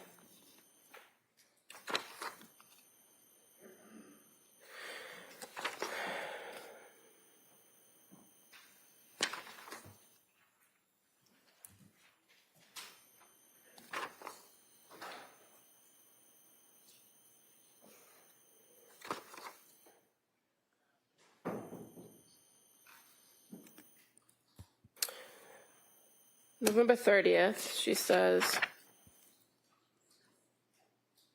and I'm just gonna try to show on the screen here.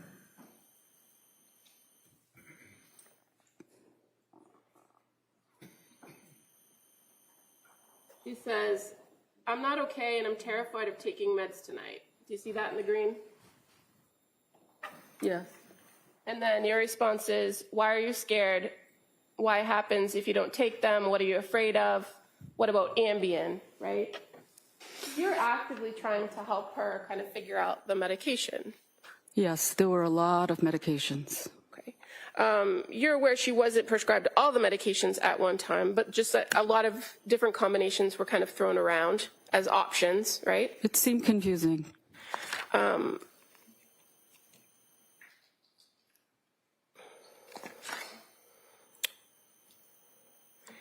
That she's very clear and she tells you which medications she's taking, right? Ativan and Remeron. Probably. Okay. And then she also tells you on November 30th when you're talking about it, she says, I know they take time to reach a therapeutic level to have the desired effect, right? Do you remember that? Yes. And then you respond, exactly. And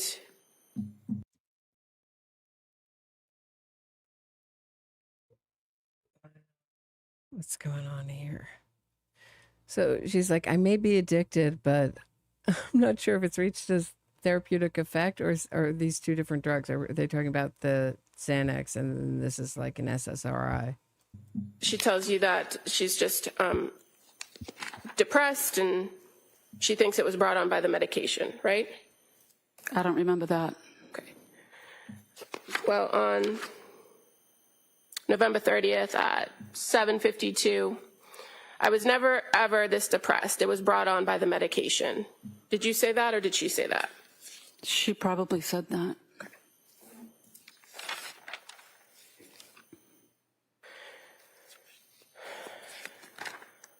Now, you were asked about the holidays and Thanksgiving. You remember Thanksgiving? Where did you guys go for Thanksgiving? To my daughter's house.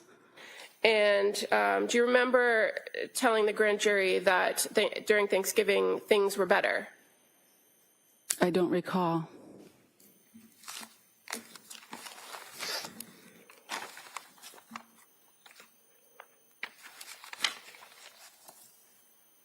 Well, do you remember her saying that she said things were better? Do you remember that? Vaguely. Okay. You were asked, what was Lindsay like during the big Thanksgiving gathering? What observations did you make? Answer, she smiled. The girls all had Thanksgiving t-shirts on that sort of matched. We took a picture. She mostly focused on the kids and interacting with the cousins and the aunts and uncles. At one point, she went off a little into the distance, and I approached and asked her how she was doing, and she said, I'm trying hard to get better. I'm still working at it. I asked about her sleep. I thought that was important, and also the fact that she lost some weight. She didn't have an appetite, and she said things were getting better. Okay.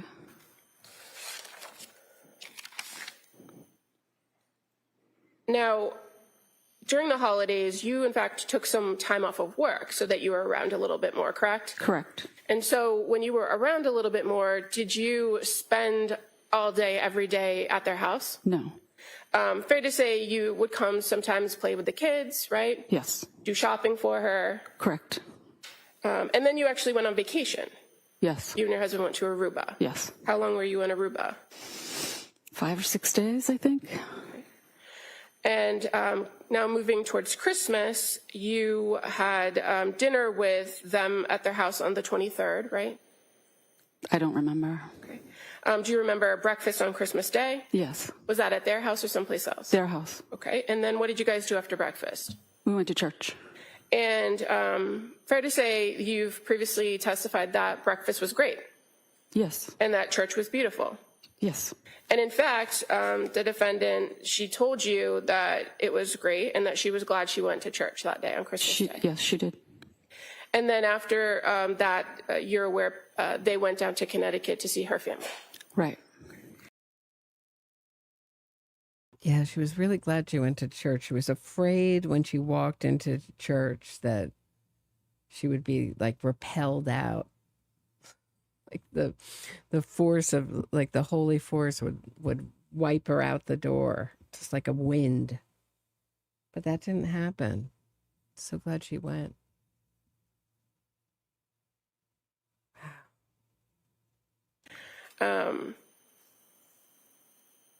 Now, are you an active member in the Catholic Church? Yes. Okay. So you're aware that murder is considered a mortal sin? Yeah, Counsel, could I see you over here?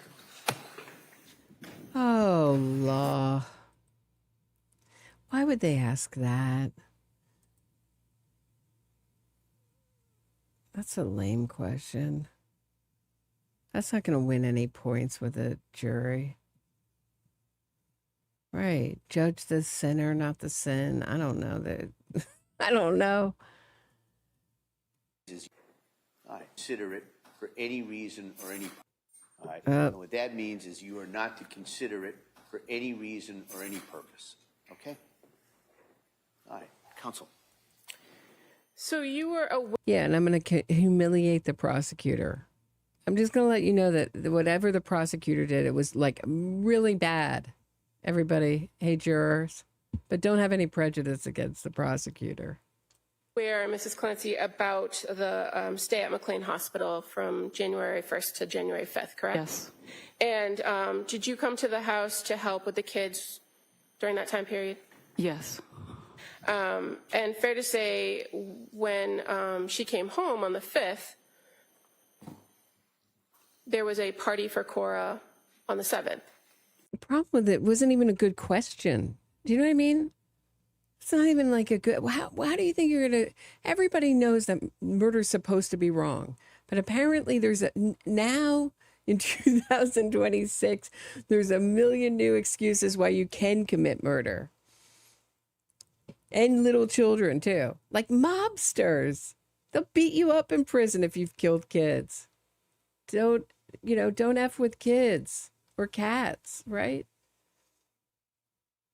Like you will be, persona non grata in prison. You may not survive it for killing kids, but apparently now in mainstream society, not just even prison values are better than mainstream values outside prison. They may be more moral inside prison than out. What's going on? Apparently now, if you say like you were a little blue, you went crazy for a second, but now you're okay. And you took a lot of medications that are very controversial now in society, you'll get a lot of support. And you're pretty. You have to be pretty. You have to be really pretty and rich. All right, I'm keeping an eye on, we're supposed to be back any minute. Of course, they're late. I'm refreshing it like every second to make sure I'm not missing a second, but let's catch. Did you go to the birthday party? No. Were you at the house much between January 7th and January 24th? I don't remember. Do you recall previously reporting that you hadn't been at the house? I don't remember.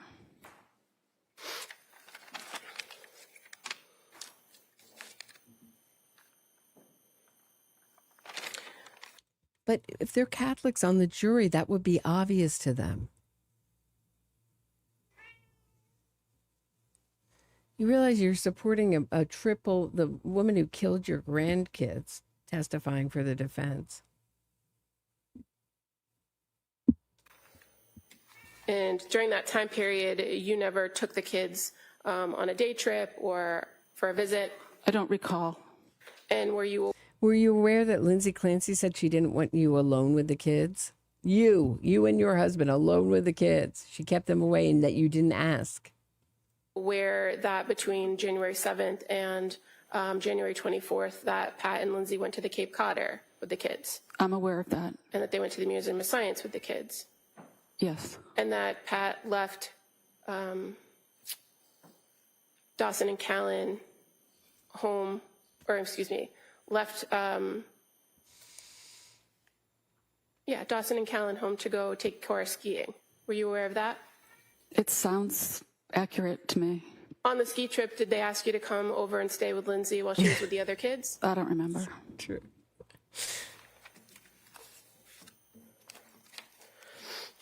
Why don't they? I mean, this is the kind of stuff that John Lewin, DA John Lewin, who's been on this, I've interviewed him so many times, is great at. Like, ask a question of which there is no good answer. Were you aware that your memory was infinitely better with the defense? In fact, your memory was perfect with the defense. Why do you think your memory has gotten so poor now with me? Why don't they ask questions like that? Just kill her on issues of character and bias.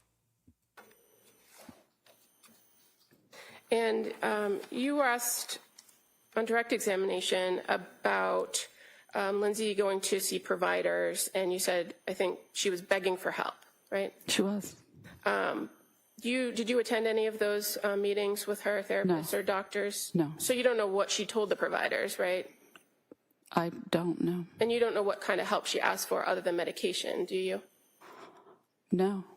And do you know whether there was any other options offered to her other than McLean, like a partial hospitalization program or intensive outpatient? Were you aware of those options? Yeah. And do you know if she went? She went to women and infants. So that's the one day where Pat dropped her off and went skiing and then came back, right? I believe so. I have nothing further. All right, I'm gonna switch it to court since we should be back any minute. We'll hit redirect next time we have another break, but I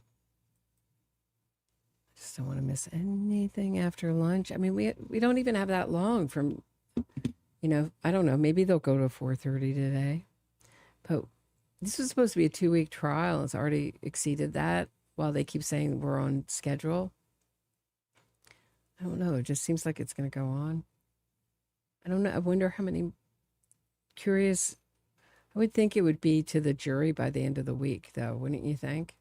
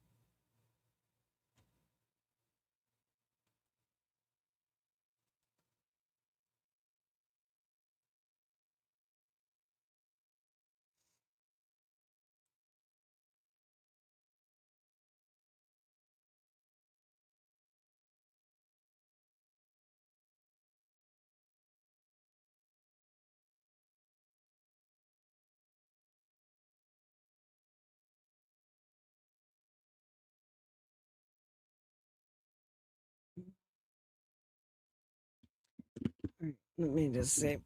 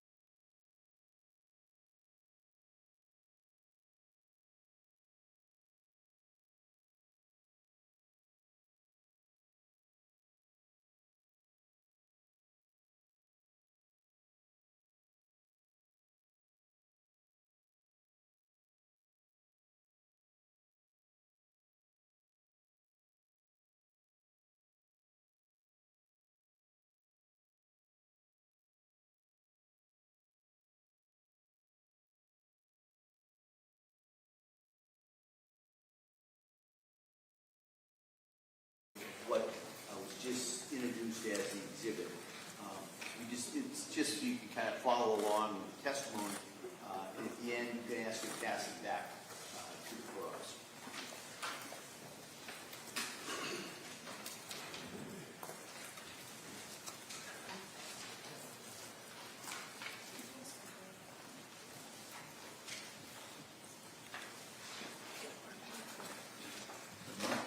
Mark that. 281. Thank you.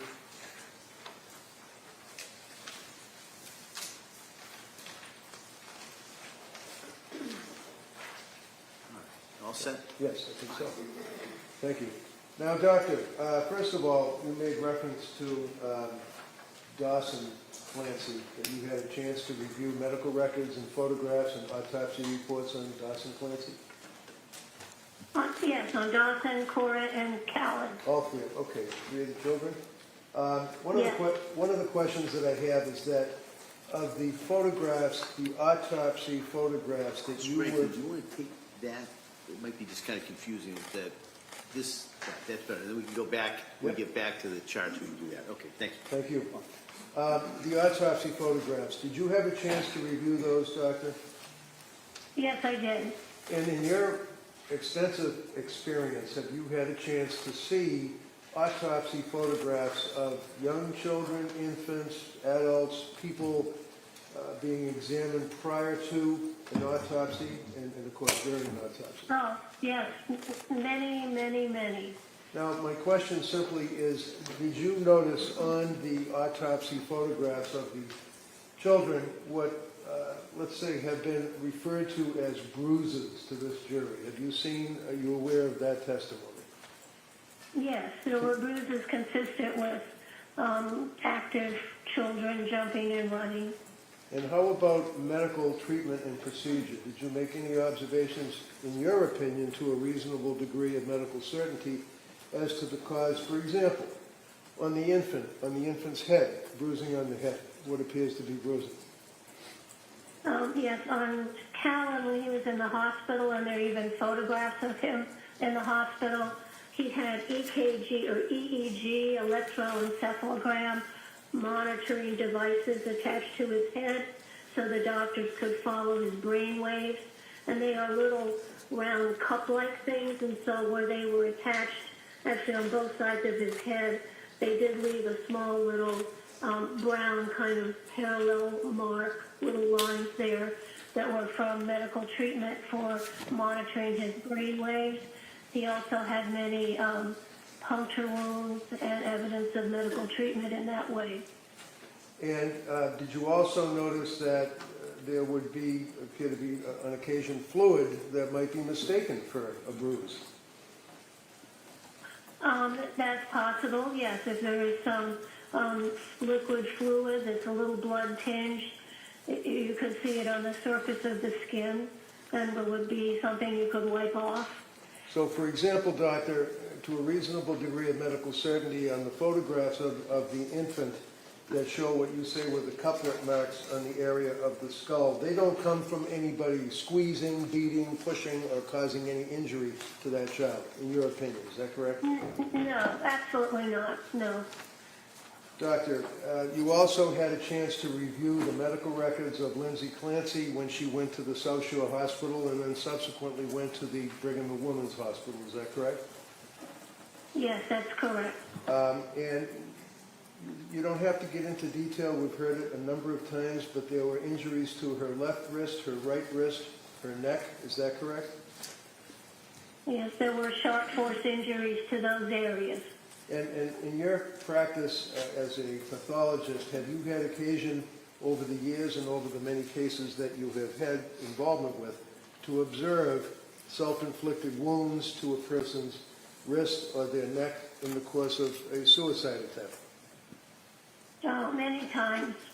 And can you tell the jury, to your opinion, to a reasonable degree of medical certainty, as to the nature of these injuries, and are they consistent with somebody trying, in your opinion, trying to kill themselves? Sustained. So you would agree that there's an injury to the left wrist, injury to the right wrist, that's a sharp incised wound. Is that correct? Yes, they're cutting type wounds made by a sharp object such as a knife. Okay. And how about the neck? Did that penetrate the fascia, or did that penetrate the skin? To what degree? Yes, there were also linear, superficial incised wounds to her neck, and there were several of them, and one or two of them went deeper. There was bleeding also from the wounds on her wrists, and there were numerous attempts at cutting the skin, which we call hesitation marks, which are a classic finding in suicide attempts. And those incisions did cut in through the skin and cut blood vessels that were under the skin. And you can also tell from looking at the photos of Lindsay taken in the hospital when she was first admitted, and also when the photograph of the bedroom, her bedroom, you could see there was significant bloodshed event from those cutting injuries. Now, did she also sustain an injury to her neck from your review of the medical records? Yes. Can you tell us what type of injury, and if we could, and if it assists the jury with you, you can make reference to the pages of the little report and the diagrams, page 4, 5, and 6, and tell us what we're looking at. Okay, let's see. So are we ready to look at number 4? Sure. Yep. Start off with 4. Okay. Just so I think that's the first page that you have. So just. Yes, that's right. Yes, page 4 is actually page 1. Yes. So what we have here is to show you how Lindsay was injured. And I got this from the scene photographs, from all her medical history, and my knowledge and training, understanding how injuries happen to the body. So if we look at the left-hand side of this panel, we see a depiction of the back side of the house, and the top window on the second floor is open. That's where she would have put her palms down on the windowsill and put her head out and precipitated down to fall on the hard frozen ground. During her fall, head first, she had cuts on her wrists which were bleeding, and her coming head down on the side of that building would then transfer some of that blood onto the side of the building, which was found in the scene photographs. She then hits really head first, and as her body descends that 13 or 14 feet. And if you look at the, so she really did a free fall dive head first.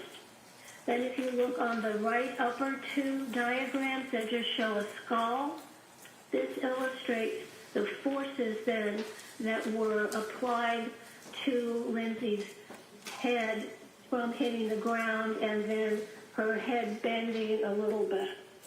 And what she got from that is what we call a characteristic burst fracture or a Jefferson fracture. And this is a fracture that we see with people who hit their head head on, like if they've taken a dive into a swimming pool and they hit their head on the bottom. It's a classic finding in people who have energy applied to the falling head. And what it does is that it takes the first cervical vertebrae, which kind of looks like a donut, as you see up there in the middle, and it squashes it. The base of the skull then squashes that, and then like a donut, it kind of spreads it out. And she had 6 or 7 fractures of that cervical vertebrae, number 1, the ring of that. And the fractures I have pointed to there with arrows. So that is called the characteristic Jefferson fracture from hitting your head, the top of your head, in a dive first position. So you could also describe it as a bursting type fracture. But you don't get any spinal cord injury from that because the area, the hole in the middle is pretty big. So it just crushes down on the sides and fractures the ring around the spinal cord. So that tells me immediately that she landed head first and went down the window, went down head first. Then the energy is transmitted then from her head down her vertebral body, down the bony spine.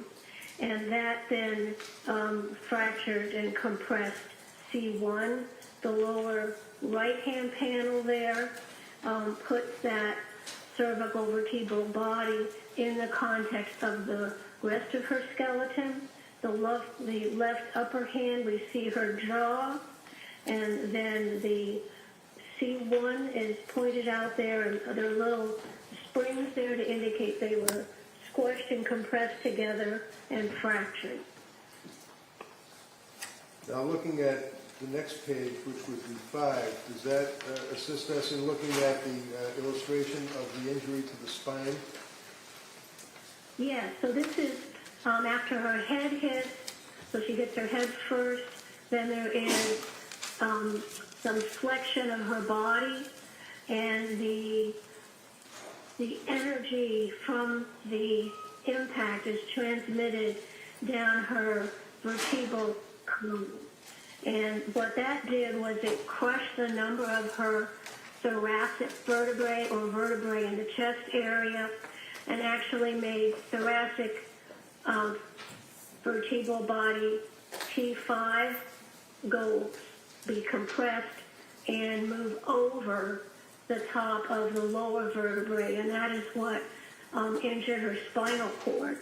In the right-hand panel there, the yellow tube coming down is the spinal cord, and the T thoracic vertebral 5 and 6 is pictured there, and you can see that her whole spinal column was compressed and it moved forward and out of place, causing her spinal cord injury. There were also injuries that are indicated by little red stars there, and those are fractures of the transverse processes of the cervical vertebrae. So when they were compressed, the areas where the joints are between the vertebrae were compressed and fractured those transverse processes. So she had a bending injury, and she also had a right posterior rib injury.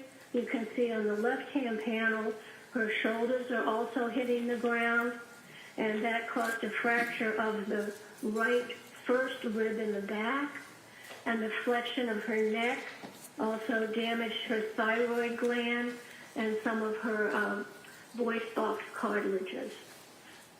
And if we look at panel page 6, can you tell us what we're looking at there? Yes, this is the final resting position of Lindsay's body. It's documenting all the materials I reviewed that are on the left-hand side. So she is lying down on hard, frozen ground. Her clothing is wet. She has on indoor clothing. The time that this occurred, it was dark and no sun. The temperature was in the low 30s, so she is going to be at risk of her body temperature going down, lying on that cold ground. In addition to, now that her thoracic chest spine is fractured, that has totally disrupted the thermal regulation of the bottom half of her body. So she is going to lose heat from the lower half of her body and to approach ambient temperature. So there she is lying there on the ground. Then if we go to the right side of that, this is a scene photograph showing the area where Lindsay's body landed. You can see on the right at the base area, there is some medical debris from the EMS emergency treatment. Then circled in or put in a red square is a little bit of snow that has some blood on it, which would correspond to her position lying down as we see it in the left-hand side there. And sorry, go ahead. Okay, then the last bit here is a X-ray of Lindsay, which was taken in early February after she had surgical stabilization of her fractured spine. So this is looking at the side of her, and you can see the hardware, which they look like little golf tees going to the left side. So this is the surgical metal hardware that was placed in her spine to open up and align her spine to try to preserve any function that was still available. Now, doctor, when she went to the Brigham and Women's Hospital, were you reviewing the medical records and able to discern that she actually coded as a result of her injuries? Yes, she did. She was in spinal shock and hypothermia, and her heart did stop. And did you observe that there were, and I quote, massive blood transfusions to treat her at Brigham and Women's? Yes, she lost a lot of blood around the muscles that hold the spine up because that was so damaged. So her hemoglobin and hematocrit and her red blood cell level was very low on admission. And the final question I had, doctor, is as it relates to the records, it showed that she had a core body temperature of 82 degrees as opposed to 98.6, which we're accustomed to. Can you tell the jury, in your opinion, to a reasonable degree of medical certainty, what does that mean and how did that happen? I mean, that's pretty low. Yes, that is low. That's like, 16 degrees below normal. And so her low body temperature came from lying on the hard frozen ground, which would be 32 degrees frozen ground. She had wet clothing on, so wet clothing is going to transmit the body heat into the atmosphere quicker than dry clothing. It was indoor clothes. She didn't have a big parka on. There was no sun at that time to keep her body temperature up. The ambient or the air temperature was around 30 degrees. She has a thin body, and also, most importantly, because of that thoracic spinal cord transection, she lost the ability to control her body temperature below that level. So that means all her blood vessels just dilate and they just lose heat to the atmosphere. Thank you very much, Doc. Attorney Sprague? Thank you.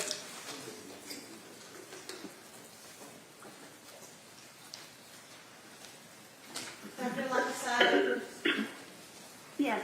You were head of the Rhode Island Office of the Chief Medical Examiner when it was cited for 10 violations and unsafe conditions, correct? Yes, the unsafe condition was a light bulb out in a hallway, a computer in a hallway, and a few other minor things. I was very happy to have a safety inspection.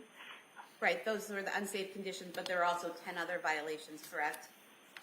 They were minimal. I don't recall now. It was 20 years ago. You didn't treat Ms. Clancy, correct? Correct. And you didn't examine her yourself, correct? Correct. Now, you talked about a Jefferson fracture and or a C1 burst fracture and how it can be from hitting the top of your head, correct? Yes. Isn't it also true that you can sustain a burst fracture by hitting the back of your head or the top of your shoulders as well? No. You say that she fell from 13 feet from the windowsill onto her head, the top of her head, correct? Onto the frozen ground? Yes. And you're saying that she fell with such force that she burst her C1 vertebrae and then broke other vertebrae in her back and broke ribs, correct? Yes, just the force of a free-falling body, yes. Okay, but she had no injuries to her head, correct? I'm sure she had bruising to her scalp under her hair. You're sure? She she did not have a skull fracture. Right. She didn't have a skull fracture, correct? Yes. She didn't have any cuts or things that needed sutures, correct? Well, she needed sutures in the cutting wounds on her wrist. Well, we're talking about her head right now. She didn't need any sutures on her head, correct? Correct. She didn't have any large dents in her head, correct? Large dents? What do you mean? From hitting the frozen ground head first, there were no dents or bumps or sutures required on her head, correct? Her scalp was intact. The forces were transmitted to C1. So through her head. A very common finding when you go head first and hit your head. So hitting the frozen ground, the icy frozen ground, not a bump or scratch or scrape on her top of her head. And then within her head, there was no brain bleed, there was no hemorrhaging, there was no injury into her brain itself. Nothing showed up on the CT scans, correct? Correct. Her brain was fine. Her skull was fine. I'm sure she probably had some scalp bruising under her hair. You're sure because that goes along with what you're guessing at how the fall happened, correct? You can't be sure because you didn't see the head, correct? You say you're sure, but you didn't see her head. I saw the medical records and I examined all of those. I'm sure she had some bruise on the top of her head to the backside, as I showed in my diagram number 4. I'm sure there was some bruising on her scalp under her hair, but that was not a major concern at the time she was taken into the hospital. You keep saying you're sure there were bruises, that you're sure that there was this or that that's not shown in any photographs or medical evidence. So you're not sure, are you? You're assuming. No, I'm sure. Okay. Let me show you some photographs here. Excuse me. No, and let me show you. I'm asking the questions. Let me show you some photographs okay, here. ahead. Let me show you some photographs of the defendant that were taken at the hospital of her head. Show me. Do we have sharing privileges on the computer?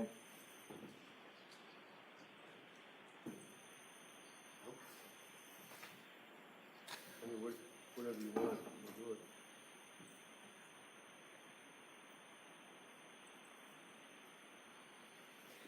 Showing you here a photo of the top of the defendant's head. No Yes, I see that. cuts, no swelling, correct? We just see her hair. There's no blood on the white sheet, correct? Well, I'm sorry, I couldn't hear what you just asked me. There's no blood on that very white sheet, correct? Well, I don't see what's under her head, but that's not relevant to understanding that she did fall head first. Okay, so you're saying she fell head first from 13 feet onto hard frozen ground and had no visible injuries to the exterior of her head? Yes. And you're saying that she... Excuse me, I'm It was a yes or no question, doctor. Listen, hold on. Doctor, listen to the question, answer the question, and then we'll just go from there. Go ahead. Ms. Sprague, if you want to re-ask that question. Doctor, yes or no, she fell to the ground, frozen ground, and that had no apparent injury to the exterior of her head, correct? Correct. As we And see there. she fell head first to the frozen ground and not with enough force to break several vertebrae in her ribs, but did not have a skull fracture, a brain bleed, or anything else, any other type of injury to her head, correct? That's absolutely correct.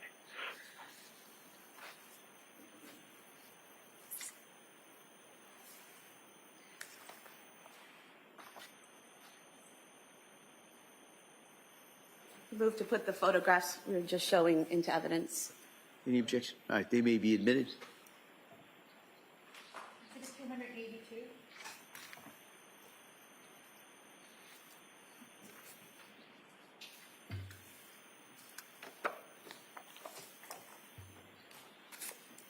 Doctor, in your report that you provided to defense counsel, you also talked about the strangulation of the children, correct?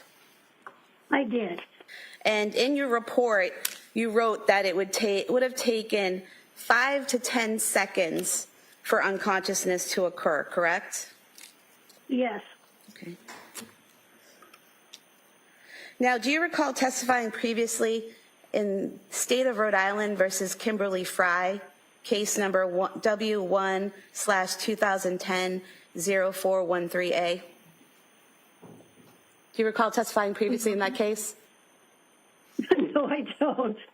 Let me refresh your memory. It was a woman who had killed her 8-year-old daughter by asphyxia, and you testified. Oh, yes, manual strangulation, yes. Yeah, so ring a bell?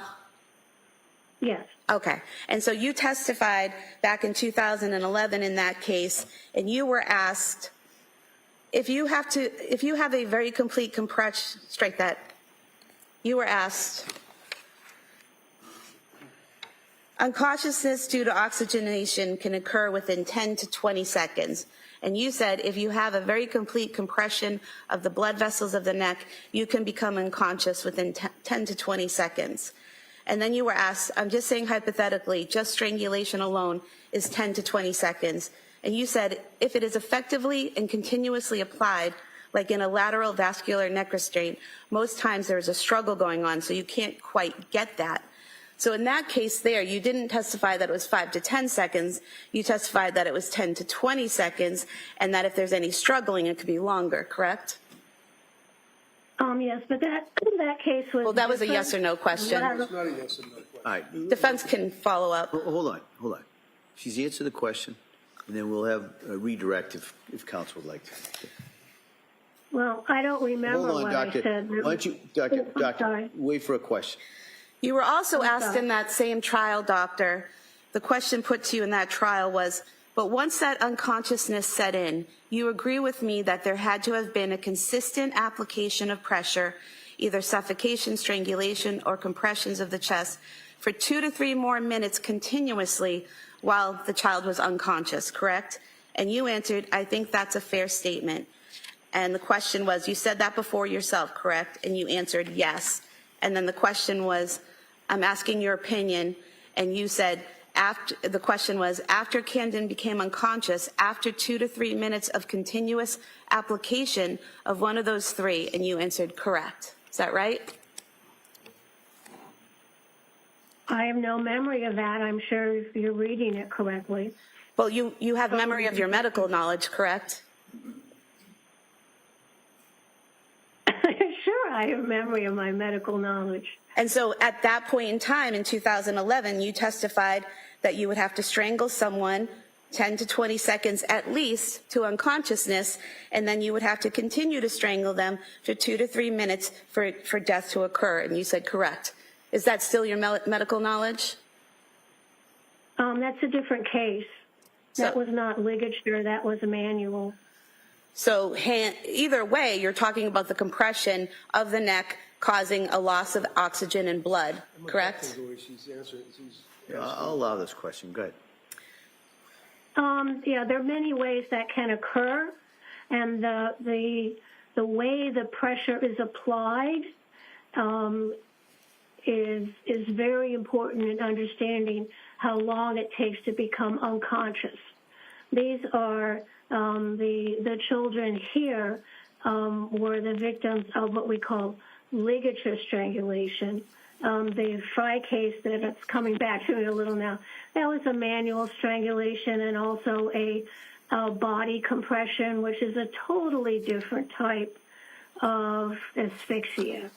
I mean, you were asked about that in that case, and you were asked, but once unconsciousness has set in, you agree with me that there has to be consistent application of pressure, either suffocation, strangulation, or compressions for 2 to 3 minutes more, and you answered correct. So not all 3. You said either one of those could cause death after 3 minutes, correct? Yeah, just if you could rephrase that question. You were asked, but once unconsciousness set in, you agree with me that there had to have been consistent application of pressure, either suffocation, strangulation, or compressions of the chest for 2 to 3 minutes more continuously while they're unconscious. And you said, I think that's a fair statement.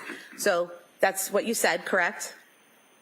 No, yes, in order to become dead, brain dead, you need the physiology is that you become unconscious within 5 to 10 seconds, and then you're unconscious, but that's not dead. Then that continued constriction of the blood flow has to be still continuously applied for the brain to die. Correct. So that is what happens, and that's what happened to the Clancy children. The ligatures were wrapped around. They went unconscious in 5 to 10, maybe 20 seconds, probably less than 20 seconds because it was a ligature, not a manual strangulation. So it was immediately compressed, unconsciousness within 10 seconds, and then death within 5 to 10 minutes after that. with continuous pressure, around the neck. Yes, because this is a ligature strangulation. Thank you. Not manual. Okay, so when you're talking about ligature strangulation as opposed to manual strangulation, tell us in your mind what that means. Well, they're very, very different.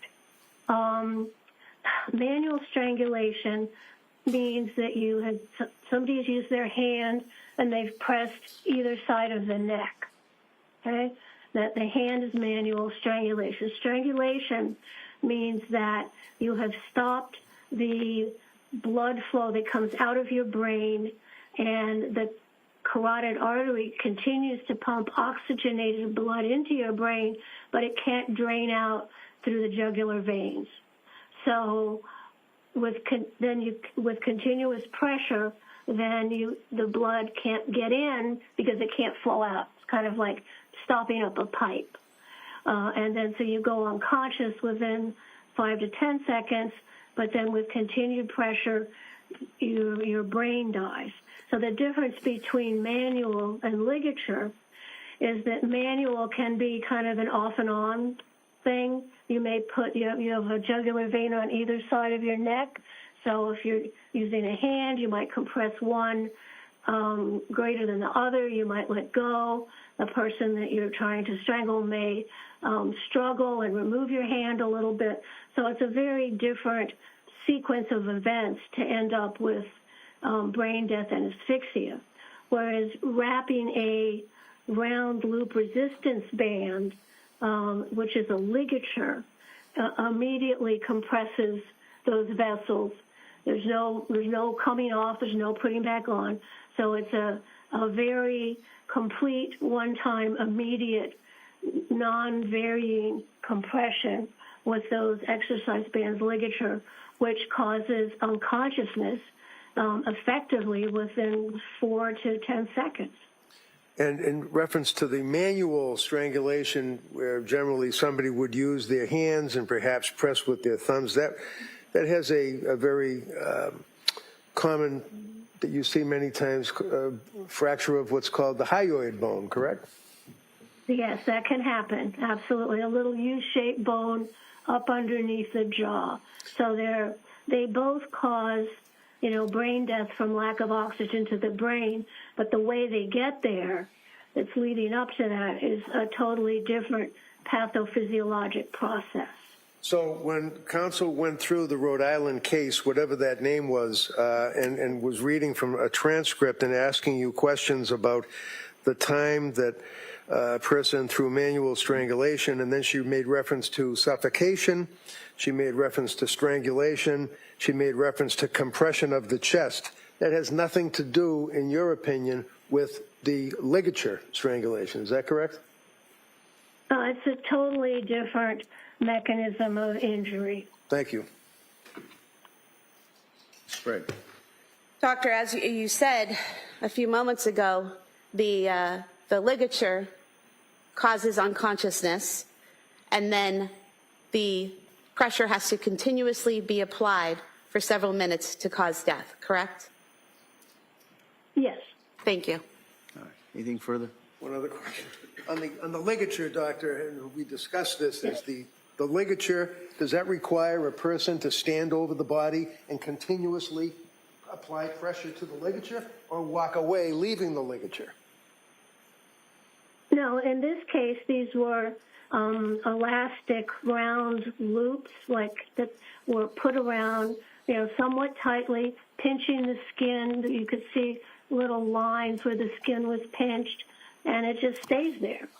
So it's a immediate compression of those tubular veins, staying there, and then death occurs minutes later. Thank you. Doctor, did you see these exercise bands? Yes. And you know that they're one long line with a handle on each end, correct? Right, and they're round. They're a cylinder. Right. They're not like a flat band. And you know they were wrapped around each child's neck and pulled to strangle them, correct? Well, they were wrapped several times, firmly enough around the neck to close off the jugular veins. And you're not aware, there's been no testimony, no evidence, nothing showing that they were knotted and left there, correct? Uh-oh. They weren't tied in a knot and left around their necks, according to any of the evidence, correct? The important part to me was they were wrapped several times, and then whether it had a bow or not would not really be important. It was secure and wrapped around the neck several times. Yeah, I can tell that from the appearance of the skin on the neck that on top.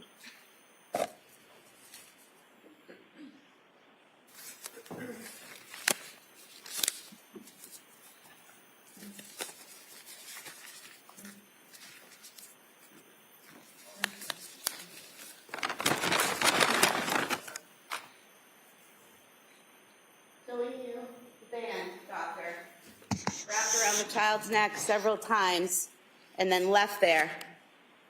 I guess you can't see it from where you are, but it just fell apart. It didn't stay in a circle. Yeah, I sort of saw what you did, so. What was that? I said, I saw that. You saw it. So it was left there and it fell apart, correct? Yeah, what you just did, sure. Yeah. Thank you. All right. All right. Thank you, doctor.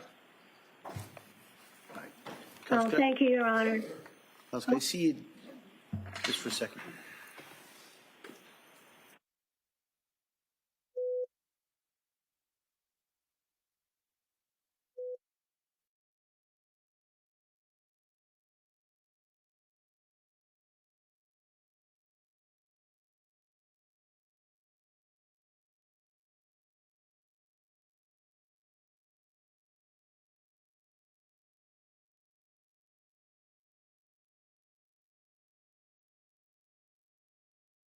Short break to take the equipment down. It took us hours to get it up. Hopefully it'll take us about 5 minutes to take it down. I'm just going to ask you a very quick break, and we'll bring it right back in. We'll call the next witness. Okay? All right. Thank you. Texting.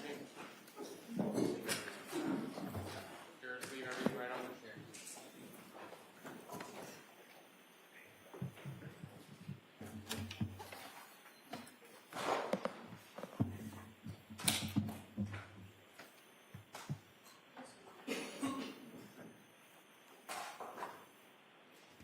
Are we stopping because of Lindsay Clancy's Bob Fosse jazz shoulders and fake hair in the face, tearless, pretend sobbing? Is that why we're waiting, or are they going to figure something out? This court's in session. Please be seated. So we'll be in, I know we always say it, but we'll be in a short recess. Come soon as we can get the equipment down. We'll come right back out. We'll take the next witness. Okay? Thank you. Goodbye. Oh, so for the equipment, I guess that was a goodbye to Dr. La Posada. Wow. I'm so glad Carrie Sprague, the prosecutor, came back for that cross. That's the first real goosebump moment in the trial. She slaughtered her on cross. I don't know if the jury was paying attention. She did a lot of damage the first time, but not total. And then Reddington came back and resuscitated La Posada, as she does, because she'll never admit she's wrong, that expert. She's a defense expert witness to the end. You said the sky was red in this trial. Well, it is. Blue has a reddish hue if you look at it in the right light. You know what I mean? She'll never admit she's wrong, ever. So he did a good job resuscitating her. And then Carrie Sprague came up like a fighter. Like, I'm never, like, with real, like, that is like the passion that's been missing in the prosecution team. Did you feel that? To show her the ligatures. And as she put on the gloves, I just got, goosebumps. Oh, she's going for it. She wasn't, because I felt like she may have had more on that first cross and decided like, oh, I've done such a good job annihilating her. I'm going to sit down, which I thought was a mistake. I was like, if you have more, Carrie Sprague, just keep going. Because this woman, you cannot kill her. She's like the defense witness Dracula. You cannot kill her. She will never admit she's wrong. You can have her dead to rights, and she'll wiggle her way out of it, worm her way out of it. But what a moment. You want to see it? I don't know. I don't know how long we're going to be on break. All right. Let me see if I can go back. A minute. And go back to that moment. Whoa. It was something. Okay. Oh, this was great too, about the top of the head with the bruises. Like, it's there for everyone to see.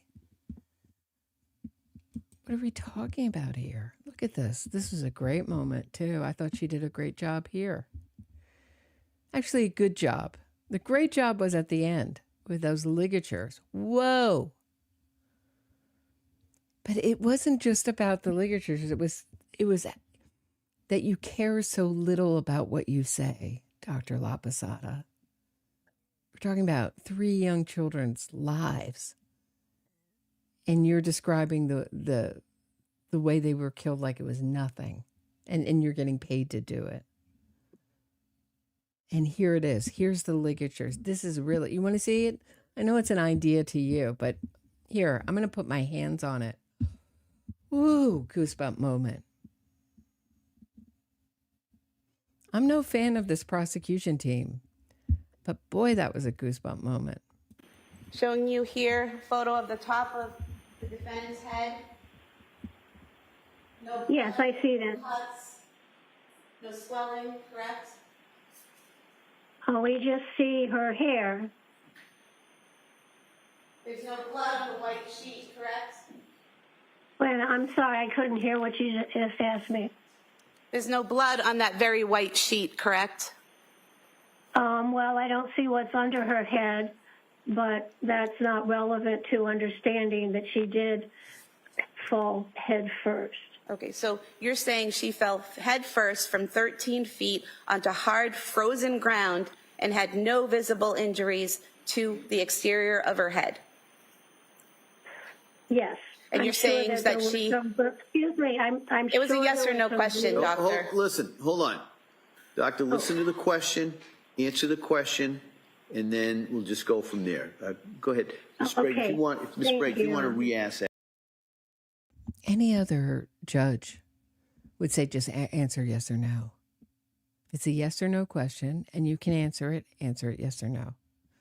How many times, court watchers, back me up here. How many times have we heard other judges tell witnesses that?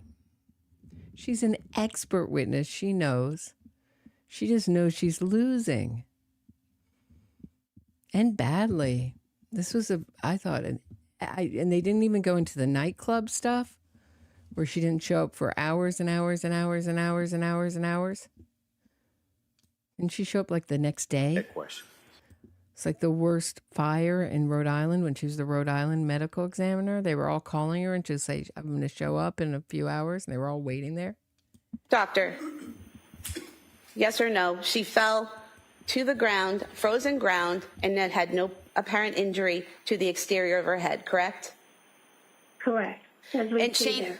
she fell head first to the frozen ground and not, with enough force to break several vertebrae in her ribs, but did not have a skull fracture, a brain bleed, or anything else, any other type of injury to her head, correct?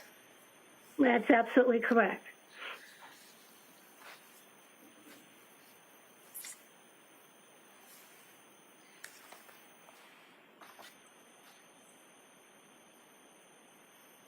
Move to put the photographs we were just showing into evidence.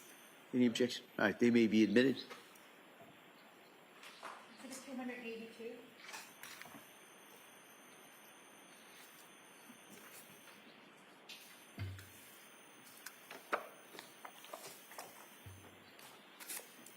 Doctor, in your report that you provided to defense counsel, you also talked about the strangulation of the children, correct? I did.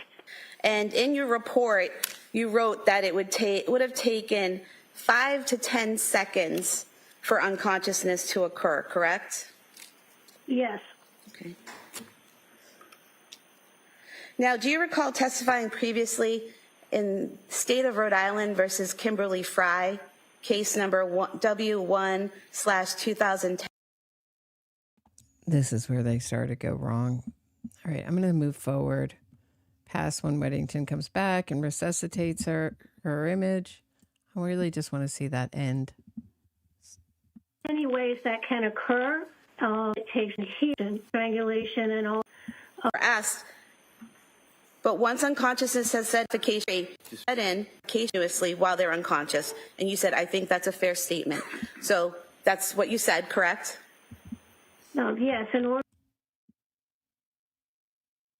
Yes. Thank you. All right, anything further? One other question.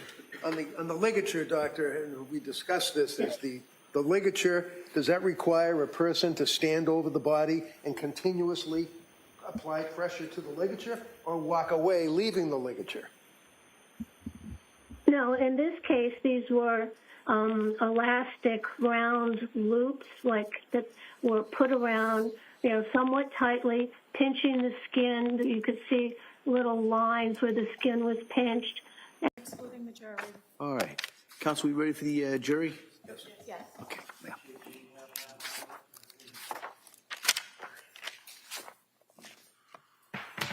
I'm sorry, guys. We're going to have to get it next time. It's pretty much lined up. Thank you, Norma 0203 for the 500 joules. I appreciate it.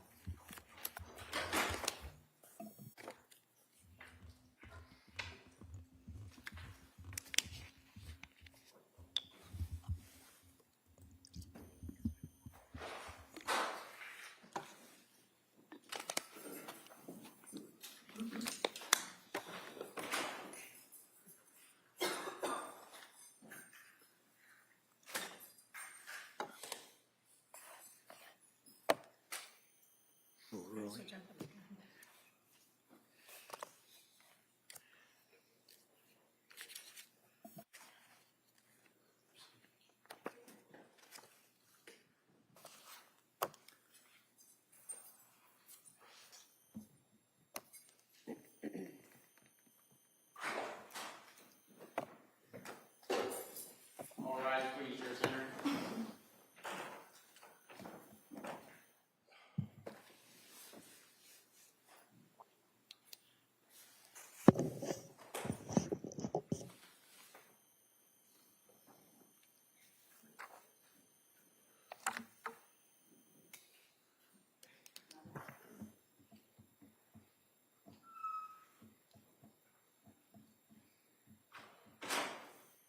Court is back in session. You may be seated. Your Honor, for the purpose of the record, we return back to the trial, Commonwealth versus Lindsay Clancy. All All right, Attorney Reddington. Thank you. Call Dr. Paul Zeisel, please.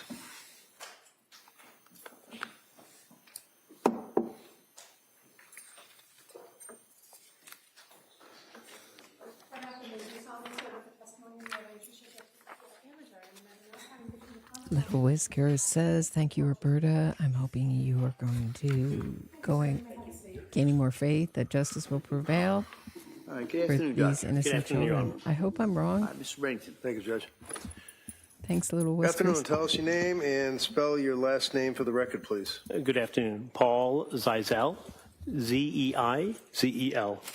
And what do you do for work, sir? I'm a clinical and forensic psychologist. And briefly, what's the difference between a psychiatrist and a psychologist? A psychiatrist goes to 4 years of medical school and does a residency in a specific field in medicine. A psychologist goes to graduate school, generally 4 years, and gets a PhD or a PsyD, Doctor of Psychology, in psychology.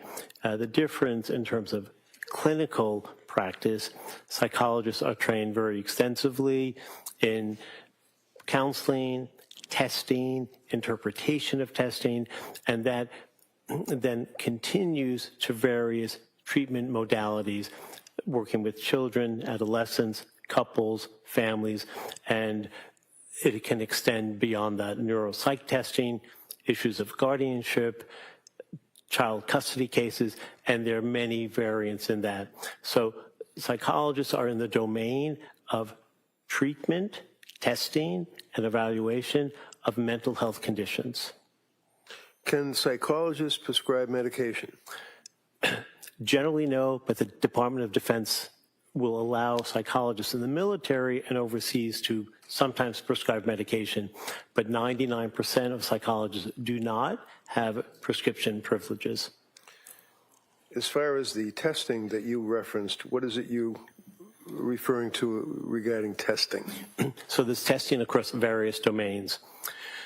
If a person comes in with, let's say, concerns about intellectual functioning for a child, they would have a perhaps school psychologist or educational psychologist who would do testing on cognitive levels of functioning, or neuropsych testing, or testing that deals with issues of ADD, attention deficit disorder, or ADHD, attention deficit hyperactivity disorder.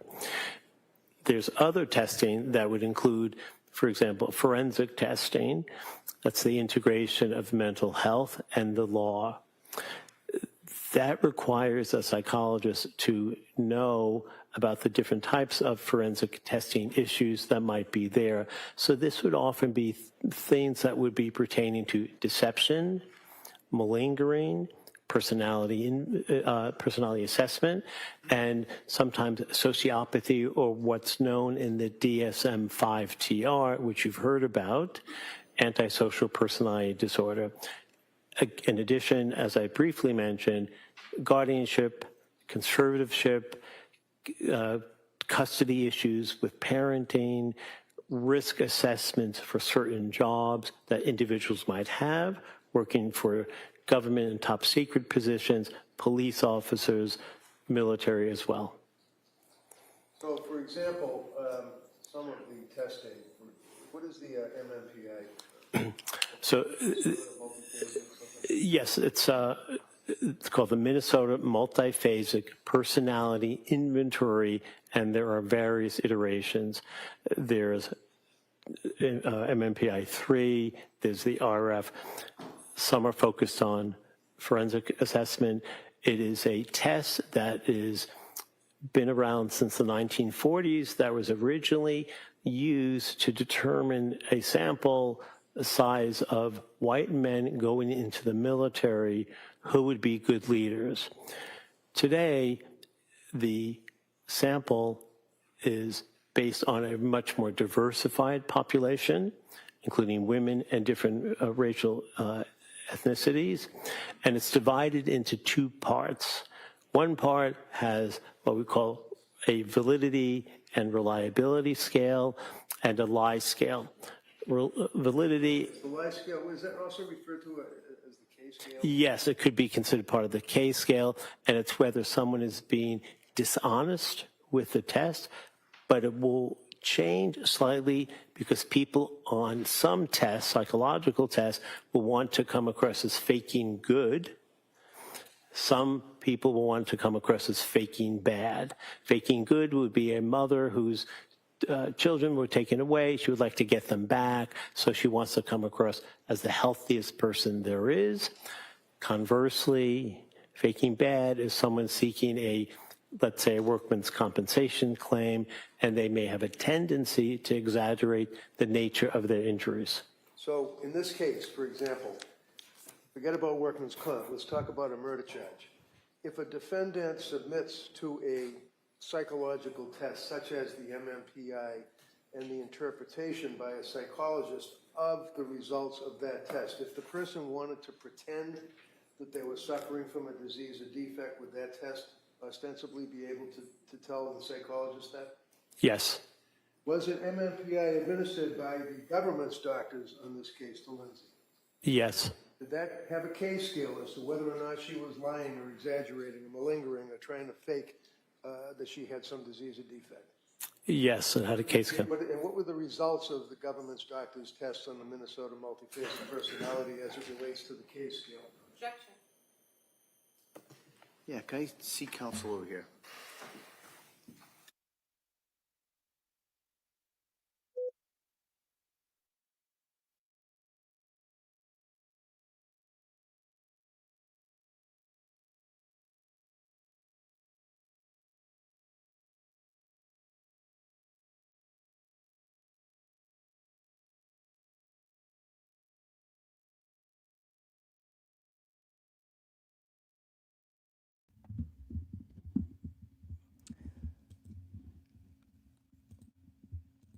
So this is the doctor who visited Lindsay Clancy. So get ready for that question on the cross.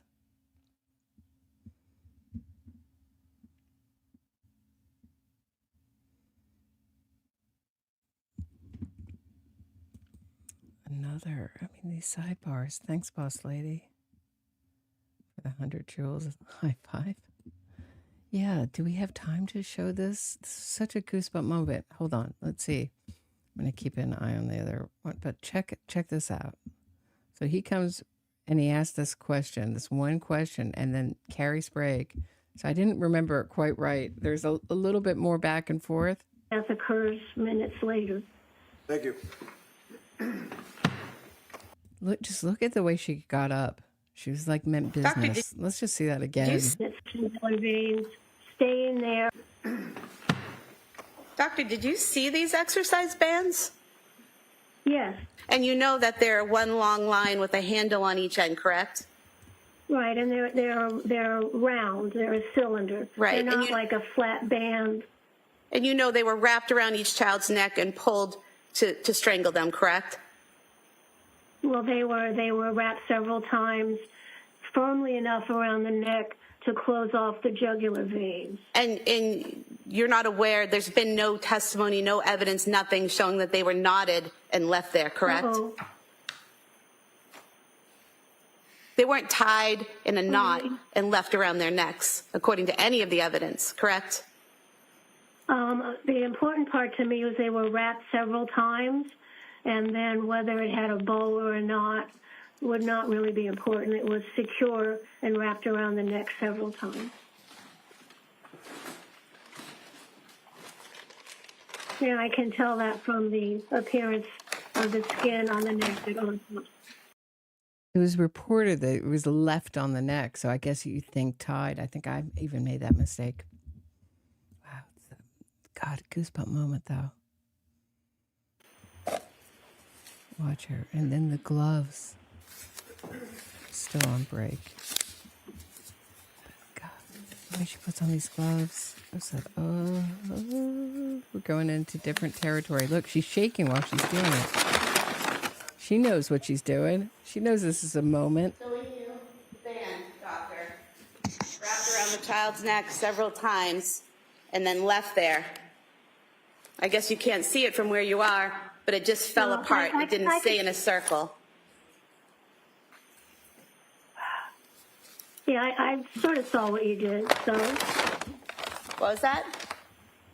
I said, I saw what you did, so she gets attitude. As we say, lead you a little bit. Yes or no answers would be fine. Were you aware that a test was administered by the government's doctor, I think it was Dr. Helbrin, to Lindsay Clancy in the course of the government's evaluation? Yes. And did you consider the results of and the interpretation of that test as part of your opinion for this jury? Yes. And to that extent, as you discuss whether or not somebody is faking or somebody is exaggerating, do you have an opinion based upon your review of the discovery in the case to a reasonable degree of medical certainty as to whether or not Lindsay Clancy, in the course of that evaluation, was malingering or lying or exaggerating? Yes, I do. Tell the jury. My opinion in the testing of Ms. Clancy regarding the MMPI was that Objection. Just the doctor, your opinion, doctor. she was not faking. There was no evidence of any malingering. She presented as an honest citizen. Okay. Now, regarding your background, I may have jumped the gun. Tell us briefly what your educational background is. I have a bachelor's degree from Queens College. I have a master's degree from Harvard University and a doctorate in clinical psychology from William James College. And your career spans how many years, sir? I've been licensed for 37 years. And would you consider yourself to be a forensic psychologist? Yes, I do. And as you indicated, that's the interface between medicine and law. Is that correct? Forensic? And mental health and law, yes. Mental health and law, okay. In this case, your experience obviously is something somebody has to evaluate. Can you tell us your history as a psychologist? In other words, your experience that you've had in the field. Yes. Well, in the field, I have, as a forensic psychologist, been involved in over 1,000 cases, testifying for both the Commonwealth as well as for Respondents' Counsel. I testify more for respondents or defendants these days. I've been qualified in every court in the Commonwealth with the exception of Nantucket because I've not done any cases in Nantucket County. I have a small private practice. I have done work with governmental agencies, a psychologist for the DEA, Drug Enforcement Administration, and I've worked as a federal contractor, as a vendor overseas for the State Department in Afghanistan. How long were you in Afghanistan? I was in Afghanistan from November 2007 to roughly mid-February 2011. So for that 4-year period while you were in Afghanistan, what was the nature of your work? The nature of my work was basically the equivalent through the military, the analogies with the military as a combat psychologist. I was embedded in the field. I would do evaluations, what we call critical incident debriefings, and when there would be multinational forces, and in Afghanistan it was the ISAF coalition, International Security Assistance Forces. That would be countries that were deployed over there: England, Germany, France, Spain, Italy, Portugal, Romania, Bulgaria, Australia, New Zealand, a total of 38 countries. I could go on, but I'm not going to. And I'd be loaned to various countries in different parts of the country to do debriefings after a critical incident, which would be what's called a TIC, T-I-C, Troops in Combat. I'd fly out, usually on a helicopter, do the debriefings of the people who survived those attacks, engaged in those attacks, and ensure that they were stable enough to continue and, if you will, fit for duty.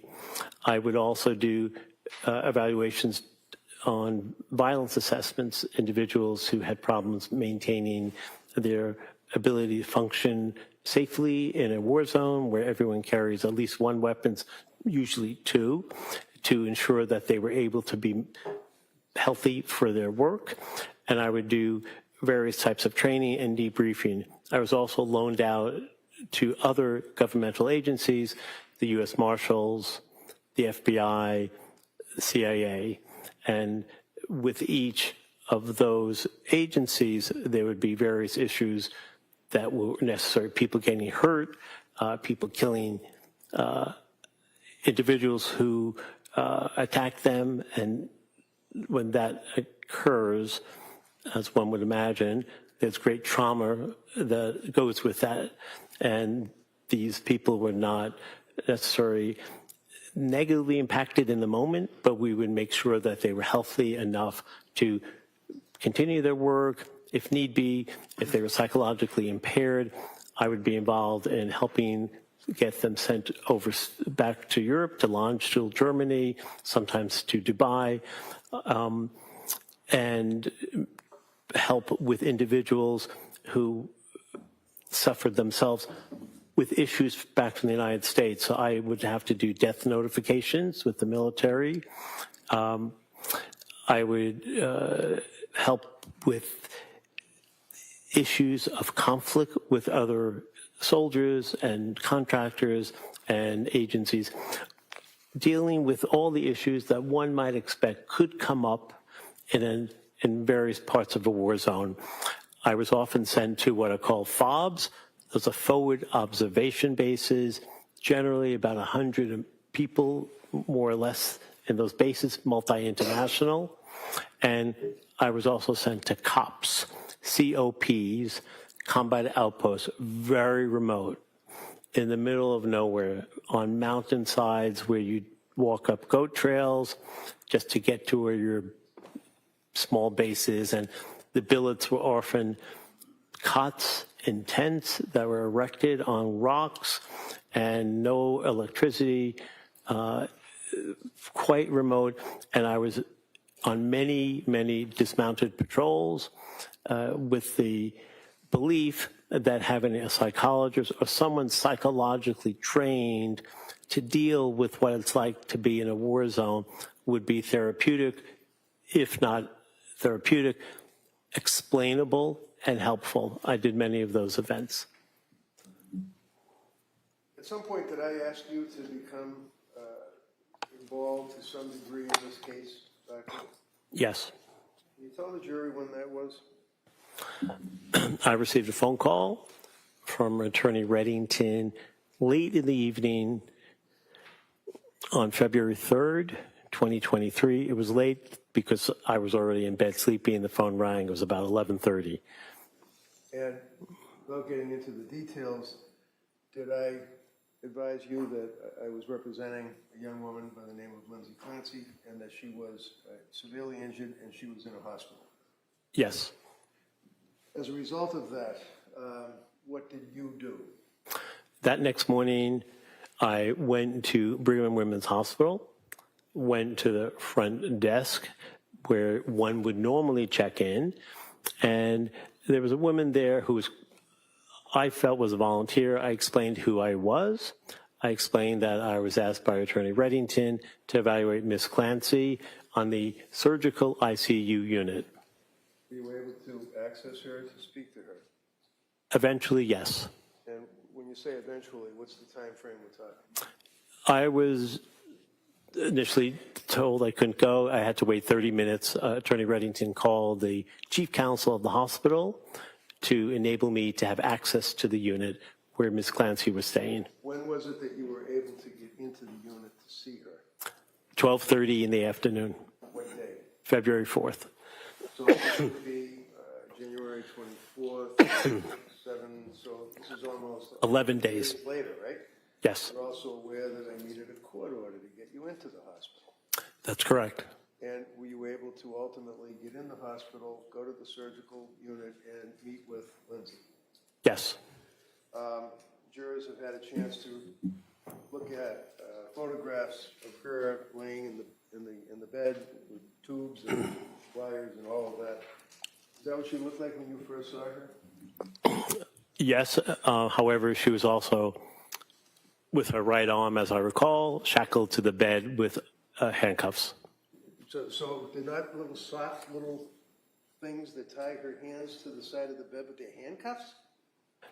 They weren't soft. They were regular, but appeared to be metal handcuffs that police officers and perhaps officers in this court use for detaining people and arresting people. So, they were not soft. While she's laying in the bed, did she have the tubes and the wires for treatment in the emergency, the intensive care unit, I should say?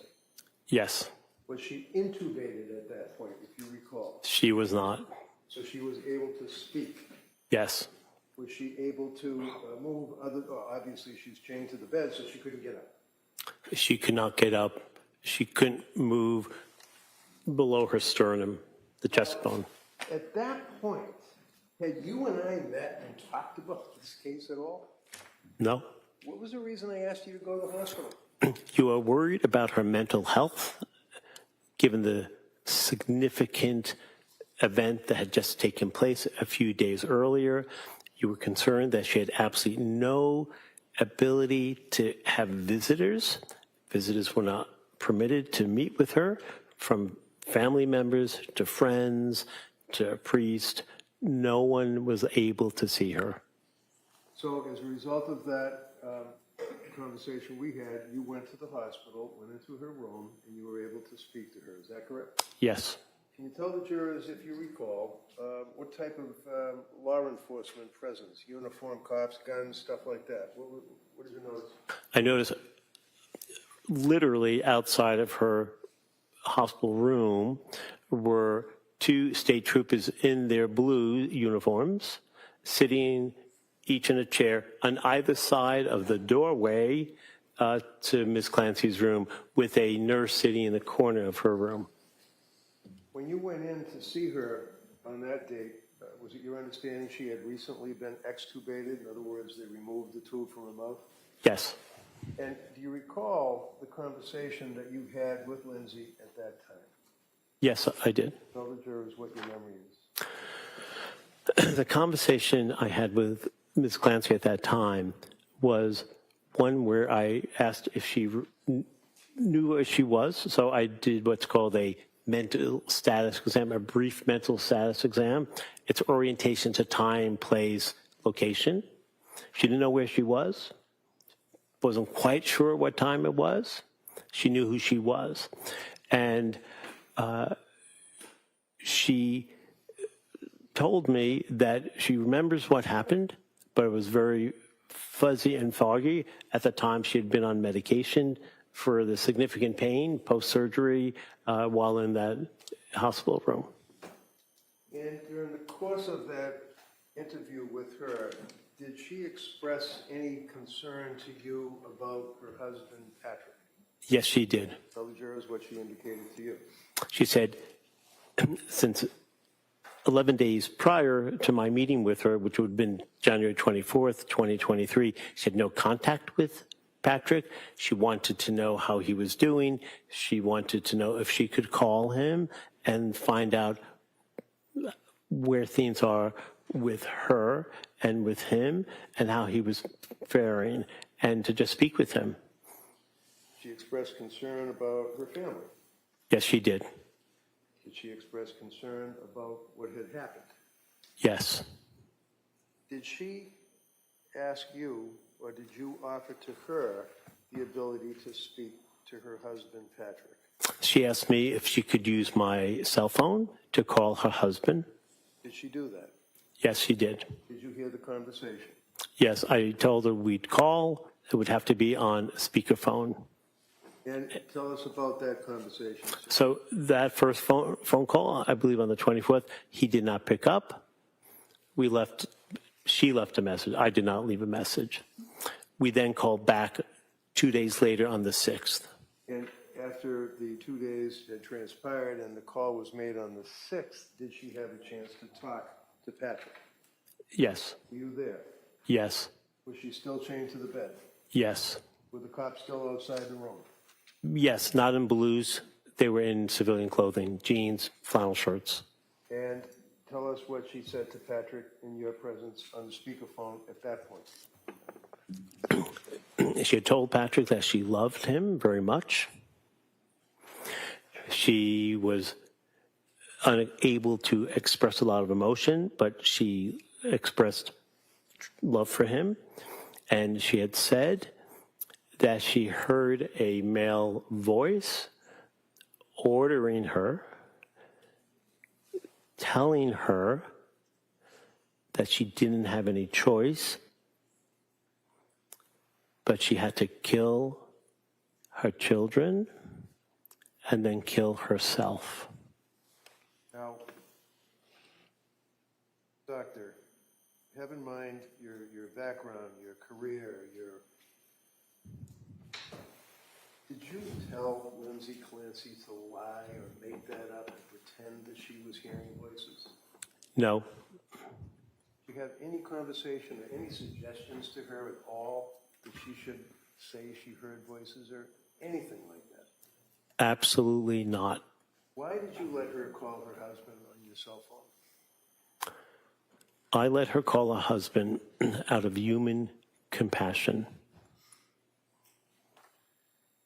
As time went by, did I then, oh, by the way, you've testified for me on other matters, have you not? Yes.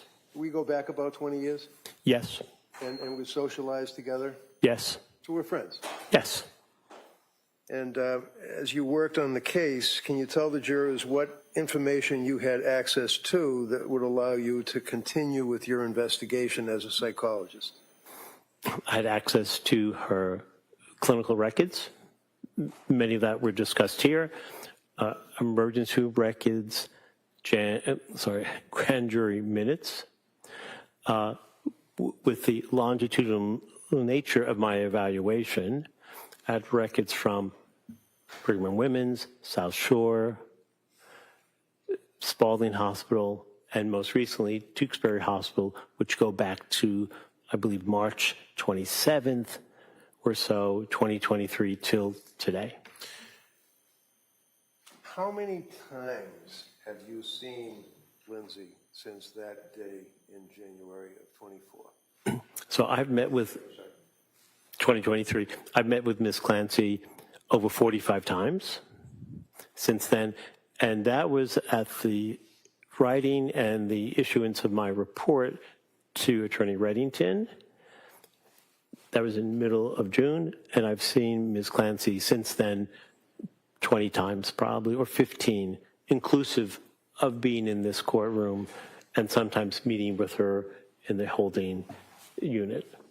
And you've had occasion to visit with her in Tewksbury Hospital many of those times, right? Yes. And you've had occasion to visit with her in the lockup to this courthouse, correct? Yes. And she's been treated very well by everybody, the court officers, everybody, is that correct? Objection. All of this. Yeah, that's sustained. Well, you've had a chance to see her in the lockup, right? Yes. Why would? No, overruled. Why would you see her in the lockup? I would see Lindsay Clancy in lockup because the nature of presentation in this court has been gut-wrenching for anyone who would be exposed to such horrific Objection and move to strike. It's not responsive to the question. Right. Can I see counsel here? I'll withdraw it. All right, so that answer, ladies and gentlemen, that answer is stricken. Okay? In Tewksbury Hospital, have you had to see her, to evaluate her, in addition to your testimony for a jury? Yes. Why?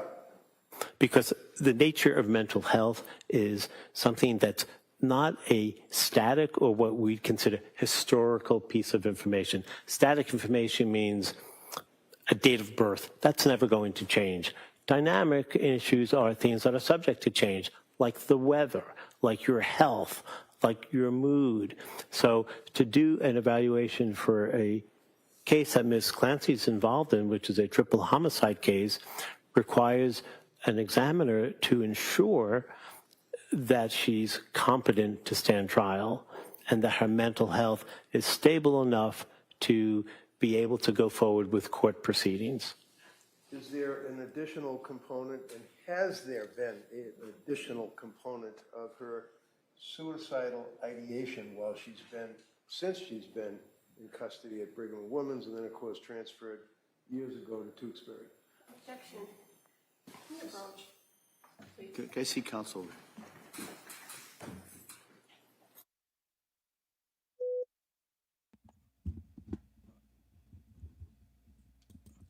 I think someone was joking in here when this witness came up that this is one of Reddington's friends, and lo and behold, it was one of Reddington's friends.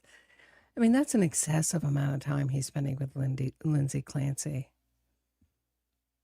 I mean, I guess it's smart of Reddington. This was another really smart move of the prosecution to say we're going to question about all these visits. Who are these people? She's got a priest going back there in the holding cell in the courthouse.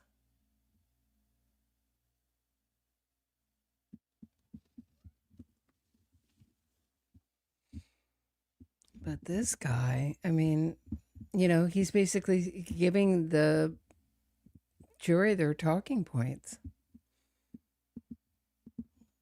Your mental health, yeah, right. It's like the weather. It comes and goes. Yeah, but before it rains, there are some signs, right? Like, where'd the psychosis come from, and how did it end? How was it? How was she in control in every other move, but the moment she says she's not in control, and she told her husband she loved him. Give me a break. It's the most phony marriage, really. It's like he married someone he thought would make him look good.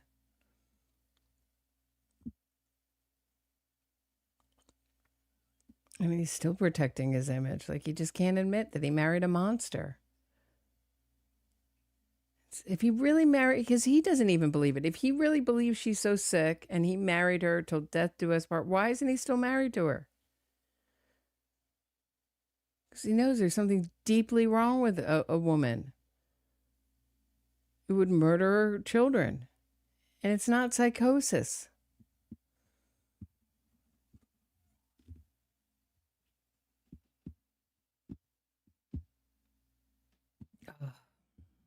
This is the most, like, just disturbing trial, and the support for Lindsay Clancy is just like, I'm disturbed just the way I am with every single, with the West Memphis 3, with Amanda Knox, Meredith Kircher's killer, with Heyman Lee's killer, Anand Syed. I mean, you know, Matt Walsh was saying this is like the low light. Let me see like the low light. Let me see if I can actually like quote him. Hold on one second. I'll tell you exactly what he said. So I had something to say about it. He said, unspeakably evil. He's talking about Lindsay Clancy. The whole thing has been eye-opening in the worst ways. I'll never be able to unsee it. Thousands of women rallying to the defense. Not just women. Can we get rid of the sexist trope? It's just true crime, just old cat ladies. True crime. No. At a time, my audience was like 70% men. Go, you know, I don't know. It changes depending on the topic I'm talking about. Meaning the case, not the subject, is always the same. I'll never be able to unsee thousands of women. While you're evaluating her, whether it be in Tewksbury or when you're visiting with her here, her present state of mind is always an interest to you. Is that correct? Yes. And in addition to all of the police reports, grand jury minutes, photographs, and things that you've described for us, sir, have you also had occasion to review all of the medical records without going through every one of them, dealing with Jennifer Tufts, gelada, drugs that were prescribed to her, etc.? Yes. Were you able to take a family history and a school history from Lindsay? Yes. Were you able to take a medical history from Lindsay? Yes. Were you concerned about her status as a woman who had recently had a child, Callan, in the spring of 2022. Yes. And what time frame was it that you were focusing on for purposes of your evaluation as to her mental state after having Callan, when she was postpartum? The time frame started in roughly September 2022 through January 2023. And during that period of time, you were aware that she had certain symptomology. Again, we could go through every single one of them, or we can just say, yes, she did express that she had symptomology. Jury's heard the evidence up to this point. Yes, many times And to other doctors? people. Did she see doctors? Yes. Dr. Tufts? Yes. Was that the first time that she was expressing anxiety and her concerns about insomnia, and that she went to see Dr. Tufts and she was prescribed the SSRI? Yes. Okay. July, June, August of 2022. What was her mood at that point? Her mood was waxing and waning at times, but struggling as well in common sense ways. Having 3 children, ages 5 and under, not an easy task. So in the fall of 2022, when she went to see Dr. Tufts, that's when she was prescribed the first SSRI. Zoloft, yes. And that would, and again, when she had the second baby, that would be Dawson. Yes. Did she have also indicia, symptomology of anxiety and the symptoms that she had described that she required that she had to be placed on some medication? Yes, she did. What was that medication? I believe that was trazodone, if I'm not mistaken. When she was in nursing school, prior to that, was she placed on medication? Yes, she was. And that was because of public speaking nerves? What was the medication? There were multiple medications. I believe it was propranolol, and I believe it may have been trazodone and Wellbutrin, but I'm not totally positive of that. Do you recall that she was prescribed an SSRI when she was in nursing school? Yes. What was that? That was Zoloft. When she saw Dr. Tufts and she took the Zoloft, it was 25 milligrams initially, is that correct? Yes. Was it increased? It was increased to 50 milligrams sometime later. Yes. And how did she react to that? She didn't take the medication initially. She waited a few weeks until she started on the lower dose. So my question was, how did she react to the increase in the Zoloft? Poorly. What does that mean? It was not a therapeutic uplift for her. She didn't do well. She didn't feel better. By all reports from Ms. Clancy, she did not get better. How about sleeping? Did she have any complaints about sleeping? Yes. What was that? Her insomnia got worse with the passage of time. As September turned into October, it turns into November, around the time of Thanksgiving, had she continued to seek help from medical health care providers? Yes. The answer is yes. Yes. Who did she seek to get help from? Well, the initial person, I believe, was her mother-in-law, Sue Clancy, and who was a labor and delivery nurse who knew people. Who did she see as a result of Sue Clancy? I believe it was Julie Paul initially. And what group was she affiliated with? South Shore Perinatal Health. Did Ms. Paul, nurse practitioner Paul, prescribe medication for her? Yes. And did she continue to deal with South Shore Perinatal? Yes. At some point, did she stop dealing shortly, a short period of time, with nurse practitioner Paul? Yes, Nurse Paul left. And why was that? She got a transferred position. It had nothing to do with her patient load or... So she was transferred? She was transferred, okay. Yes. So as a short period of time, she was transferred. Who was the next person that she dealt with? Rebecca Gelada. Did Rebecca Gelada have a particular position? Was she a nurse practitioner? Yes. And how long did she deal with Rebecca Gelada? 3 appointments. And during that period of time with Rebecca Gelada, was she prescribed medication? Yes. What was the medication? I believe it was Seroquel. How did she react to that? Poorly. And as time went by, going into the holiday season, Thanksgiving, do you recall what her symptomology and complaints were to the healthcare providers at that point, whether it be Tufts or Gelada, anybody? Yes. What were they? She had many concerns about her health. She wasn't feeling well. She felt out of touch with herself. She felt numb.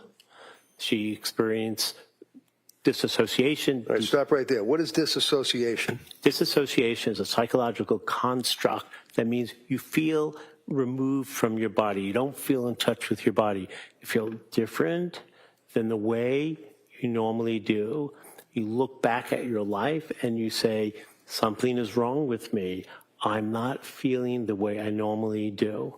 Did she express, for example, when the jurors were looking at the medical records on November 27th of 2022 to nurse practitioner Gelada, that she felt that she was out of her body and that she had a disassociated state? Yes, and that's sometimes known as a depersonalization. You feel removed from your body. You feel removed. You feel as if you are not in your full body. Now, at that time, was she also complaining of other symptoms? And to cut to the chase, was she saying that she could not emote, she couldn't feel love, she couldn't feel happiness, she felt heavy, Yeah. she couldn't walk, she couldn't bathe, she had difficulty relating to people? Is that fair to say? Absolutely. She couldn't get out of the bed. She had total flattened affect.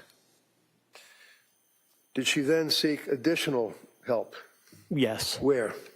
She went to the, I believe, the emergency room initially at South Shore to go to Mass General. And did they prescribe additional medication for her? I believe they did, yes. Did she make any expressions to her treating physicians up to this point about what in her opinion, what the medications were doing to her? Yes. What did she say? She said she was in a brain fog. The medications were making things worse. They were not helping. They were not helping her. Now, as that time went on into the period of Thanksgiving up to around Christmas, did she continue to reach out to people for help, such as suicide hotlines? Yes, she reached out to... The answer is yes. Yes. Why did she call a suicide hotline? She was worried about killing herself. And did she get any help from the suicide hotline? She was turned away. How about the second time she called the suicide hotline? She was turned away. How about when she went to the Women and Infants program in Rhode Island? They told her she was not a good fit for the program. Why? Because she was overly medicated. And did she continue to seek help from healthcare providers? Yes. And what was the next thing that happened as far as dealing with healthcare providers for Lindsay in her postpartum stage? She went to the Mass General emergency room. What happened there? On 12:30, she said she needed to go to the hospital. She was at the emergency room. She was sent to McLean Hospital in Belmont. It's a Harvard-affiliated hospital. Now that McLean Hospital, when you say was sent to, fair to say that even though they had to transport her, it was a voluntary commitment? Yes. And what was her state of mind that caused her to have a voluntary commitment to the locked wards of McLean Hospital? She was worried about killing herself, and she uttered concerns about killing her children. How about, did she relate any intrusive thoughts and dark thoughts, things of that nature during this period of time, October, November, December? Yes. Tell me about that. She said she had, quote, horrible thoughts, unquote. She felt that people could actually hear her thoughts. The thoughts were so loud that strangers could hear them. Sometimes. She expressed at that point, for example, that she was concerned about school teachers with the Little Sprouts school with the kids, that they could read her thoughts and that she would lose custody. Yes, it's called ideas of reference. You believe other people can hear what you're thinking, and that can have a very negative interpretation for the person believing that, feeling that, and thinking that the outcome is going to be a negative one, that their children may be relieved from their care. Now, as it relates to the concept of a psychosis, can you tell me in 25 words or less what a psychosis is? A psychosis is what's considered a major mental health disorder. It's when people have disorganized thinking, and the symptoms most typically are hallucinations. There are different types of hallucinations. 80% of people with psychoses hear voices. There are different types of voices that one can hear. Benign, get a glass of water. Benevolent, you're a good person, keep it up. Or malevolent, threatening them, telling them, ordering them to do something horrible, and you believe those voices. Now, during that period of time, when she got out of the McLean Hospital, what medication was she titrating or getting off of? I believe she's getting off the Seroquel. Was she able to do that? Yes. Relating back to November 27th with the dissociative state, is that an indicia, is that an indication or a harbinger of psychosis? Yes. And is a psychosis, is that something that somebody would be suffering from a psychosis for a month at a time, 2 months at a time, or is that short periods, or how does that work? People with psychoses have intermittent symptoms. They can function fine one day, and the next day they can be hearing voices, they could be seeing things, feeling things, smelling things. To be clear, those additional types of hallucinations did not plague Ms. Clancy. She only had auditory hallucinations, but hallucinations are like the waves at the beach. They come and go. They're called waxing and waning? Yes. And would you tell me, doctor, in your opinion, is an individual, and we refer to postpartum psychosis, is that a particular affliction that afflicts women that have had babies and they go through a period of postpartum depression and then ultimately postpartum psychosis? Yes. Can you tell us, is a person, even if they are in the throes of psychosis, are they able to make a phone call? Yes, they can. Are they able to drive a car? Yes. Are they able to say, hi, how are you? I'd like to have a hot dog? Yes. They don't have to look at the unicorn in the corner, right? That's correct. Mr. Rington, it's 4 o'clock. Is this a good time to? Sure. All right. So, members of the jury, we're going to recess until tomorrow morning. I would expect our schedule tomorrow will be similar to the schedule we had today, hopefully without the technology issues. And I'm just going to remind everybody the same instructions. Don't read anything about this case or similar cases. Don't talk about it. Don't listen to anything. And keep an open mind. Go home. Have a nice evening. We'll see you tomorrow morning, 9 o'clock. Okay? All rise, please. Jurors exit.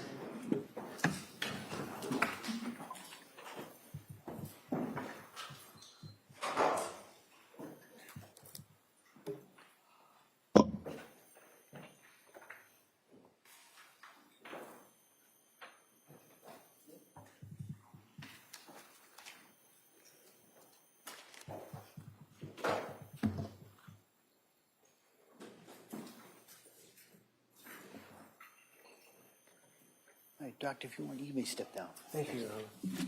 All right. I hesitate to ask. Can you approach? All right.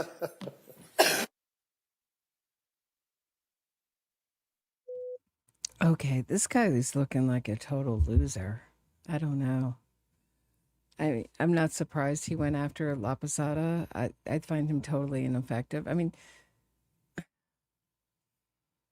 I guess if he just keeps saying that your emotions are like the weather and they come out of nowhere, they're not connected to your thoughts. I don't know. I think Reddington thinks he's one creepy, right? If you're just gonna spend, it's like this guy has nothing else going on in his life that he has to visit with Lindsay Clancy, not like 5 times, 6 times just to be a witness, but 20 times he has to be back there 20 times.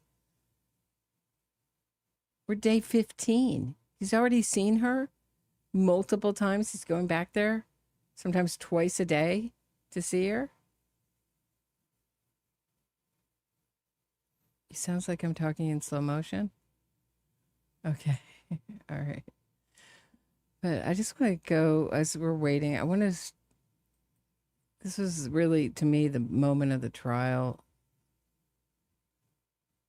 La Posada on redirect by Carrie Sprague came out swinging. Let's just watch the whole thing from when she gets up. And you can tell when she gets up, she's She's going to attack. Doctor, did you see these exercise bands? Yes. And you know that they're one long line with a handle on each end, correct? Right, and they're round. They're a cylinder. Right. They're not like a flat band. And you know they were wrapped around each child's neck and pulled to strangle them, correct? Well, they were wrapped several times, firmly enough around the neck to close off the jugular veins. And you're not aware, there's been no testimony, no evidence, nothing showing that they were knotted and left there, correct? Uh-oh. They weren't tied in a knot and left around their necks, according to any of the evidence, correct? The important part to me was they were wrapped several times, and then whether it had a bow or not would not really be important. It was secure and wrapped around the neck several times. Yeah, I can tell that from the appearance of the skin on the neck that on top.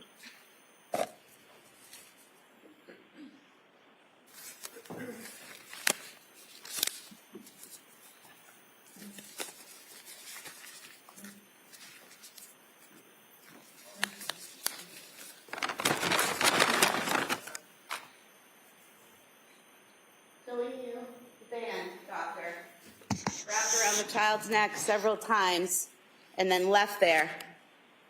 I guess you can't see it from where you are, but it just fell apart. It didn't stay in a circle. Yeah, I sort of saw what you did, so. What was that? I said, I saw that. You saw it. So it was left there and it fell apart, correct? Yeah, what you just did, sure. Yeah. Thank you. Right. So it would be different if it were actually around the kid's neck. See, she can't even concede that. Yeah, I saw what you did. So should have been a lawyer, La Posada, defense lawyer, be the sleaziest defense lawyer. What a great moment for the prosecution. Goosebump moment.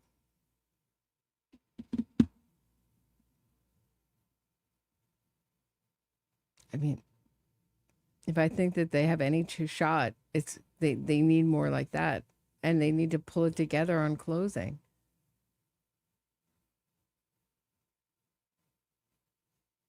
They better have a better story, because their story, the problem with closing is it's their story. They have to tell a story. They have to tell the jury a story that sounds better than the defense's. Because the defense will tell a story and not bring in a lot of evidence. So, I think we're gone for today. Okay, let's stop sharing. They're going, I guess, to Tupac's trial. It's supposed to be really good.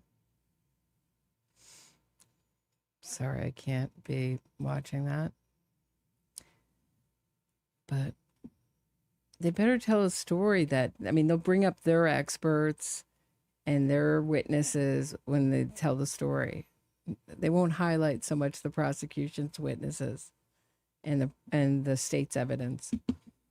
But the state better tell a story that matches the evidence. Right now, it doesn't. That story, like, I don't know where they pulled that from. Highly depressed woman dealing with postpartum whatever. I think they've conceded that. I don't think they've conceded the bipolar. They haven't conceded psychosis. But she was having the baby blues. Sought help, but didn't really take it seriously. But never mind that. But she desperately wanted to end her life. End it all. So she was too much. She loved her children too much and couldn't have her husband, who she was so. Let's look at that gratitude list again. Hold on one hot minute. She's thankful for my husband for picking up the slack when she's been feeling down, and her husband for taking those kids away from me, those kids that I hate away from me. But never mind that. Okay. But it's like one of the things she's most grateful for is her husband taking care of the kids. But she desperately wants to end it all, and she's too type A to have anyone else, including her husband, who she's so grateful for when he does take care of the kids, but now she doesn't want anyone else to raise them but her. So the main motivation is to end it all for herself, so she gives herself superficial wounds.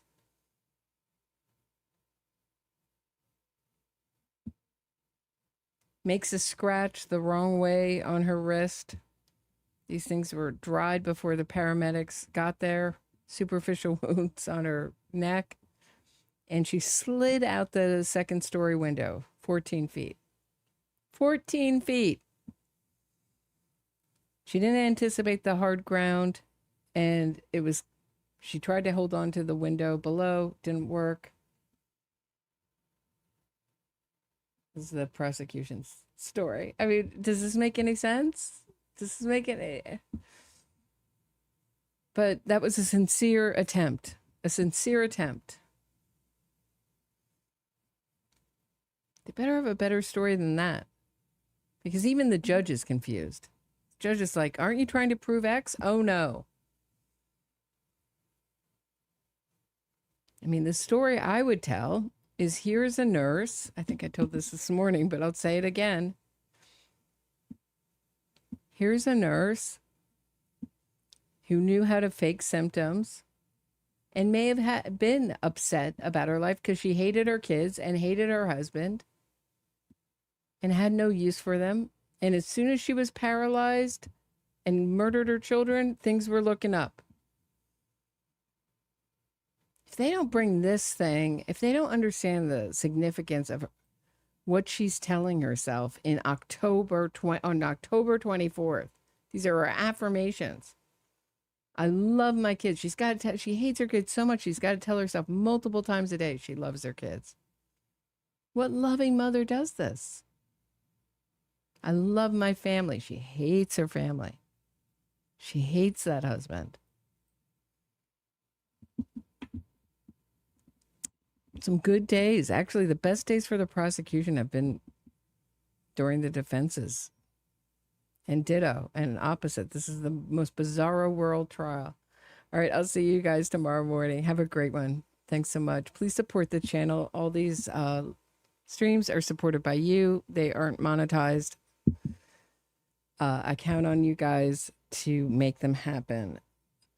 Venmo, buy me a coffee, Patreon, all great ways to support the channel. Linked in this episode's description and every episode description. Have a great night, everybody. See you tomorrow early in the morning.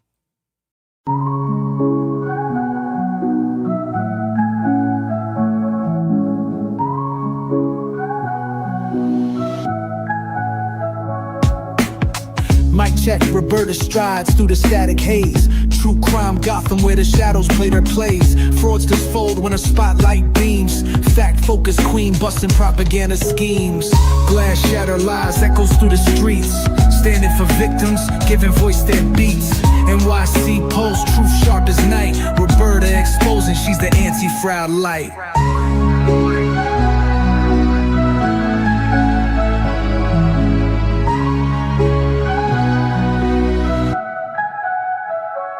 Hard task warrior, dissecting state and defense. Twisted innocence, claims breaking pretense. Gotham's truth seeker cuts clean with the blade. Facts in the forefront, no justice gets swayed. Cold facts drip heavy, real talk unfurls. Cracking cases open like oysters with pearls. Innocence gimmicks crumble to dust in the wind. For victims, her creed, justice till the end.